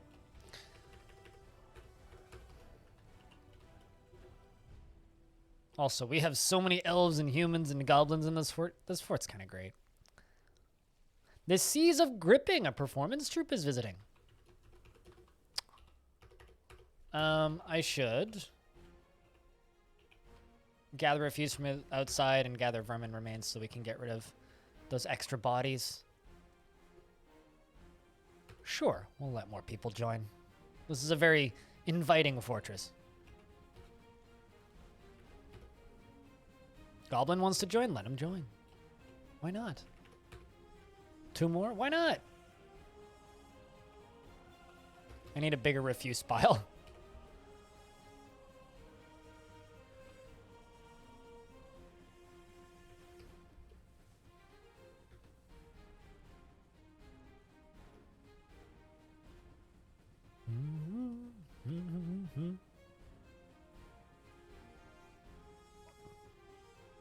But you never remembered when re-embark became an option?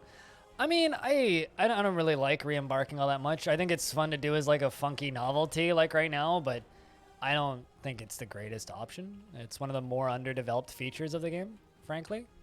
To the point where it's like kind of disappointing, I guess. I don't know. But it is kind of fun coming back to this fort and seeing it again. And, you know, hopefully watching it crash and burn in a few minutes.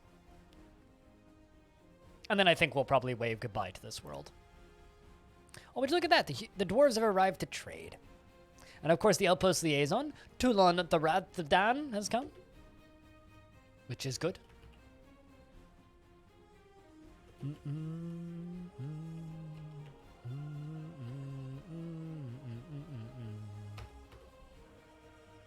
Oh, hey, we have a necromancer wandering around. Who dat? It's Jell, the human necromancer, just a visitor. Welcome. You can't drink any of our drinks, but we can offer you a back massage, maybe.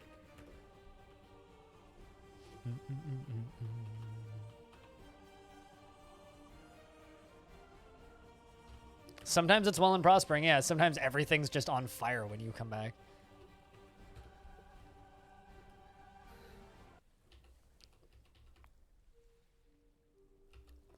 Okay, what the hell?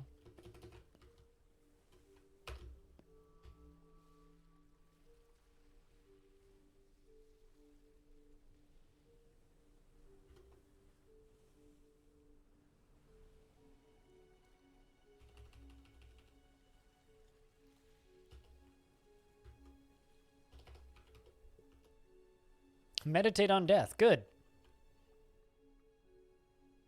I mean, this fort's kind of prospering. Like, let's be honest.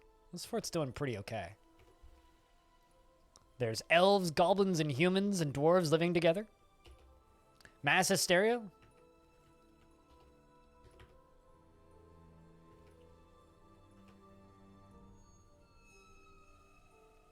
Yeah, like Yeah, like the ocean fort that I did, where I was draining the ocean, and then I visited it as an adventurer, and there was just a forgotten beast on the surface. The gates were shut, and everybody was outside and bleeding to death. It's like, welp, okay.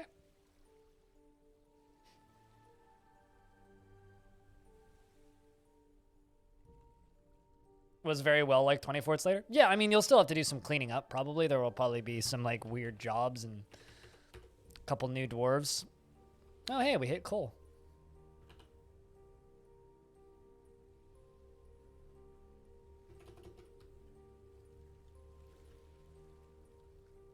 Was relieved after being near a waterfall. Well, that's good.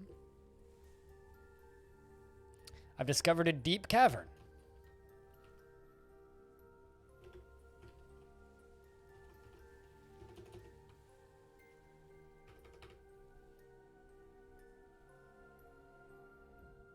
Look at that.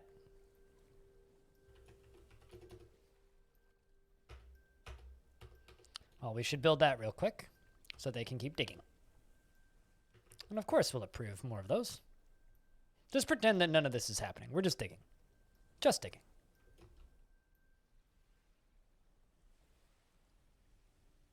But yeah, no, I do kind of think that that weirdness of DF is kind of part of the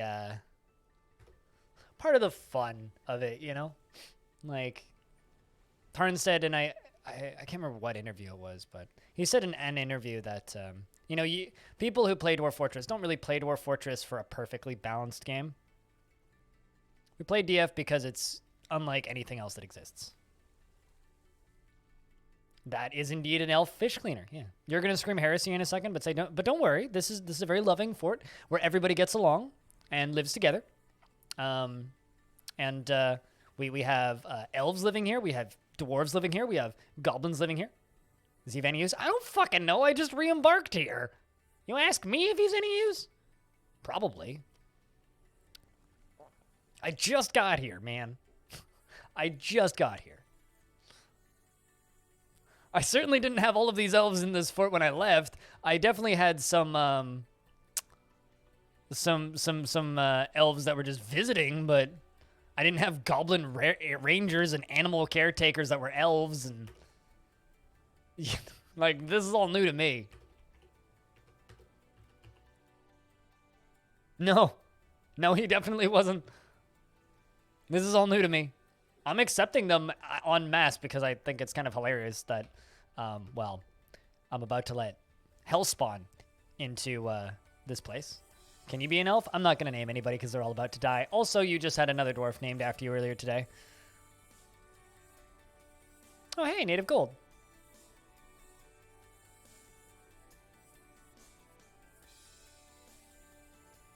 If you want to be an elf, you can download this version of the world and name yourself an elf right away.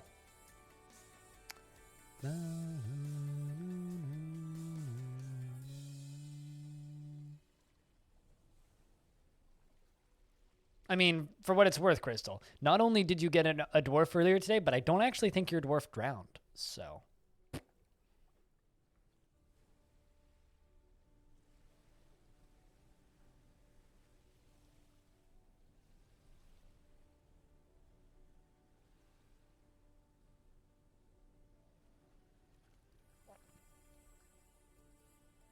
But yeah, no, I've gotten very attached to this world.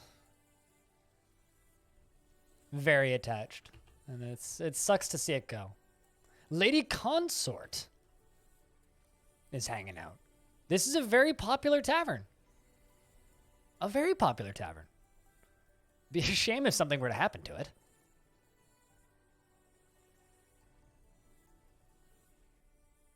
Also, Freskins, don't take this the wrong way, but you do realize that elves are exactly as capable as dwarves when they're in your fort, right?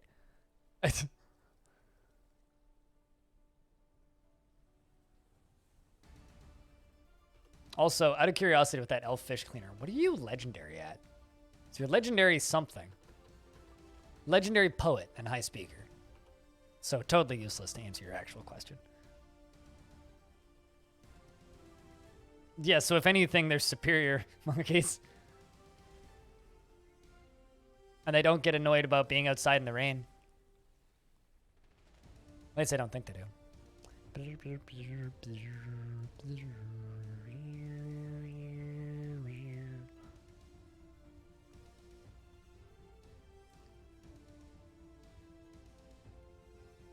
Man, I think that this dwarf's just gonna dig all the way down. Oh, never mind. We hit another cavern layer deep underground.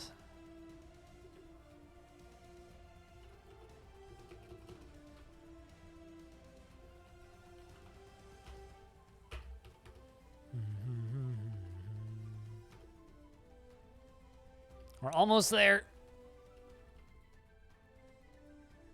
This is kind of cheating, doing this way, but...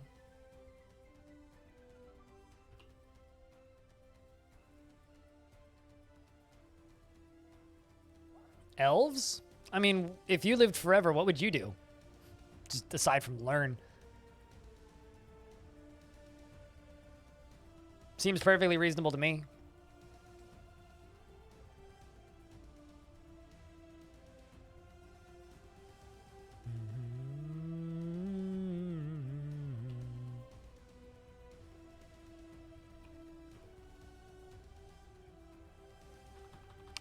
So I'm going to give this goblin mining and blame it on the goblin. It was clearly this goblin's plan all along. This goblin just was assigned by his master to make sure that Beer Belches, the one bastion of peace in the fortress, would fall.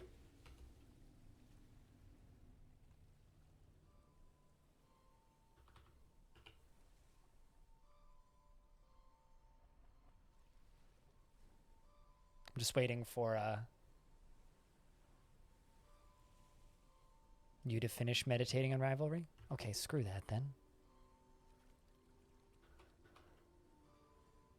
How about we give it to that elf fish cleaner who's meditating on rivers currently? Oh, never mind. Touch Shriek's off to do it. You don't even have mining available. How the heck are you mining?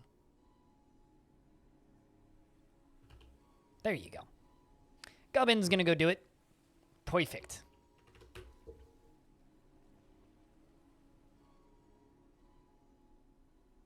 Fuck everything. I wonder how frequently elves breed in Dwarf Fortress. I actually don't know what their birth rate is versus other races. I feel like it's lower because they tend to get obliterated, but that might also be because they're incapable of using anything actually functional as a weapon, so when they just get attacked, they just get wiped off the earth. But then again, there's certainly races in DF that survive just because they outbreed other things. Cough, dwarves, cough.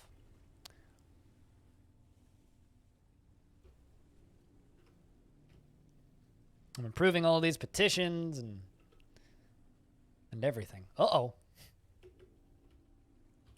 Goblin's getting fought by a cave crocodile.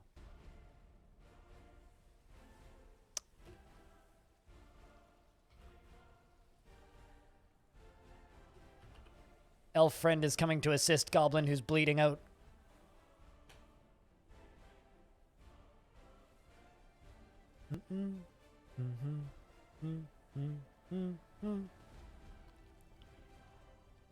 If they manage to not desire bodies.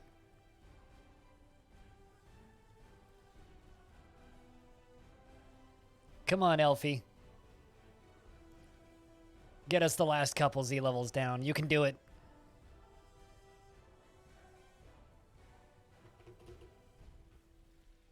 Dampstone? That's strange.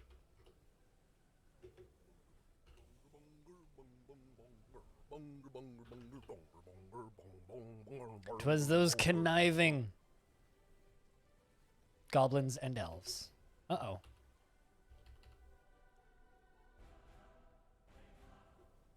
It has gotten kind of wet in here.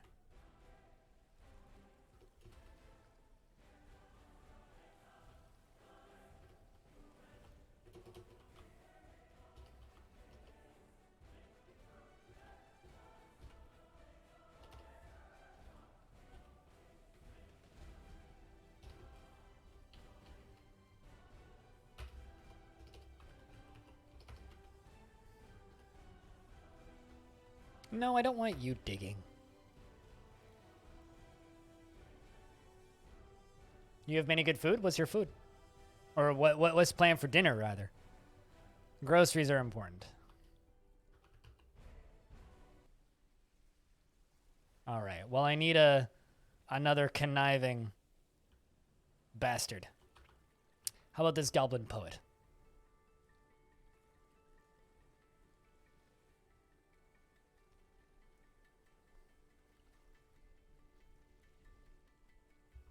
Never mind. Ara's got it. Ara's taking part in the conniving plan.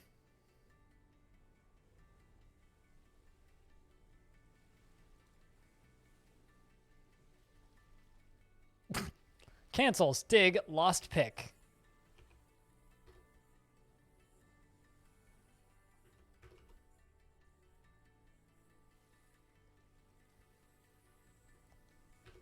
I don't know why.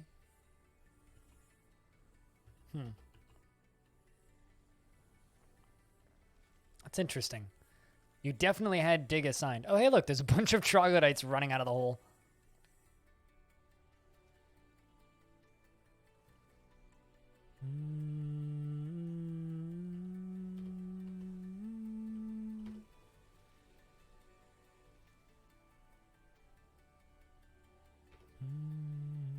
They know what's coming. I mean, the very unsuspecting Tavern Fortress of Beer Belches has no idea what's coming. There we go. Our elf criminal is giving it another attempt. Do it! Do it now.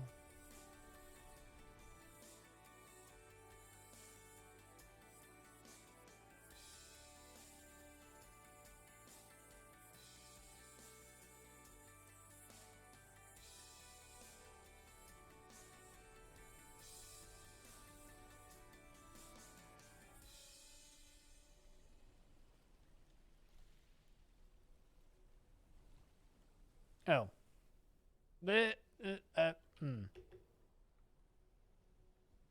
Okay, well, at least we know where this is now.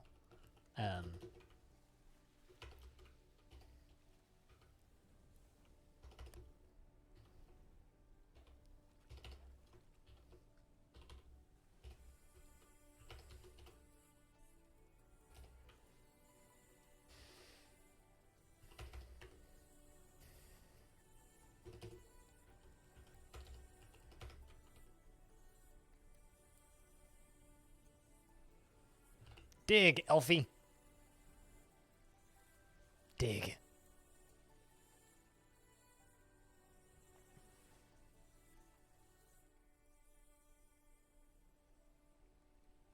Can tell that this elf wasn't designed for digging. Okay, so as soon as this finishes, I'm going to set a priority number 1 thing to try and flood hell while I'm at it.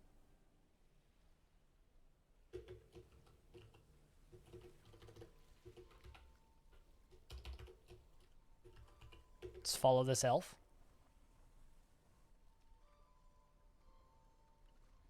And I think I did it. Did I dump water into hell? Heh! I dumped water into hell. Take that, suckers. See, there's the water.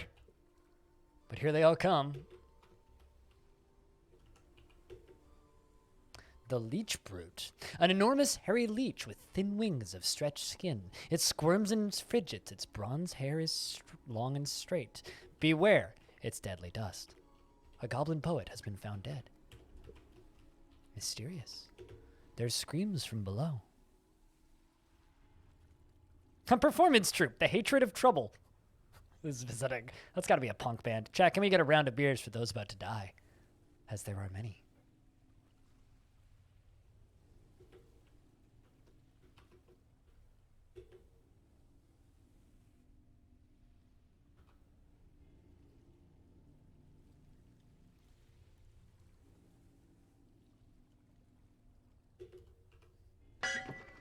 Jesus, that startled me.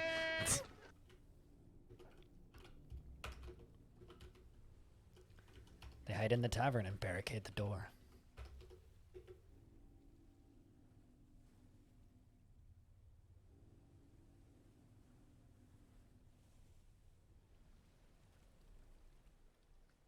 More elf poets have been found dead.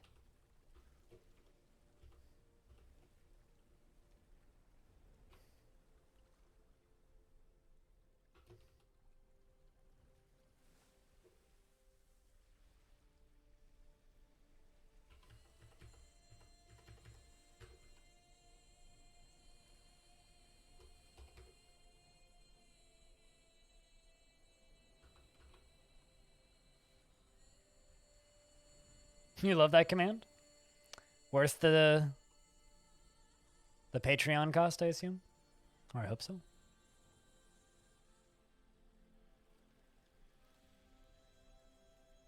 Kind of surprised there aren't more brutes coming up. Earthworm brute? Yo. A scaly earthworm. Has an enormous shell and a bloated body. Its charcoal scales are round and close set. Beware its webs.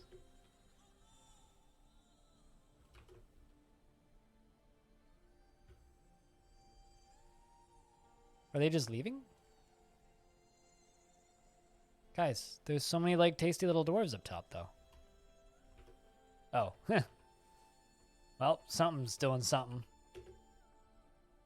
Coming back up. Spirit of Brine.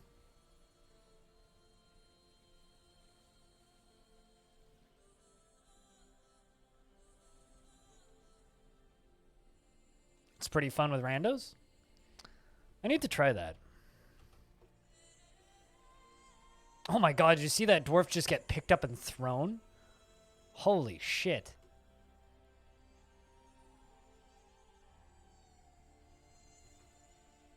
Well, rip trumpet dog, gold poke.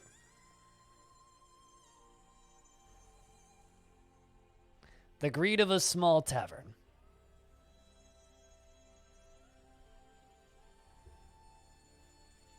Their renown was too great. And many monsters from the depths was summoned by the goblin and his elven accomplice.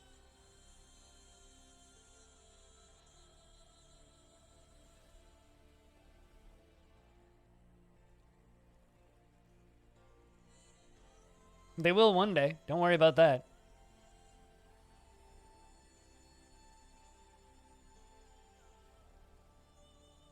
And Deller Boatswebbed has become the expedition leader of the Creative Hour.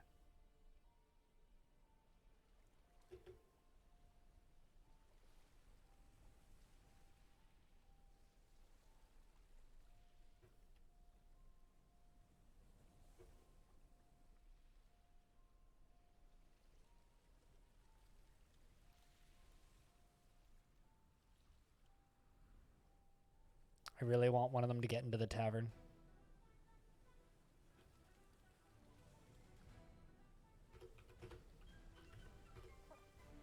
And Asmil has become the expedition leader of the Creative Hour.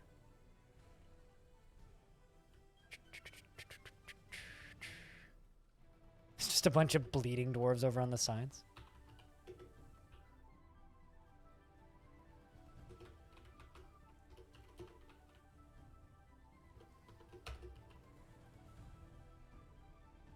Oh, there we go. Oh my god, look at them all dogpiling it. Oh god. Are they able to kill it? Man, if they're able to kill even just one. Look at that fucking bar brawl right there. That is glorious. There's so much blood.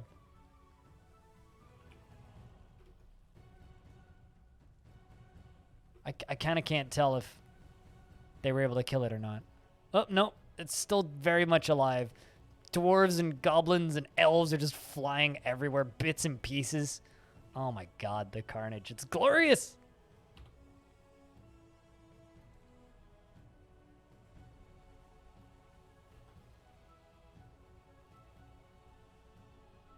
Absolutely glorious.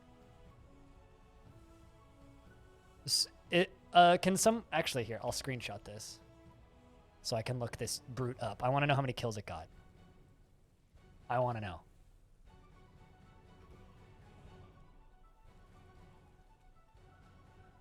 This is a pretty good finale, I think. pretty fucking good. Eusteth has asserted the rank of position of, uh-oh. We have one dwarf left. You okay over there? You have modest quarters. Killed a troglodyte. You're afraid after experiencing trauma. Gruesome wounds, begone fear, he screams. Oh, hey, a performance troupe is visiting. Not a good time, guys.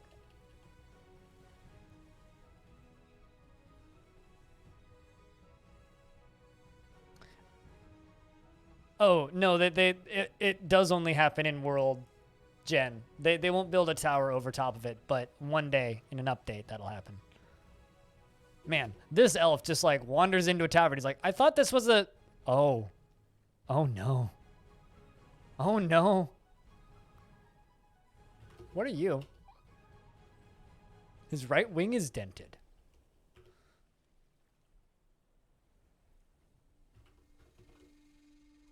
This poor stray rabbit doe. Look at it. It's just running away. Oh, there it goes. So, that's our last dwarf. Who's just bleeding out. What can I do with this final dwarf?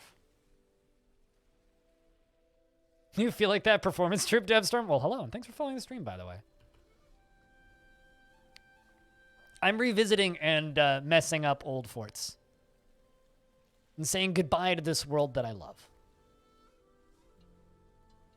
Because this is the end of a series that I've been doing. You're bleeding out, basically. How bad are you? Well, he was delighted remembering watching a performance. He was interested after seeing a fine table.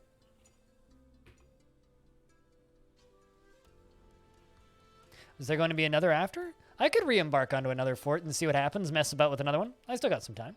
I was planning on spending more time in this. So TLDR, if you type an !day fort in the chat, Devstorm, you'll get a link to a Google Doc. That Google Doc is full of all of the forts that I've done in this world, as well as all of the links to download every single world from every single week that I did this, because every Saturday I do this. During the weekdays, I stream other forts and other things. But we kind of have this exclamation point. It's a command, so you have to do day fort. There you go. You can like see little screenshots, and I'm live editing the doc as things are happening. So basically, if you look at this doc, these are all the forts I've done, the names of all the forts, the goals of all the forts, the outcomes of all the forts, little screenshot collages of most of the forts, and we're in the final week, so we're returning to old forts, and well, we drowned one of them, and now we're you know, you know.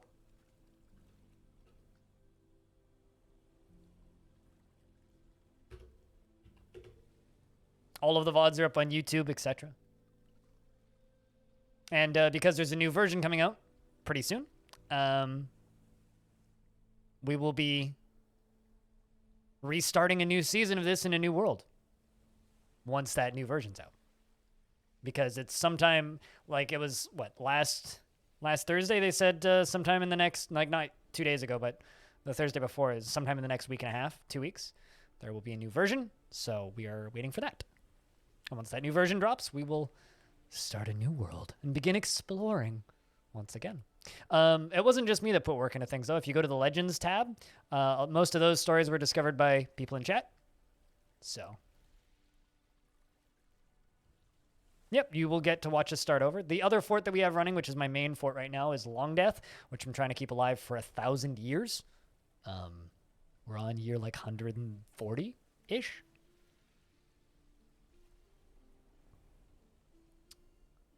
I think the dwarf just died. Nope. No, it didn't. But something definitely made the frame rate slow down.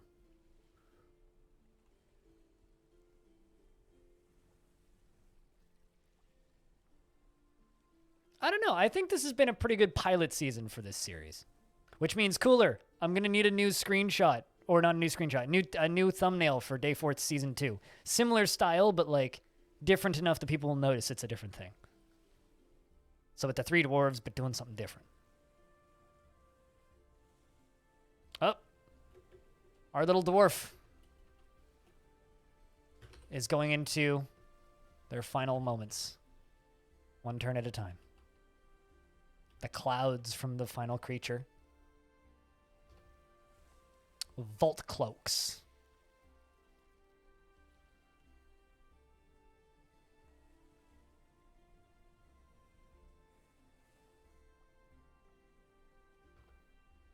Also, if you're sensitive to spoilers, sorry in advance, but you've just been spoiled on everything in DF, so there's that.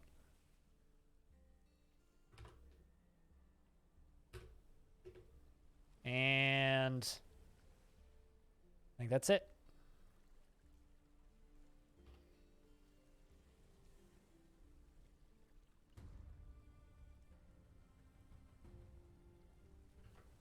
Goodbye, beer belches.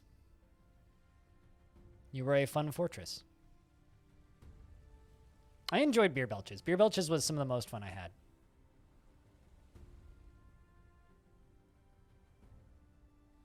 Round of beers to beer belches. The most fitting thing I could ever say. Which fort should we go to next, chat?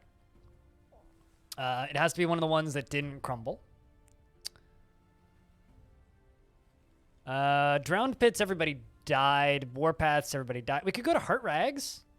Let's go to Heart Rags. Heart Rags was the, well, the one that we role played as like the lost expedition of 2 dwarves. Let's return to Heart Rags. Rest in beers, beer belches. That was what, week 6? Yeah, Heart Rags was week 6. Which was 2 dwarves, lost expedition. So I think they're up to 20 now. But I'm not going to kill Heart Rags because I'm very fond of that fort. But we can totally check in with it and see how they're doing. But before I do that, let's just pop into Legends real quick and see how many kills that demon got. Spit Dented, the Splattered.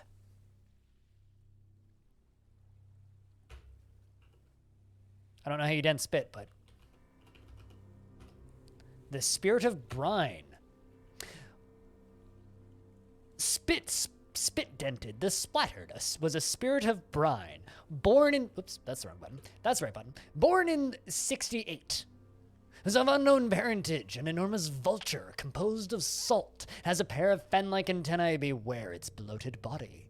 In the year 333, struck down Goldpoke, elves, and many other things. So basically, it's the first thing this thing did. 72 kills! Oh, my God. Killed Goldpoke. Anybody else? Just Goldpoke and a raven. All in beer belches. A donkey? Man. I think that was the majority of the kills was this thing. This thing killed the majority of the dwarves in the fort. This one thing. That was the one that got dogpiled.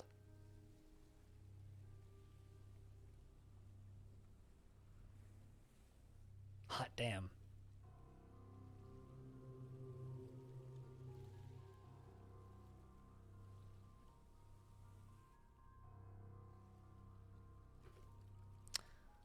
All right, well, let's jump into Heart Rags.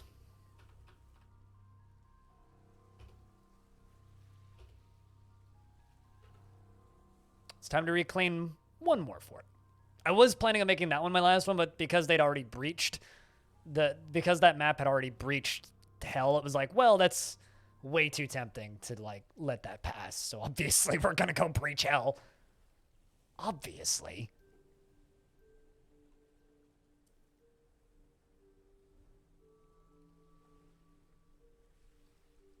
Although I just realized something. I need to restart the game. Because I got to set my population cap down below 10 for this one.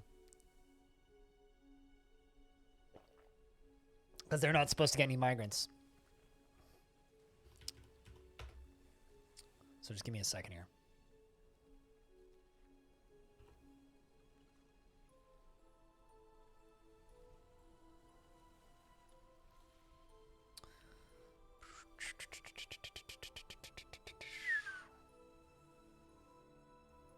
So let's just say set it down to 8.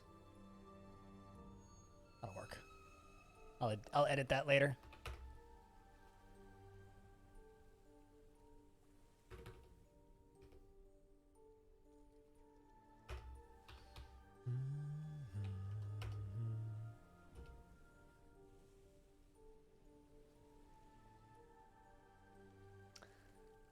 I'm gonna miss this world. The Enchanted Planets. Of course, you know, if you want to play the version of this world before I horribly murdered everything, I backed it up right at the start, and it's gonna go up along with, the post me fucking up the 2 forts. So if you want to grab all that, it'll be in the Google Doc.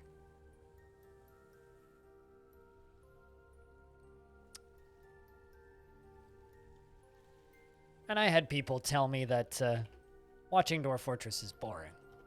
Why would anybody watch Dwarf Fort? That's crazy. All right, there you are. Unretire.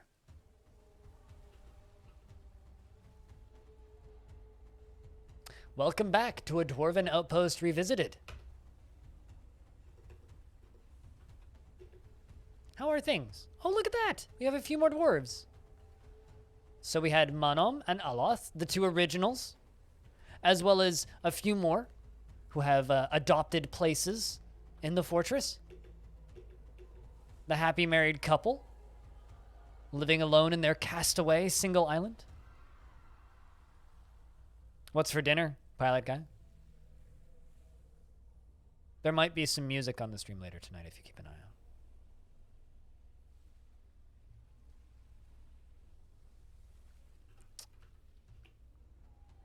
Oh, would you look at that? So this is kind of adorable. Who? Okay, hold on a second.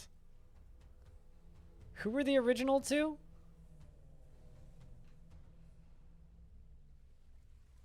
Manom and Aloth were the 2.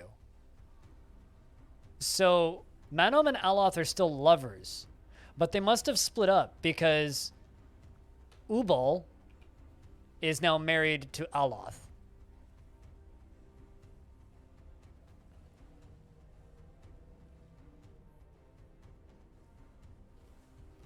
And Manom is married to Dastot. So they both got married to different people. They also have still has a shit ton of pet alpacas, so that's good. I'm glad to know that the alpaca pets are still there.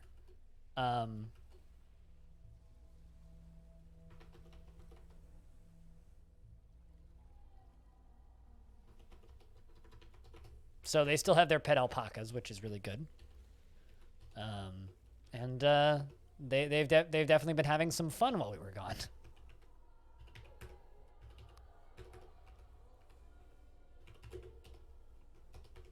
Let's just make a couple extra beds.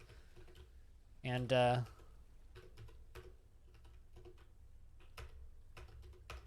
build 2 chairs. This is a cozy little fort. Still a cozy little fort. Was a cozy little fort and is continuing to be a cozy little fort. And it's nice that the rest of the shipwrecked crew were able to find heart rags.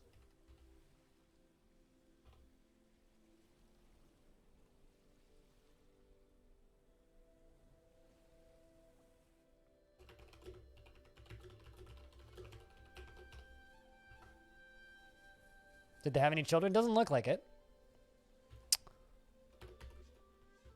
I mean, there's no children in the fort. Manom doesn't have any kids, so. Although, the game is making them drink water because the game is silly.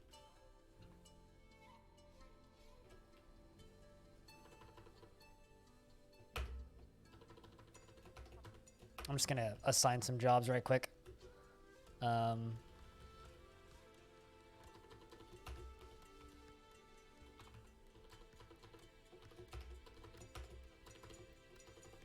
Just mass assigning things. I'm not too picky here.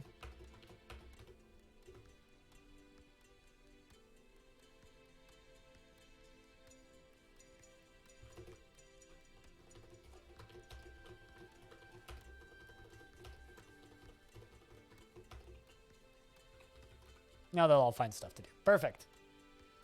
So how'd you find the stream, Dev Storm, if I can ask? Now that things are a little bit calmer.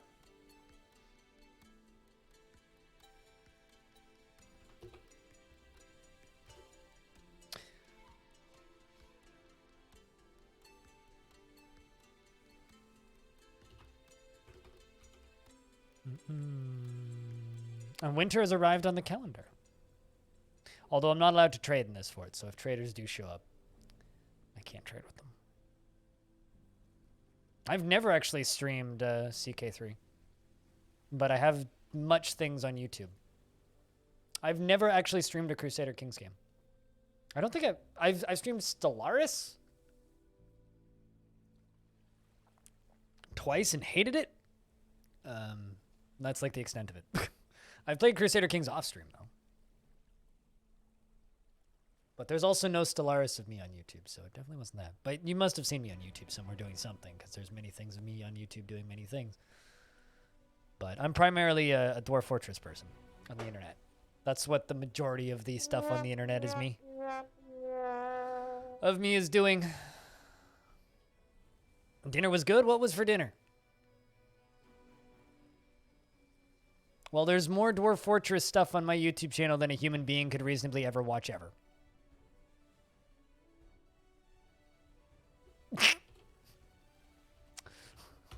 Good one, Cooler. Oh, Long Death Millennium part number 54. There's like 300 plus parts of Long Death Millennium now. Or 300 hours worth of parts of 300 of Long Death Millennium now, which is ridiculous.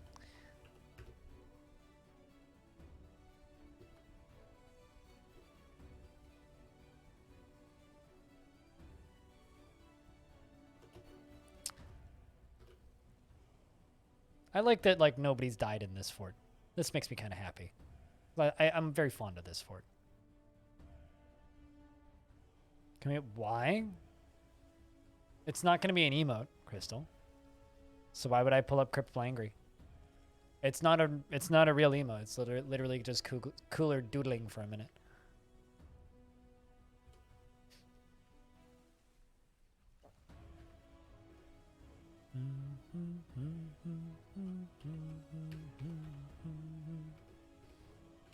Let's get some new beds built so that the other dwarves can have beds. I think I only need one more bed, actually. But, like, what's the point in me showing something that isn't actually an emote?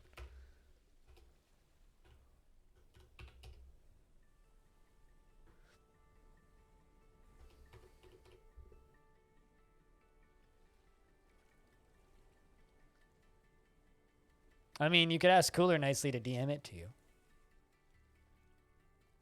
But I don't know. I'm not going to go to teasing you guys with stuff that we don't get, you know? But just because you asked nicely.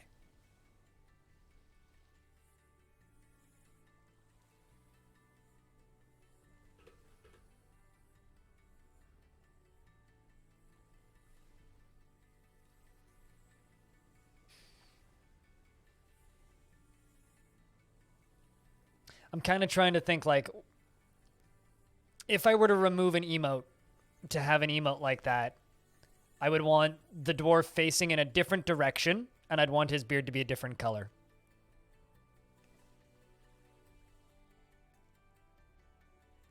Chat, should I get rid of my middle laser for that? The middle part of the laser emote? Actually, you know what I could do? I could put the middle part of the laser up on BTTV, but that would be kind of obnoxious for people who don't have it. That's something I could do. I don't know. I'm torn. This is such a cute little fort. I need to do a longer form tiny fort like this.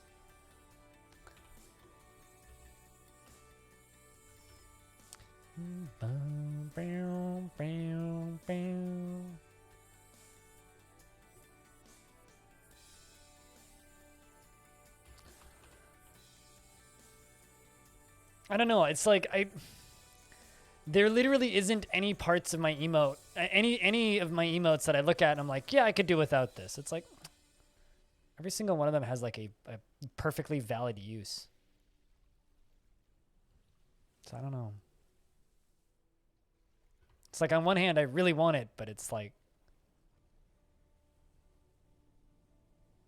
the comboing possibilities of the laser is just too good. So, nah. Oh, of course, in this fortress, we have the gem on top of this pedestal, because one of my dwarves really liked gems, so I embarked with a gem.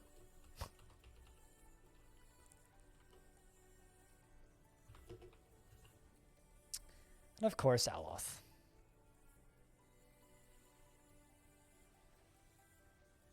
Yeah, I think you guys have just made me decide, yeah, no, I don't need that emote. We just need to, you know, become a really big streamer when the Steam version of DF comes out and unlock 50 emote slots, and then I'll have more slots than I know what to do with. That'll be great. But I know in my heart that won't happen. Shed single tear. Don't tell anybody I also have a dwarf saluting emote that I've never used.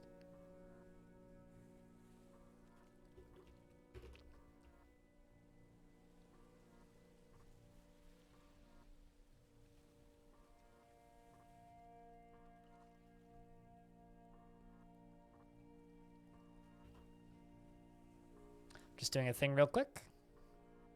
I'm documenting this little love triangle that's happened.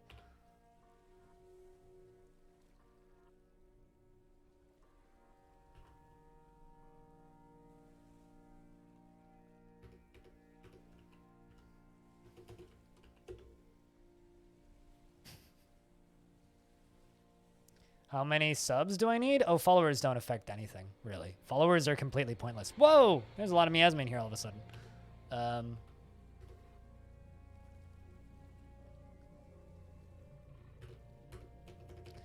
I currently have 344 subscriber points. 344 subscriber points. One subscription is 1 point. A tier 2 subscription is 2 points. A tier 3 subscription, which is $25, is 6 points. So you get a bonus point for the tier 3s. And I need 700 to unlock an emote. Yes, that's what I do. That is what I do, Devstone. You're now awake. Good morning. Good day. Good afternoon. Good evening. Good hello. Good time zone.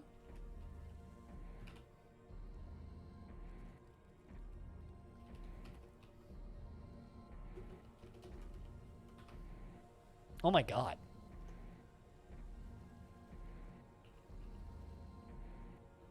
I don't even know what that is.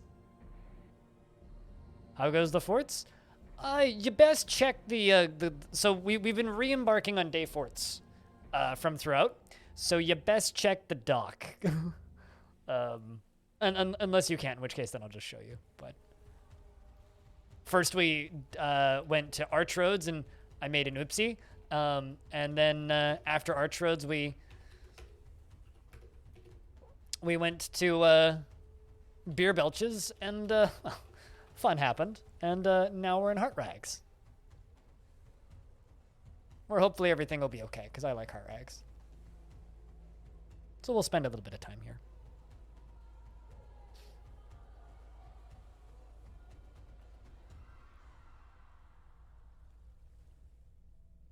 As the small room fills up with miasma. You guys want to, like, you know, get rid of the rotten food or something?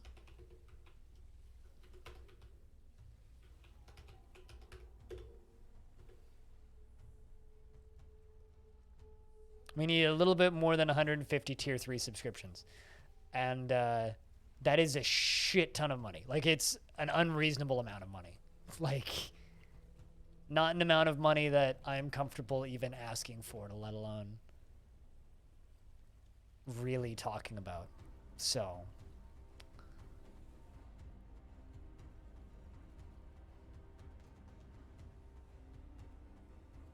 And to be clear, that's 150 $25. That's like $2,500 before taxes.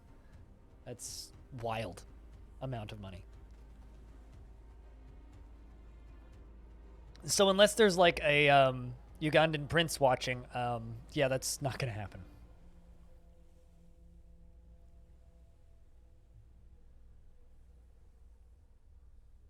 That being said, if that did happen, imagine how many synthesizers I could buy. Anyway. No, emotes are pie in the sky far away. There is certainly, a world where that becomes a possibility space, but we are very far away from that still. And I'm not gonna pretend any other way. Like, that's very far away.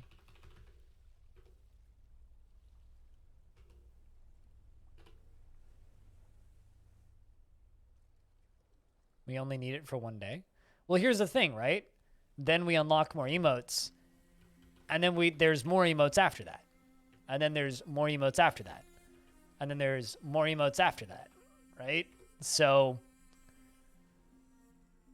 is it only for one day? Like, how many more emotes do we need to unlock? It gets exponential real fast, right? Like, of course, I could, like, lock more emotes behind the higher tiers, but I like that idea in theory, like the tier 2 and the tier 3 emotes. I like that idea in theory, and I have a couple emotes locked behind them. But, like, at the same time, I kind of feel terrible every time I do that because people are like, oh, I have this emote. Oh, wait, actually, I don't. And it just kind of makes me feel like shit. So I kind of hate doing it. So I don't know.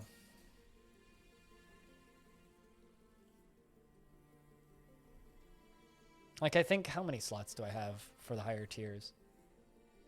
Like, here, I can just show you if you want. I'll just make sure I'm not breaking any rules by showing this page. Once you get them, they're permanently unlocked, yeah.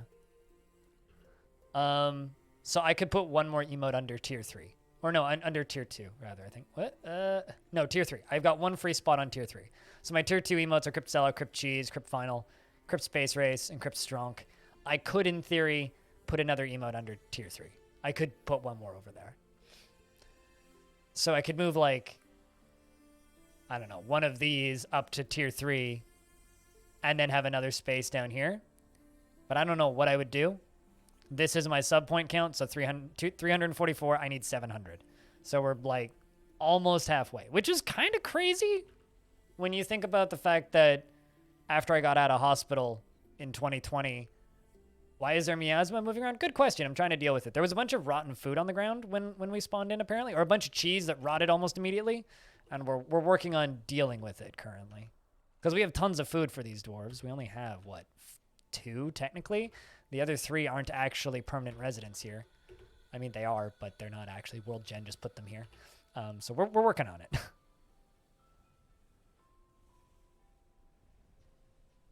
You have Crypt Coffee, technically, but yeah, it's under a higher tier. Crypt Coffee is tier 3, but I do have it. And I kind of, I don't know. I don't like it. I don't like having to lock emotes behind higher tiers. Like, there's part of me that's very tempted to just make the, man, I like this little fort so much.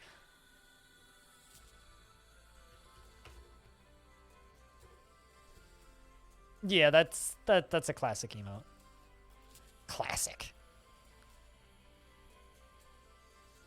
I mean, I could move, like, Crypt Sellout up and then move Coffee down, but I don't know.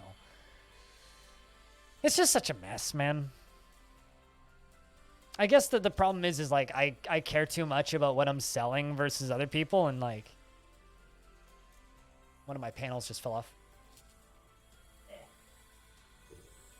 Scratch that. 2 of them did. 1 second.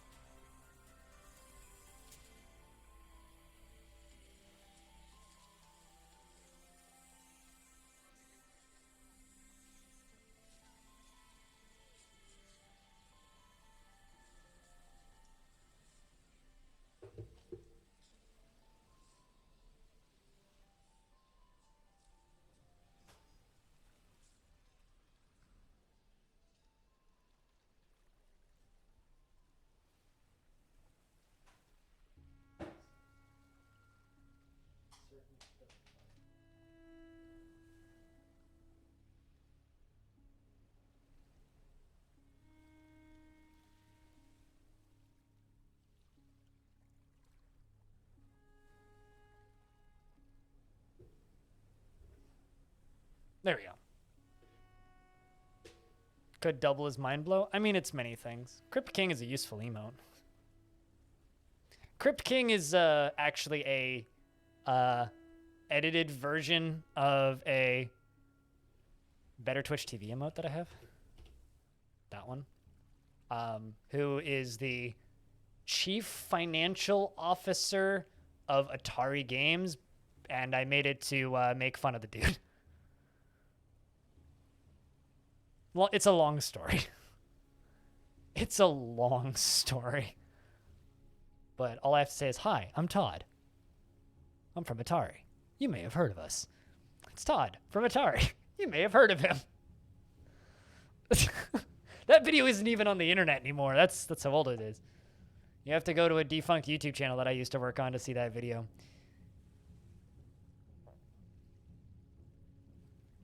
You might have heard about him. Yeah. It's just an old channel joke. Do panels actually make a difference? What do you mean? Panels? Panels of what?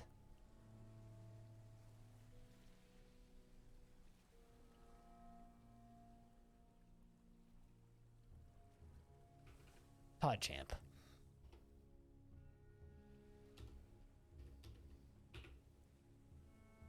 Oh, you mean the sound panels? Like dampening wise? Yes. There's a very noticeable echo in this apartment without them. But it also gives, you know, that nice studio aesthetic that you don't really get when you can see the fact that there's a white wall behind me. Besides, I want people to think that I live in a dark, black void of a basement, when in reality I live in a well-lit, nice apartment. Yeah, exactly. Because I live in the void. It's an aesthetic, okay? Let me have my aesthetic. I mean, all you see is black because all you need is black. Black is the best color. You can have any color of the rainbow you want as long as it's black.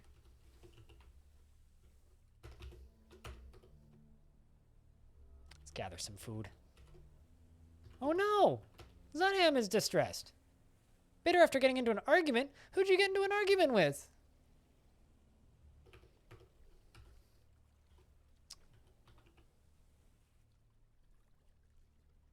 Let's leave that vacant. Militia commander I can keep. Leave that vacant, leave that vacant, and leave that vacant. Perfect.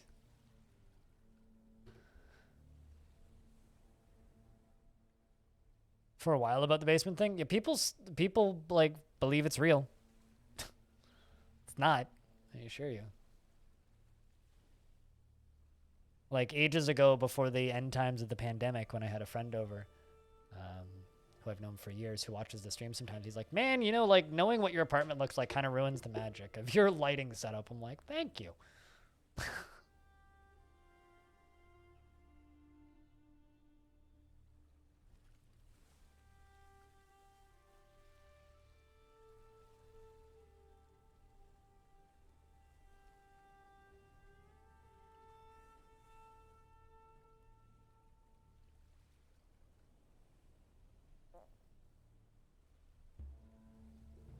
But yeah, no, I try and avoid talking about emotes and money on Twitch because, like, there's a lot of things about Twitch and the way the emotes work that are really fucked up.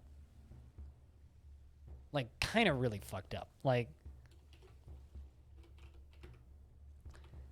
this emote that I just put in chat is basically a $1,000 PNG.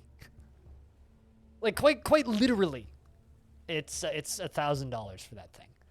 After taxes and fees and Twitch's cut on top, you give me $700 and you pay about 1,000, maybe even a bit more, and you get that emote. That's your reward for, you know, like all of that. And like, it's a paywall because I'm taking the piss. But at the same time, like, there's still some people who are like, I want to unlock all those paywalls because they think it's hilarious. And I'm like, but like, you're not supposed to want to unlock them. You're supposed to be like, oh, that's a waste of money, and then not do it, and then instead support me on Patreon. But then I guess Cooler made the paywalls too nice because they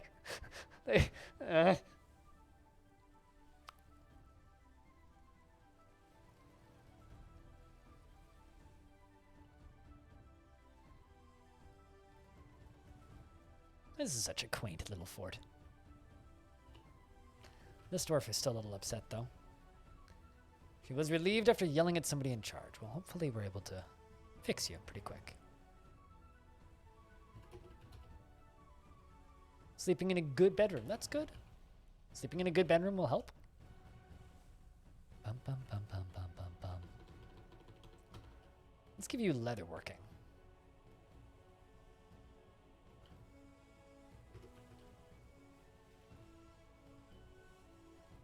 Chat, if you have a paywall, post a paywall.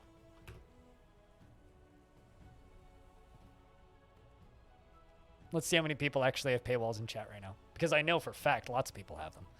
I mean, the one that Freskins just posted only costs $10. Like, that's a perfectly reasonable brick wall to buy, I think.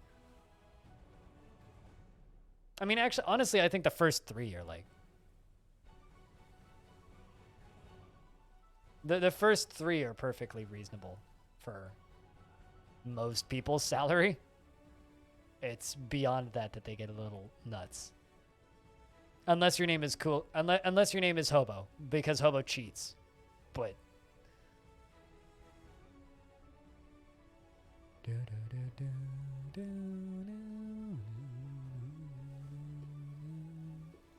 although I don't know if Hobo's even here right now, because Hobo could have 3 higher than the $700 one. This one, if I made more, because I could do an 8 and a 9 one, Hobo would have those 2, which I probably should do at some point, so that he can have the emotes that he's paid for. There you go. See, someone's got all of them. Hobo, what should we do with the 2 higher tier ones? Because I have 2 open slots on those bit emotes. Which one? What do you want for the higher tier paywalls? If you can give us like a design or something, or maybe like your face, I don't know. Silver and gold on the wall? Like the bricks gold, or like the skull in the wall gold?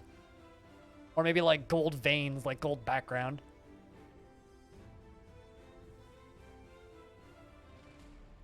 Actually, you know, that would be really cool, like an ore vein. Gold bricks. Yo, maybe not gold bricks, because that would need to be like easily like the 4 million bits badge. Not the petty like $4,000. I'm talking like $40,000. Then for gold bricks, like that, man, come on. Like we can't do that.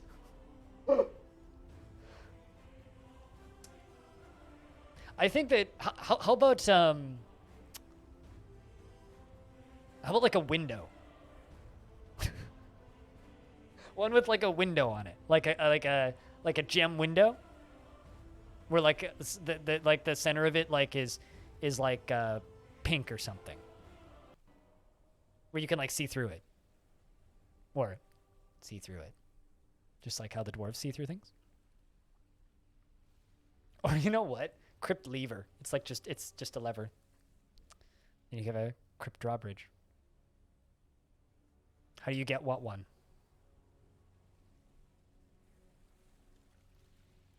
A window. Well, the window would probably cost about $1,500 in theory. if I were to make one higher. And then the one above that would probably be around, well, twice that. Yeah, through cheering, of course. That's how you get all of them. By cheering large amounts of money. But like I said, Hobo's cheated because Hobo, feels satisfied upon improving intimidation. How the heck did you improve intimidation while yelling at somebody? You can do that? Unhappy citizens yelling at people in charge improves intimidation? All right. Sure. Yeah, so me and Hobo roomed together at TwitchCon, right? And every single time we've roomed together at TwitchCon, he's paid for it in bits. So he ends up paying more on top, but he gets the bit badges. But, which is why, like, before every TwitchCon, there was always, like, one day where I just had, like, this ridiculous cheer. And everybody's like, what the fuck, man? Sounds like a plot. Oh, it's definitely a plot. I think that if Hobo hadn't cheated like that, Animal probably would be number one. But I don't know. It's cool having a gray badge like that. I don't know. Like, I have so many mixed feelings about bits. Like, bits are great. I honestly think they're a really good way of, like, micro-tipping. They're a lot of fun. Same with gifting subs. I feel kind of the same way about gifting subs. It's like, they're kind of a lot of fun. But, like, it's not the most effective way to support streams by any stretch. Not even close. About $700 that's been cheated like that? Yeah, that sounds about right. Because what, we roomed together twice, right?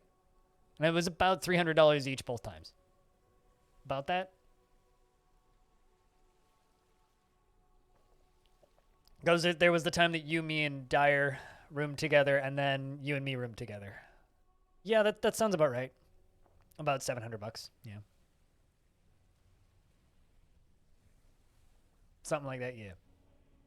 Although every time you've done it in one cheer, which I'm oddly thankful for, because, like, you could totally just cheer, like, $300 in individual $1 bits over the span of, like, a month, but instead, like, you just do it all at once, which is, yeah. The chickens. Good memories. You know, I never thought I'd be thinking back on an Airbnb at TwitchCon where we were just, like, sleeping in a trailer next to a chicken coop. It's fondly like that, but, like, man... That was a fucking good weekend.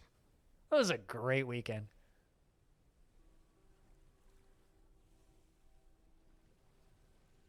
I mean, like, it's to pay for hotels. Over 2 years. Also, like, keep in mind, Hobo's been subscribed for 43 months and has watched me for a lot longer than that. Hobo's watched me for, like, 6 years now. Which is crazy. But it's true. And over 6 years, when you're like, okay, so he's got the, what, $2,000 in bit badge? Like, if you divide that down by 2 years, that's not that ridiculous. It's not that ridiculous at all. Over a long period of time like that?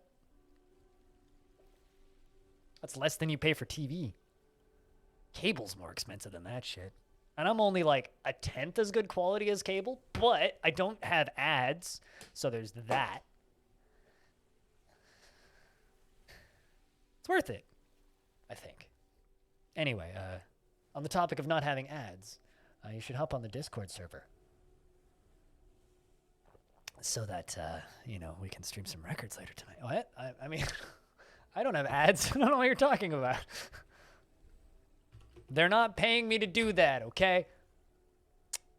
It's really interested after watching performance. This dwarf should recover. You should recover. Come on. Is there a laughing dwarf emote? I don't actually have a laughing emote. I guess Pog would be the closest.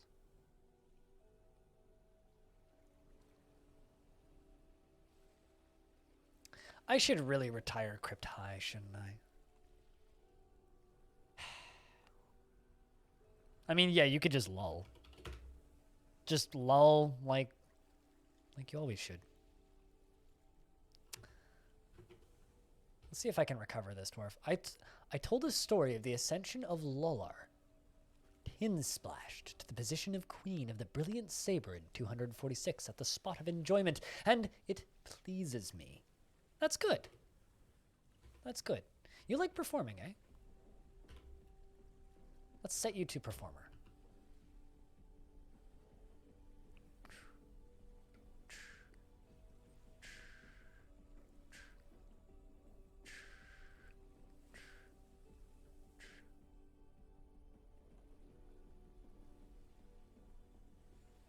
Must be the most self-deprecating thing you've ever heard.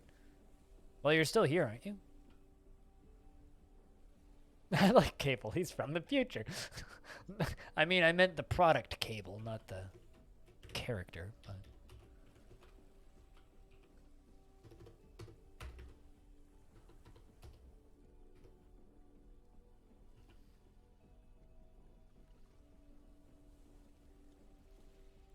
They're socializing. Maybe they'll dance.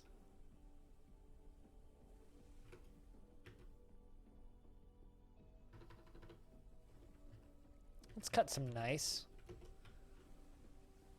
Collecting webs.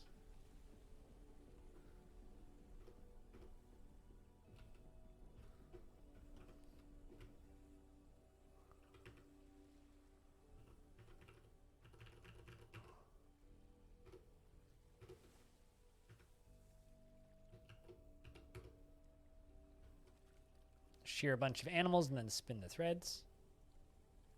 There we go.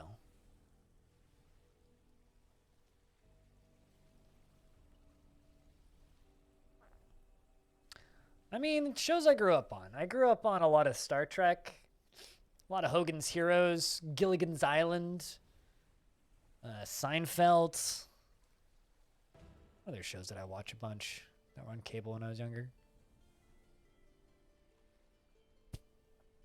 Most of these were either recorded or we got the DVDs after release or the VHSs after release.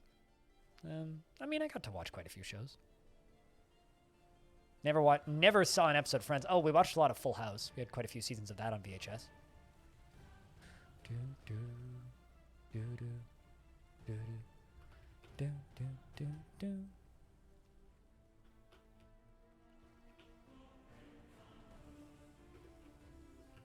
I like that there's a bunch of brown recluse spider silk everywhere. I think that's kind of funny. Oh, right, derp.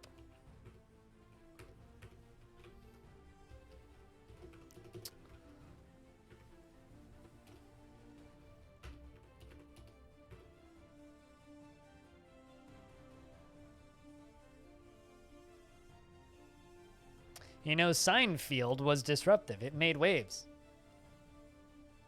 Yeah, until we modulated it into a square field. And then it just got kind of bumpy from there on out.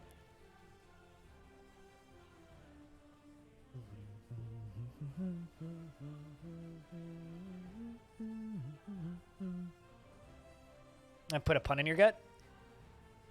That's gut to hear. But I guess what I have to say is, you know, at the end of the day, emotes aside, right? I'm just happy that you guys support this stream at all, and that you guys watch this stream, and that we're not one of those Twitch partners that got partnered and 6 months later nobody watches them, you know? Like, I'm still here on a frequent basis. We have 100+ people watching. I make a full-time living doing this somehow, which is still kind of crazy to me. Like, it makes sense as to how I'm able to do it, but like, it's fucking wild that it works. So that's it. Just thank you for watching the stream. Thank you for spending time here. Thank you for supporting me in any way. How much bits was which one? All to unlock all of the paywalls? Well, you have to cheer $700 in bits. Or rather, I think it's $750. Hold on, actually. Hold on, actually. And so then however much it costs you to buy those bits. So you could do the math if you like. No. I think it's 750k bits. Or 75,000 bits.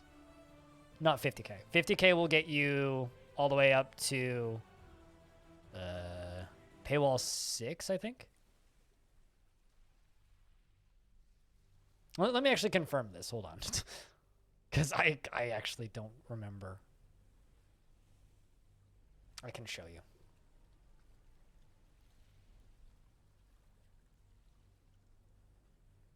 Just need to make sure I'm not like flashing things I'm not allowed to.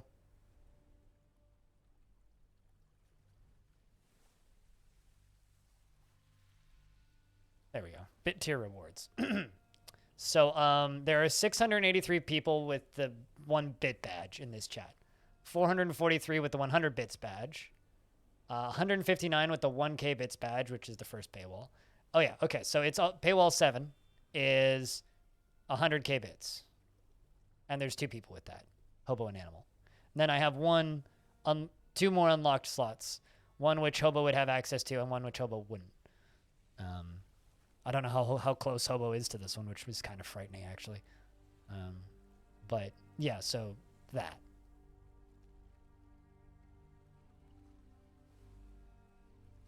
Right there, basically.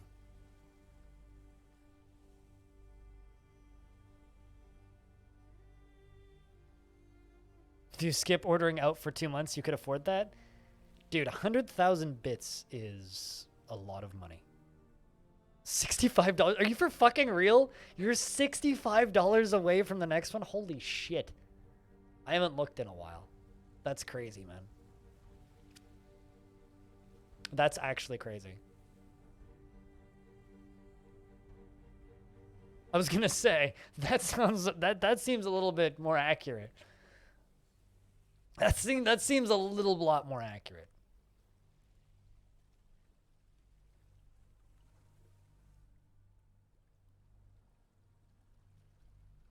I mean, genuinely, Freskins, if you want to support the stream really heavily, you know what I'd prefer you do?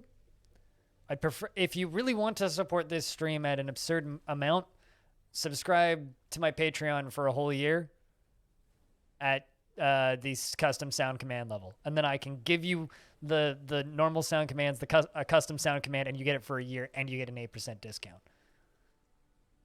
Which is $25 a month for 12 months. Would support me more effectively than that. Granted, that would be amazing if you did that, and it totally bonkers, and it would probably flatline my heart rate for a couple minutes, but this is an interesting story. In the year 325, the dwarf Besmar channel skills ceased to be the expedition leader of the Crude Chasm. Crude Chasm, that was one of my dwarves, wasn't it? It's more reasonable, and I get, like, 98% of it. So.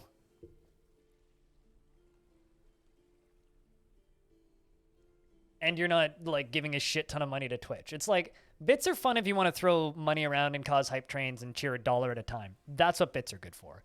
But large amounts of support, it's like, at that point, just go more direct. Like, it's more helpful to literally everybody involved. Now I'm just curious. Hold on. Let me check something.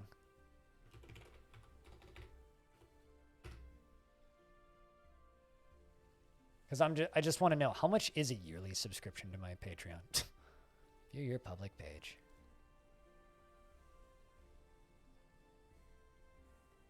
Oh, it shows me in Canadian. Go figure. Yeah, so annual subscription is $369.84 Canadian a year.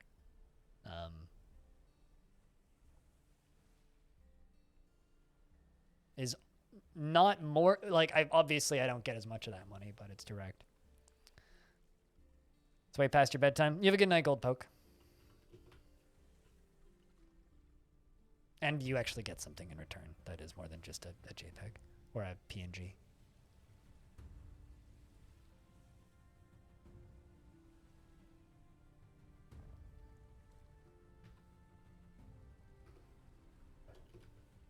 This is such a cute, quaint little fort.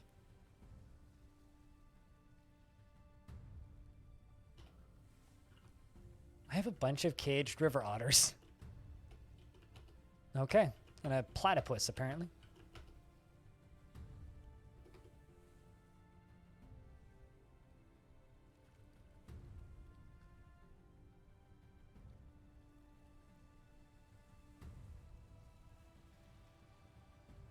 I'm looking forward to starting the next season of this. It's gonna be fun.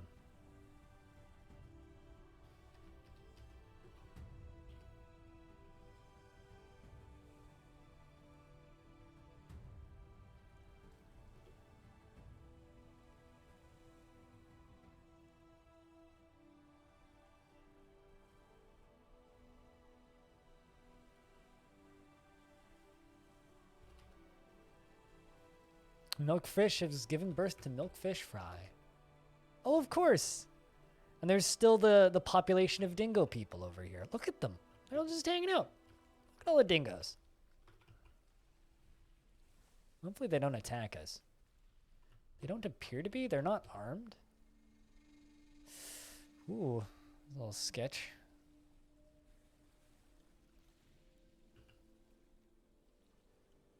We didn't catch one of their people in that, did we? Oh no! There's 2 dingo people in that trap. Well, no wonder they're hanging out. Hold on, let's construct this cage and see if I can empty them out.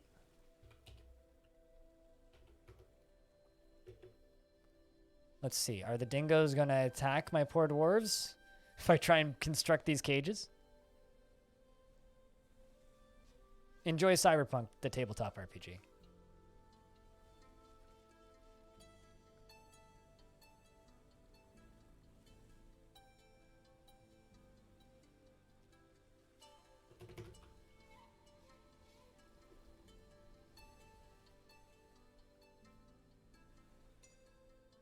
They didn't just get another one caught in there, did they? No, they didn't.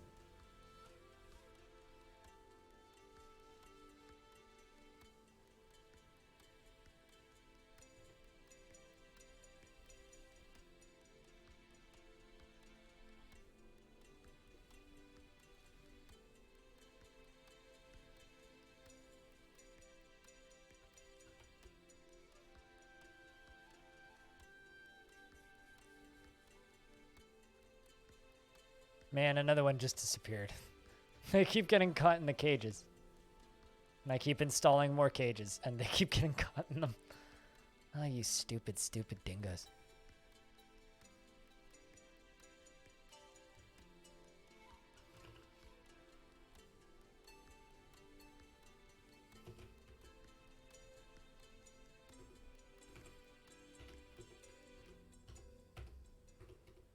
I'm gonna make a leatherworks.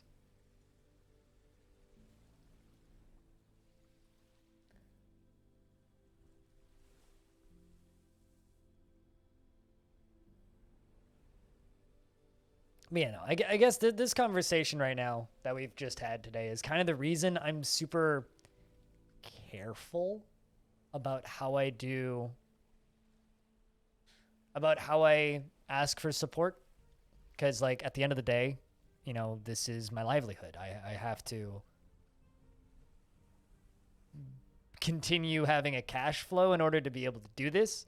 And I want to be able to do that in a sustainable manner that is both sustainable for myself as a streamer and a creator on the internet, and also sustainable for the people who support me. Because I've certainly seen streams in the past where it's like, there's people that just give them buckets of money, like terrifyingly large amounts of money. And something happens where I feel like when I see that for an extended period of time, in a lot of cases, the streamer either starts to ask for too much, like their cost of living goes up to the point where that becomes their minimum that they need to make. And then if that drops, suddenly you have a problem. Like, I know a couple of channels over the years that, you know, not too much bigger than mine, like a couple hundred viewers at most, who for a couple of years just have massive amounts of support, and they push it, and they make very large amounts of money, and they're very successful at it, which is great. But then I feel like every time I've seen that, it's like a matter of time before they just quit under the reasoning of, I'm not making enough money. And it's always like, were you not making enough money, or are you not financially responsible to live with less? Or did you just get used to making a certain amount and then your income tanked? It's like, I did pretty well last year. But like, ideally for me, make about as much as I did last year every year. And as long as I kind of do what I did last year every year, we're okay. Also, platypus. I keep this map spawn has platypi on it, and that's way cool. Also, capybara people. Capybara people. You can't really see them. They're the same color as the trees, but they're there. They blend in with their environment very well. Are they swimming? Holy shit, they're swimming. They're just like fucking crossing this river like nobody's business. Look at that shit. My God. They just don't even give a fuck. Must be legendary swimmers. Capybara people. Yeah, we got capybara people and dingo people. And many, many, many milkfish. Okay, let's let those dingo people out. I'm trying. These dingo people keep getting caught in my cage traps. And so I'm trying to release them all.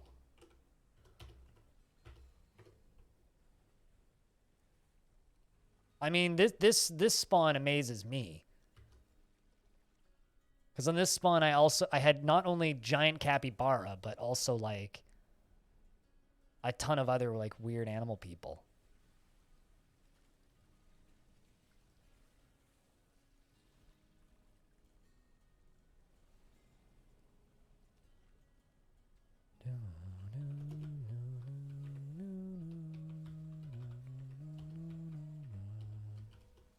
Okay. So in theory, they should come release them all.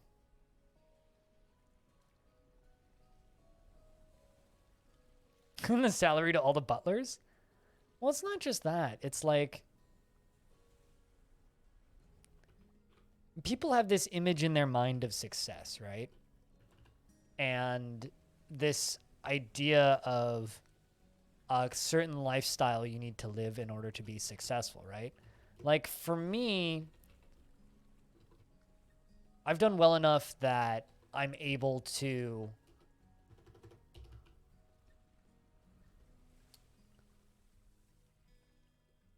that I'm able to invest in my hobbies, but my hobbies are static and can be paused. Like it's not like my hobby is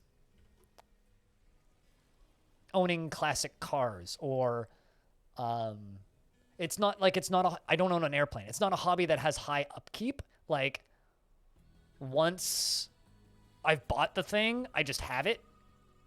And it's not like I'm going to go into debt buying synthesizers or records. Like if I just decide, okay, well, I'm done with this. I'm going to...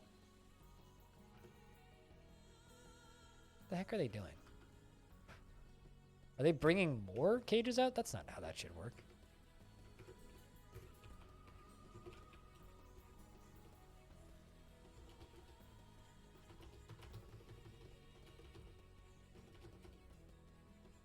There we go. That'll probably do it, right? Can I pasture dingo people? I know I can't train them.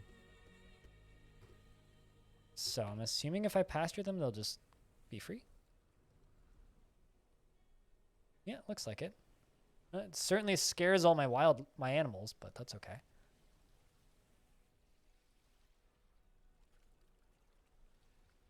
I'm hoping that once they have their whole family reunited, they'll just kind of leave. They seem to be pretty passive, so.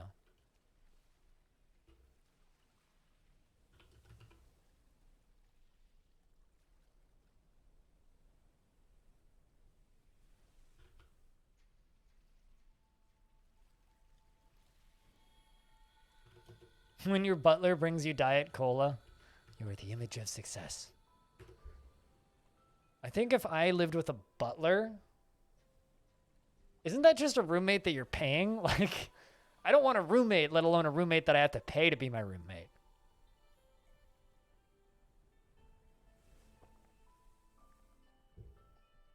Come on, let's get these dingo people released.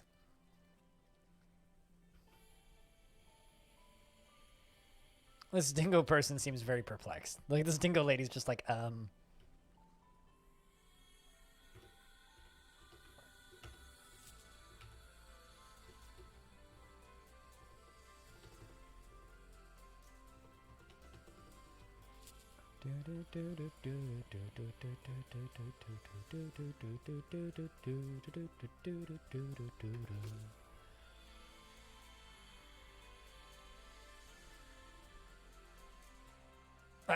Only if your roommate did all the chores and was very polite about everything.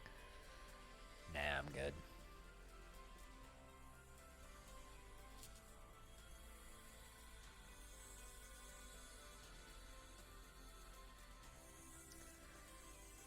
I'm okay. So yeah, and anyway, I guess that just makes things kind of tricky. It's like, how do I do this in a way that's fair for everybody who watches, but also at the same time financially viable for me as a creator? And it's a tricky balance, but it just kind of comes down to I gotta be interesting. You can actually pasture dingo people, and they will stay there. Okay, please don't go get caught in the trap again. If you guys just go get caught in the trap again, I'm gonna riot. Look at them. The whole family is leaving again. Those poor dingo people.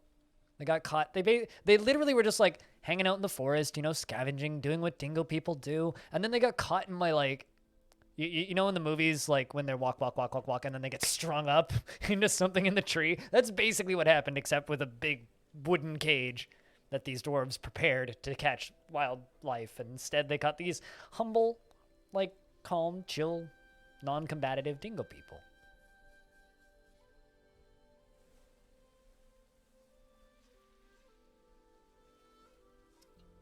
And I like that, like, they didn't leave their friends. They, like, hung out and stuck around until I released them from the cage, and now they're all leaving.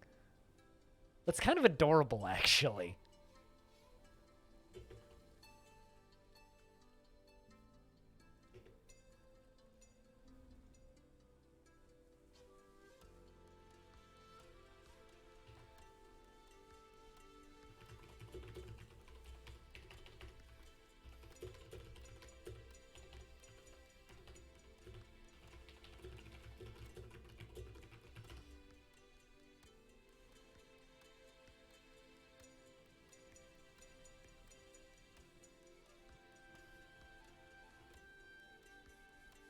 How Dwarf Digdo? I don't know how Dwarf Digdo.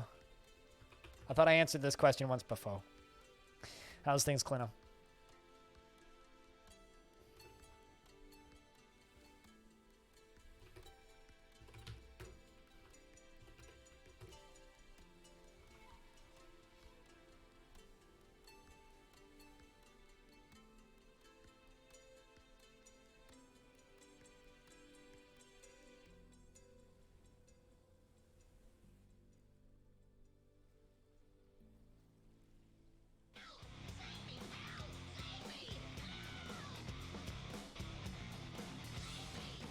Hey Blind, Cheers. love your stream. Appreciate you. Thanks for watching, Psychon. Thanks for watching. And thanks for swinging by for the season finale of Dayforts. We'll be starting a new season once the new version is stable. We'll spend a day generating worlds and reading legends until we find one that's good. So we've been revisiting forts. We went back to Arch Roads, and I accidentally sort of drowned half the fort. And then we went to Beer Belches, and they dug too deeply and too greedily. And now we're relaxing over on our tiny little desert island.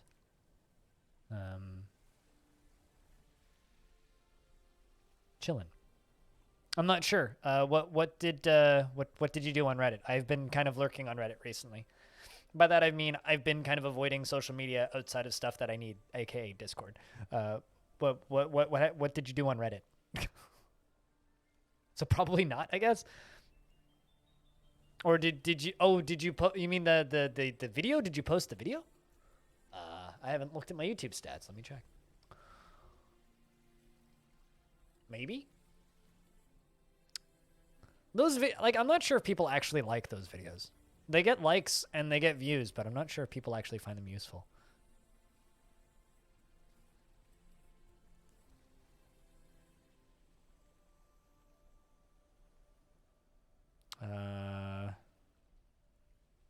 to set up managers. And I connect bridges. Where did that video go?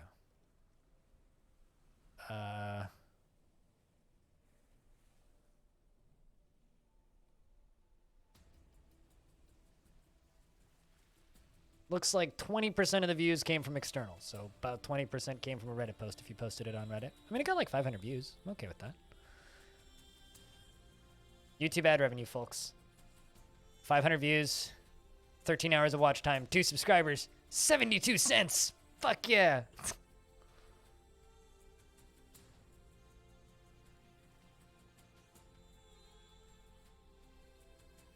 I mean, I'm not knocking it. I made like $180 off of YouTube in the past 30 days, so I'm okay with that.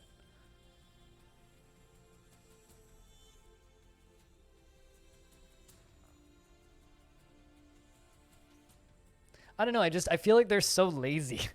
Like, my tutorials bother me because I feel like they're so lazy. Is this dwarf still depressed? Yay, we sorted you out. Good stuff.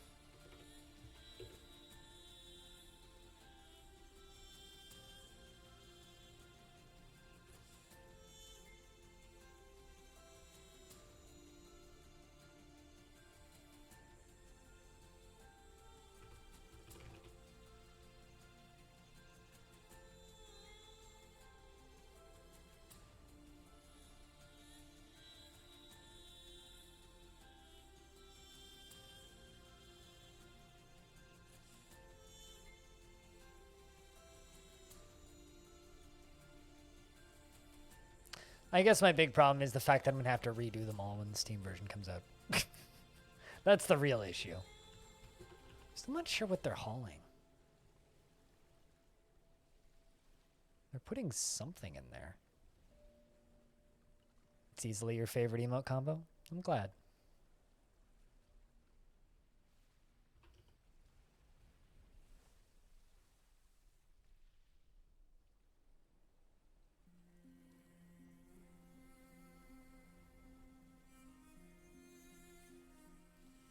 I mean, they're about as casual as tutorials can get, but I don't know, man. I don't know.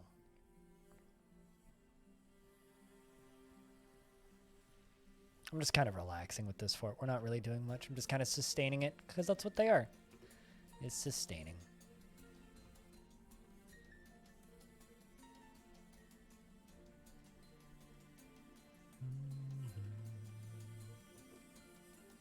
Considering Sullen Shrieks is such a good name of an artifact. Oh no, some migrants have arrived. That didn't happen.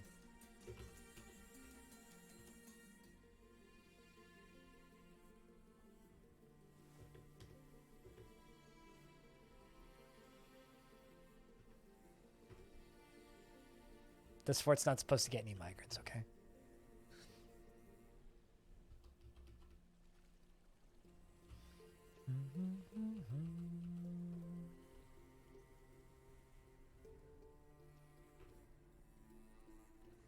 Late summer of the year 334.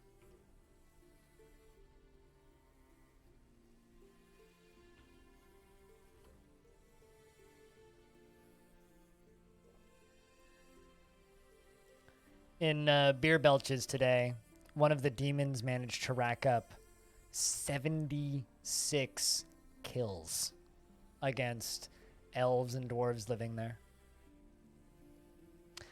I'm still like legitimately sad to say goodbye to this fort and this world.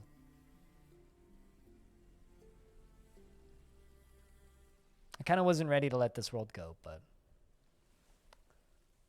at least it's backed up in many places, so you guys can go find it if you want.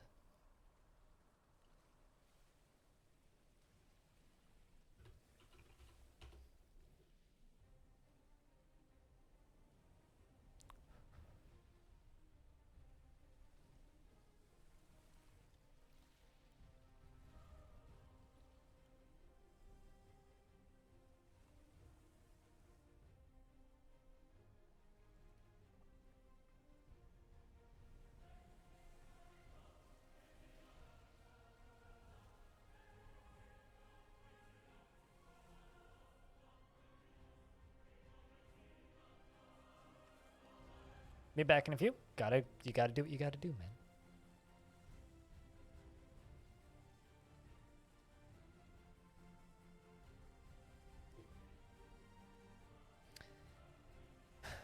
I think that we might be done with DF for the day, though.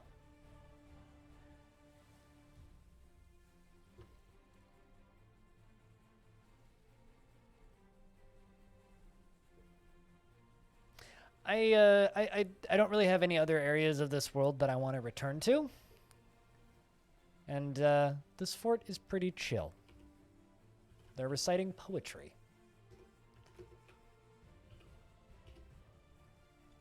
The Anguished Gutter is an example of the fated skulls.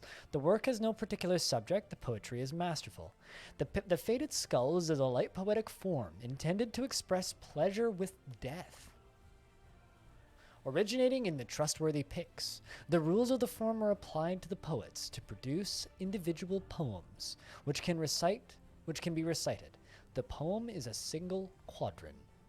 Use of assonance and the characteristic of the form. Each line has 6 syllables. I think this is a fitting end. An end to this world. An end to the Day Fort season. A fitting end. Game is harder than it looks. See what I mean? It's good.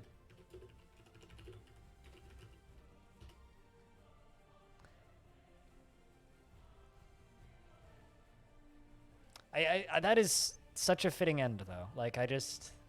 Look at that. Look at that.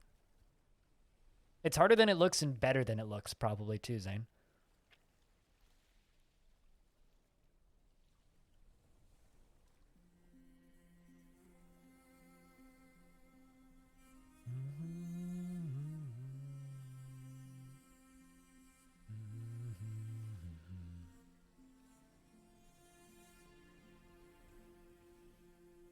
Man.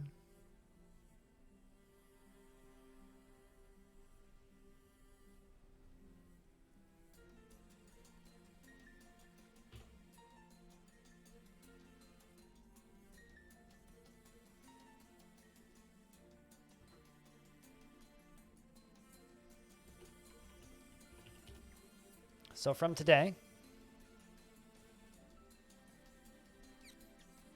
the first fort we returned to, many dwarves are still alive. We did some screwing around there.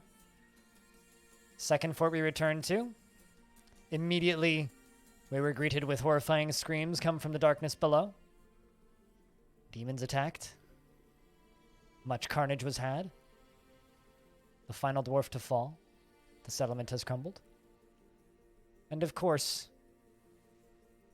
heart rags, doing quite well. They'd fallen into like a 4-way love triangle thing. We helped some dingo people get out of their cages that had been caught in our food traps. All is peaceful. And they told us, and they speak the poetry of the Anguished. Gutter and mess, an example of the fated skulls. The work has no particular subject. Overall, the poetry is masterful.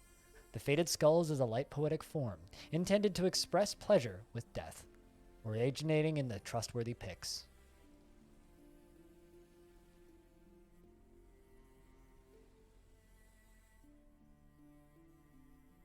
They dug too deeply and greedily on their own, yeah. Hell was exposed. I had to dig down to the cavern layer, but hell was exposed when I reclaimed the fort. I think it's a bug where it like exposes the entrances to hell, but we helped them get up to the surface just a little bit. Just a little bit. Of course, because that fortress had many elves and goblins, the elves and goblins were the ones that coerced together to betray the dwarves and dig too deeply. The dwarves knew exactly what they were doing, but some mindless elf dug down too far. An elven fish cleaner, no less.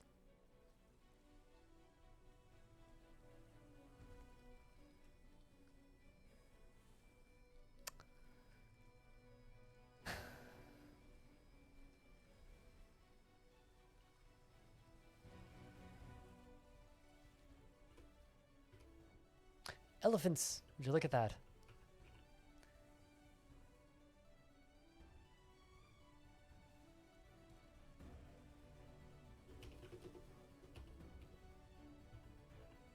Would you look at all of those beautiful elephants? A large, hairless mammal found grazing in the grasslands in groups. It eats plants, which it lifts with its long trunk. When angered, it will attack with its long tusks.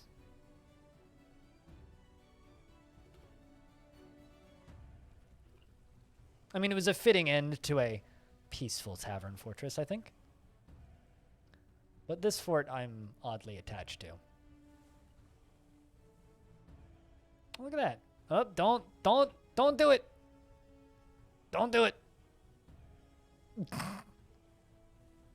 Oh no. Oh dear.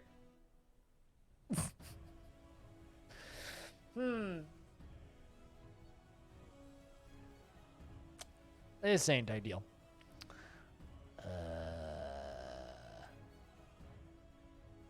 I see a bunch of elephants. Yeah, right, Jadakilla? Jeez.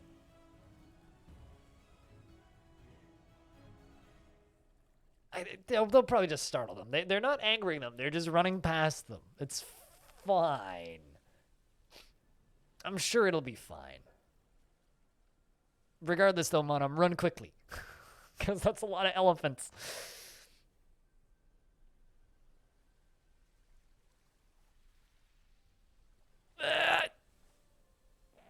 Okay. Startled, yes. Angered, no. Whew.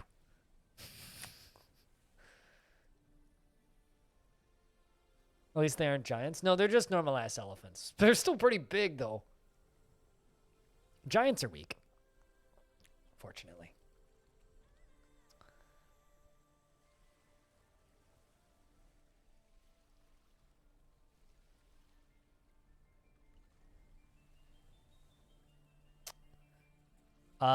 Elephant by a lot. Elephants are notorious for being one of the scariest animals in Dwarf Fortress.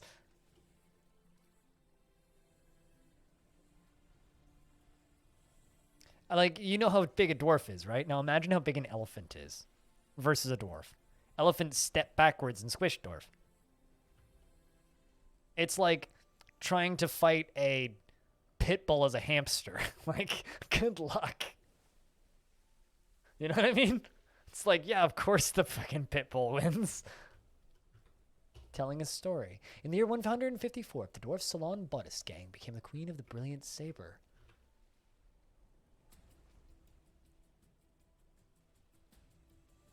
So if you haven't seen this, they were telling this story, or they were telling this poetry. The Anguish Gutter and Mess is an example of the Fated Skulls. The work has no particular subject. Overall, the poetry is masterful. It's about being happy in death. And this is of course, you know, this is like all my headcanon, right? But this is a small group of dwarves that will never get migrants that are trapped on a deserted island.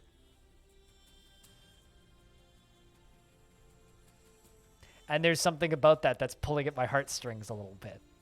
They're telling songs about being happy in death, and they're all in like this weird like four-way love triangle. It's kind of sad, but also kind of awesome.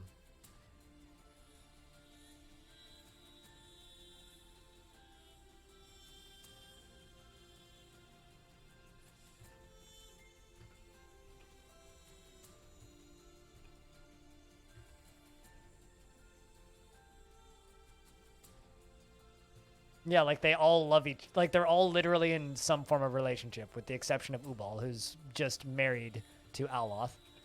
Aloth is married to Ubal and a lover with Monam. And Monam is married to Dastot and a lover with Aloth.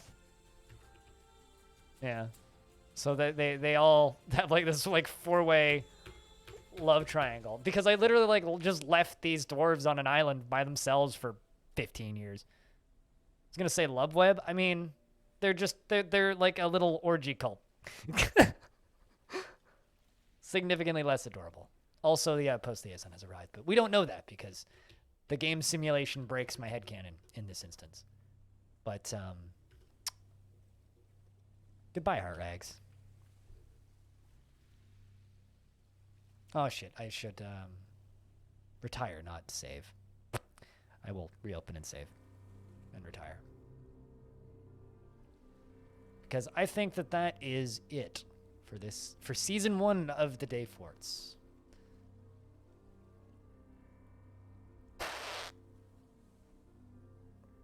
And I will well, actually, you know what? No, we'll leave it as is saved. So if you guys want to jump in and play in this one, you can.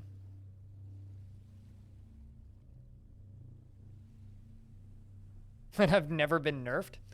I feel like it's harder to piss them off. Like, I don't see elephants actively hunting dwarves ever, like I've seen tales and screenshots of in the past. And footage of, but they are certainly terrifying.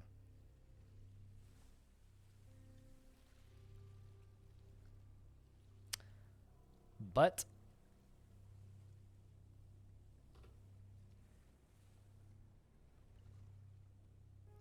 Dayfort Season 1 is complete.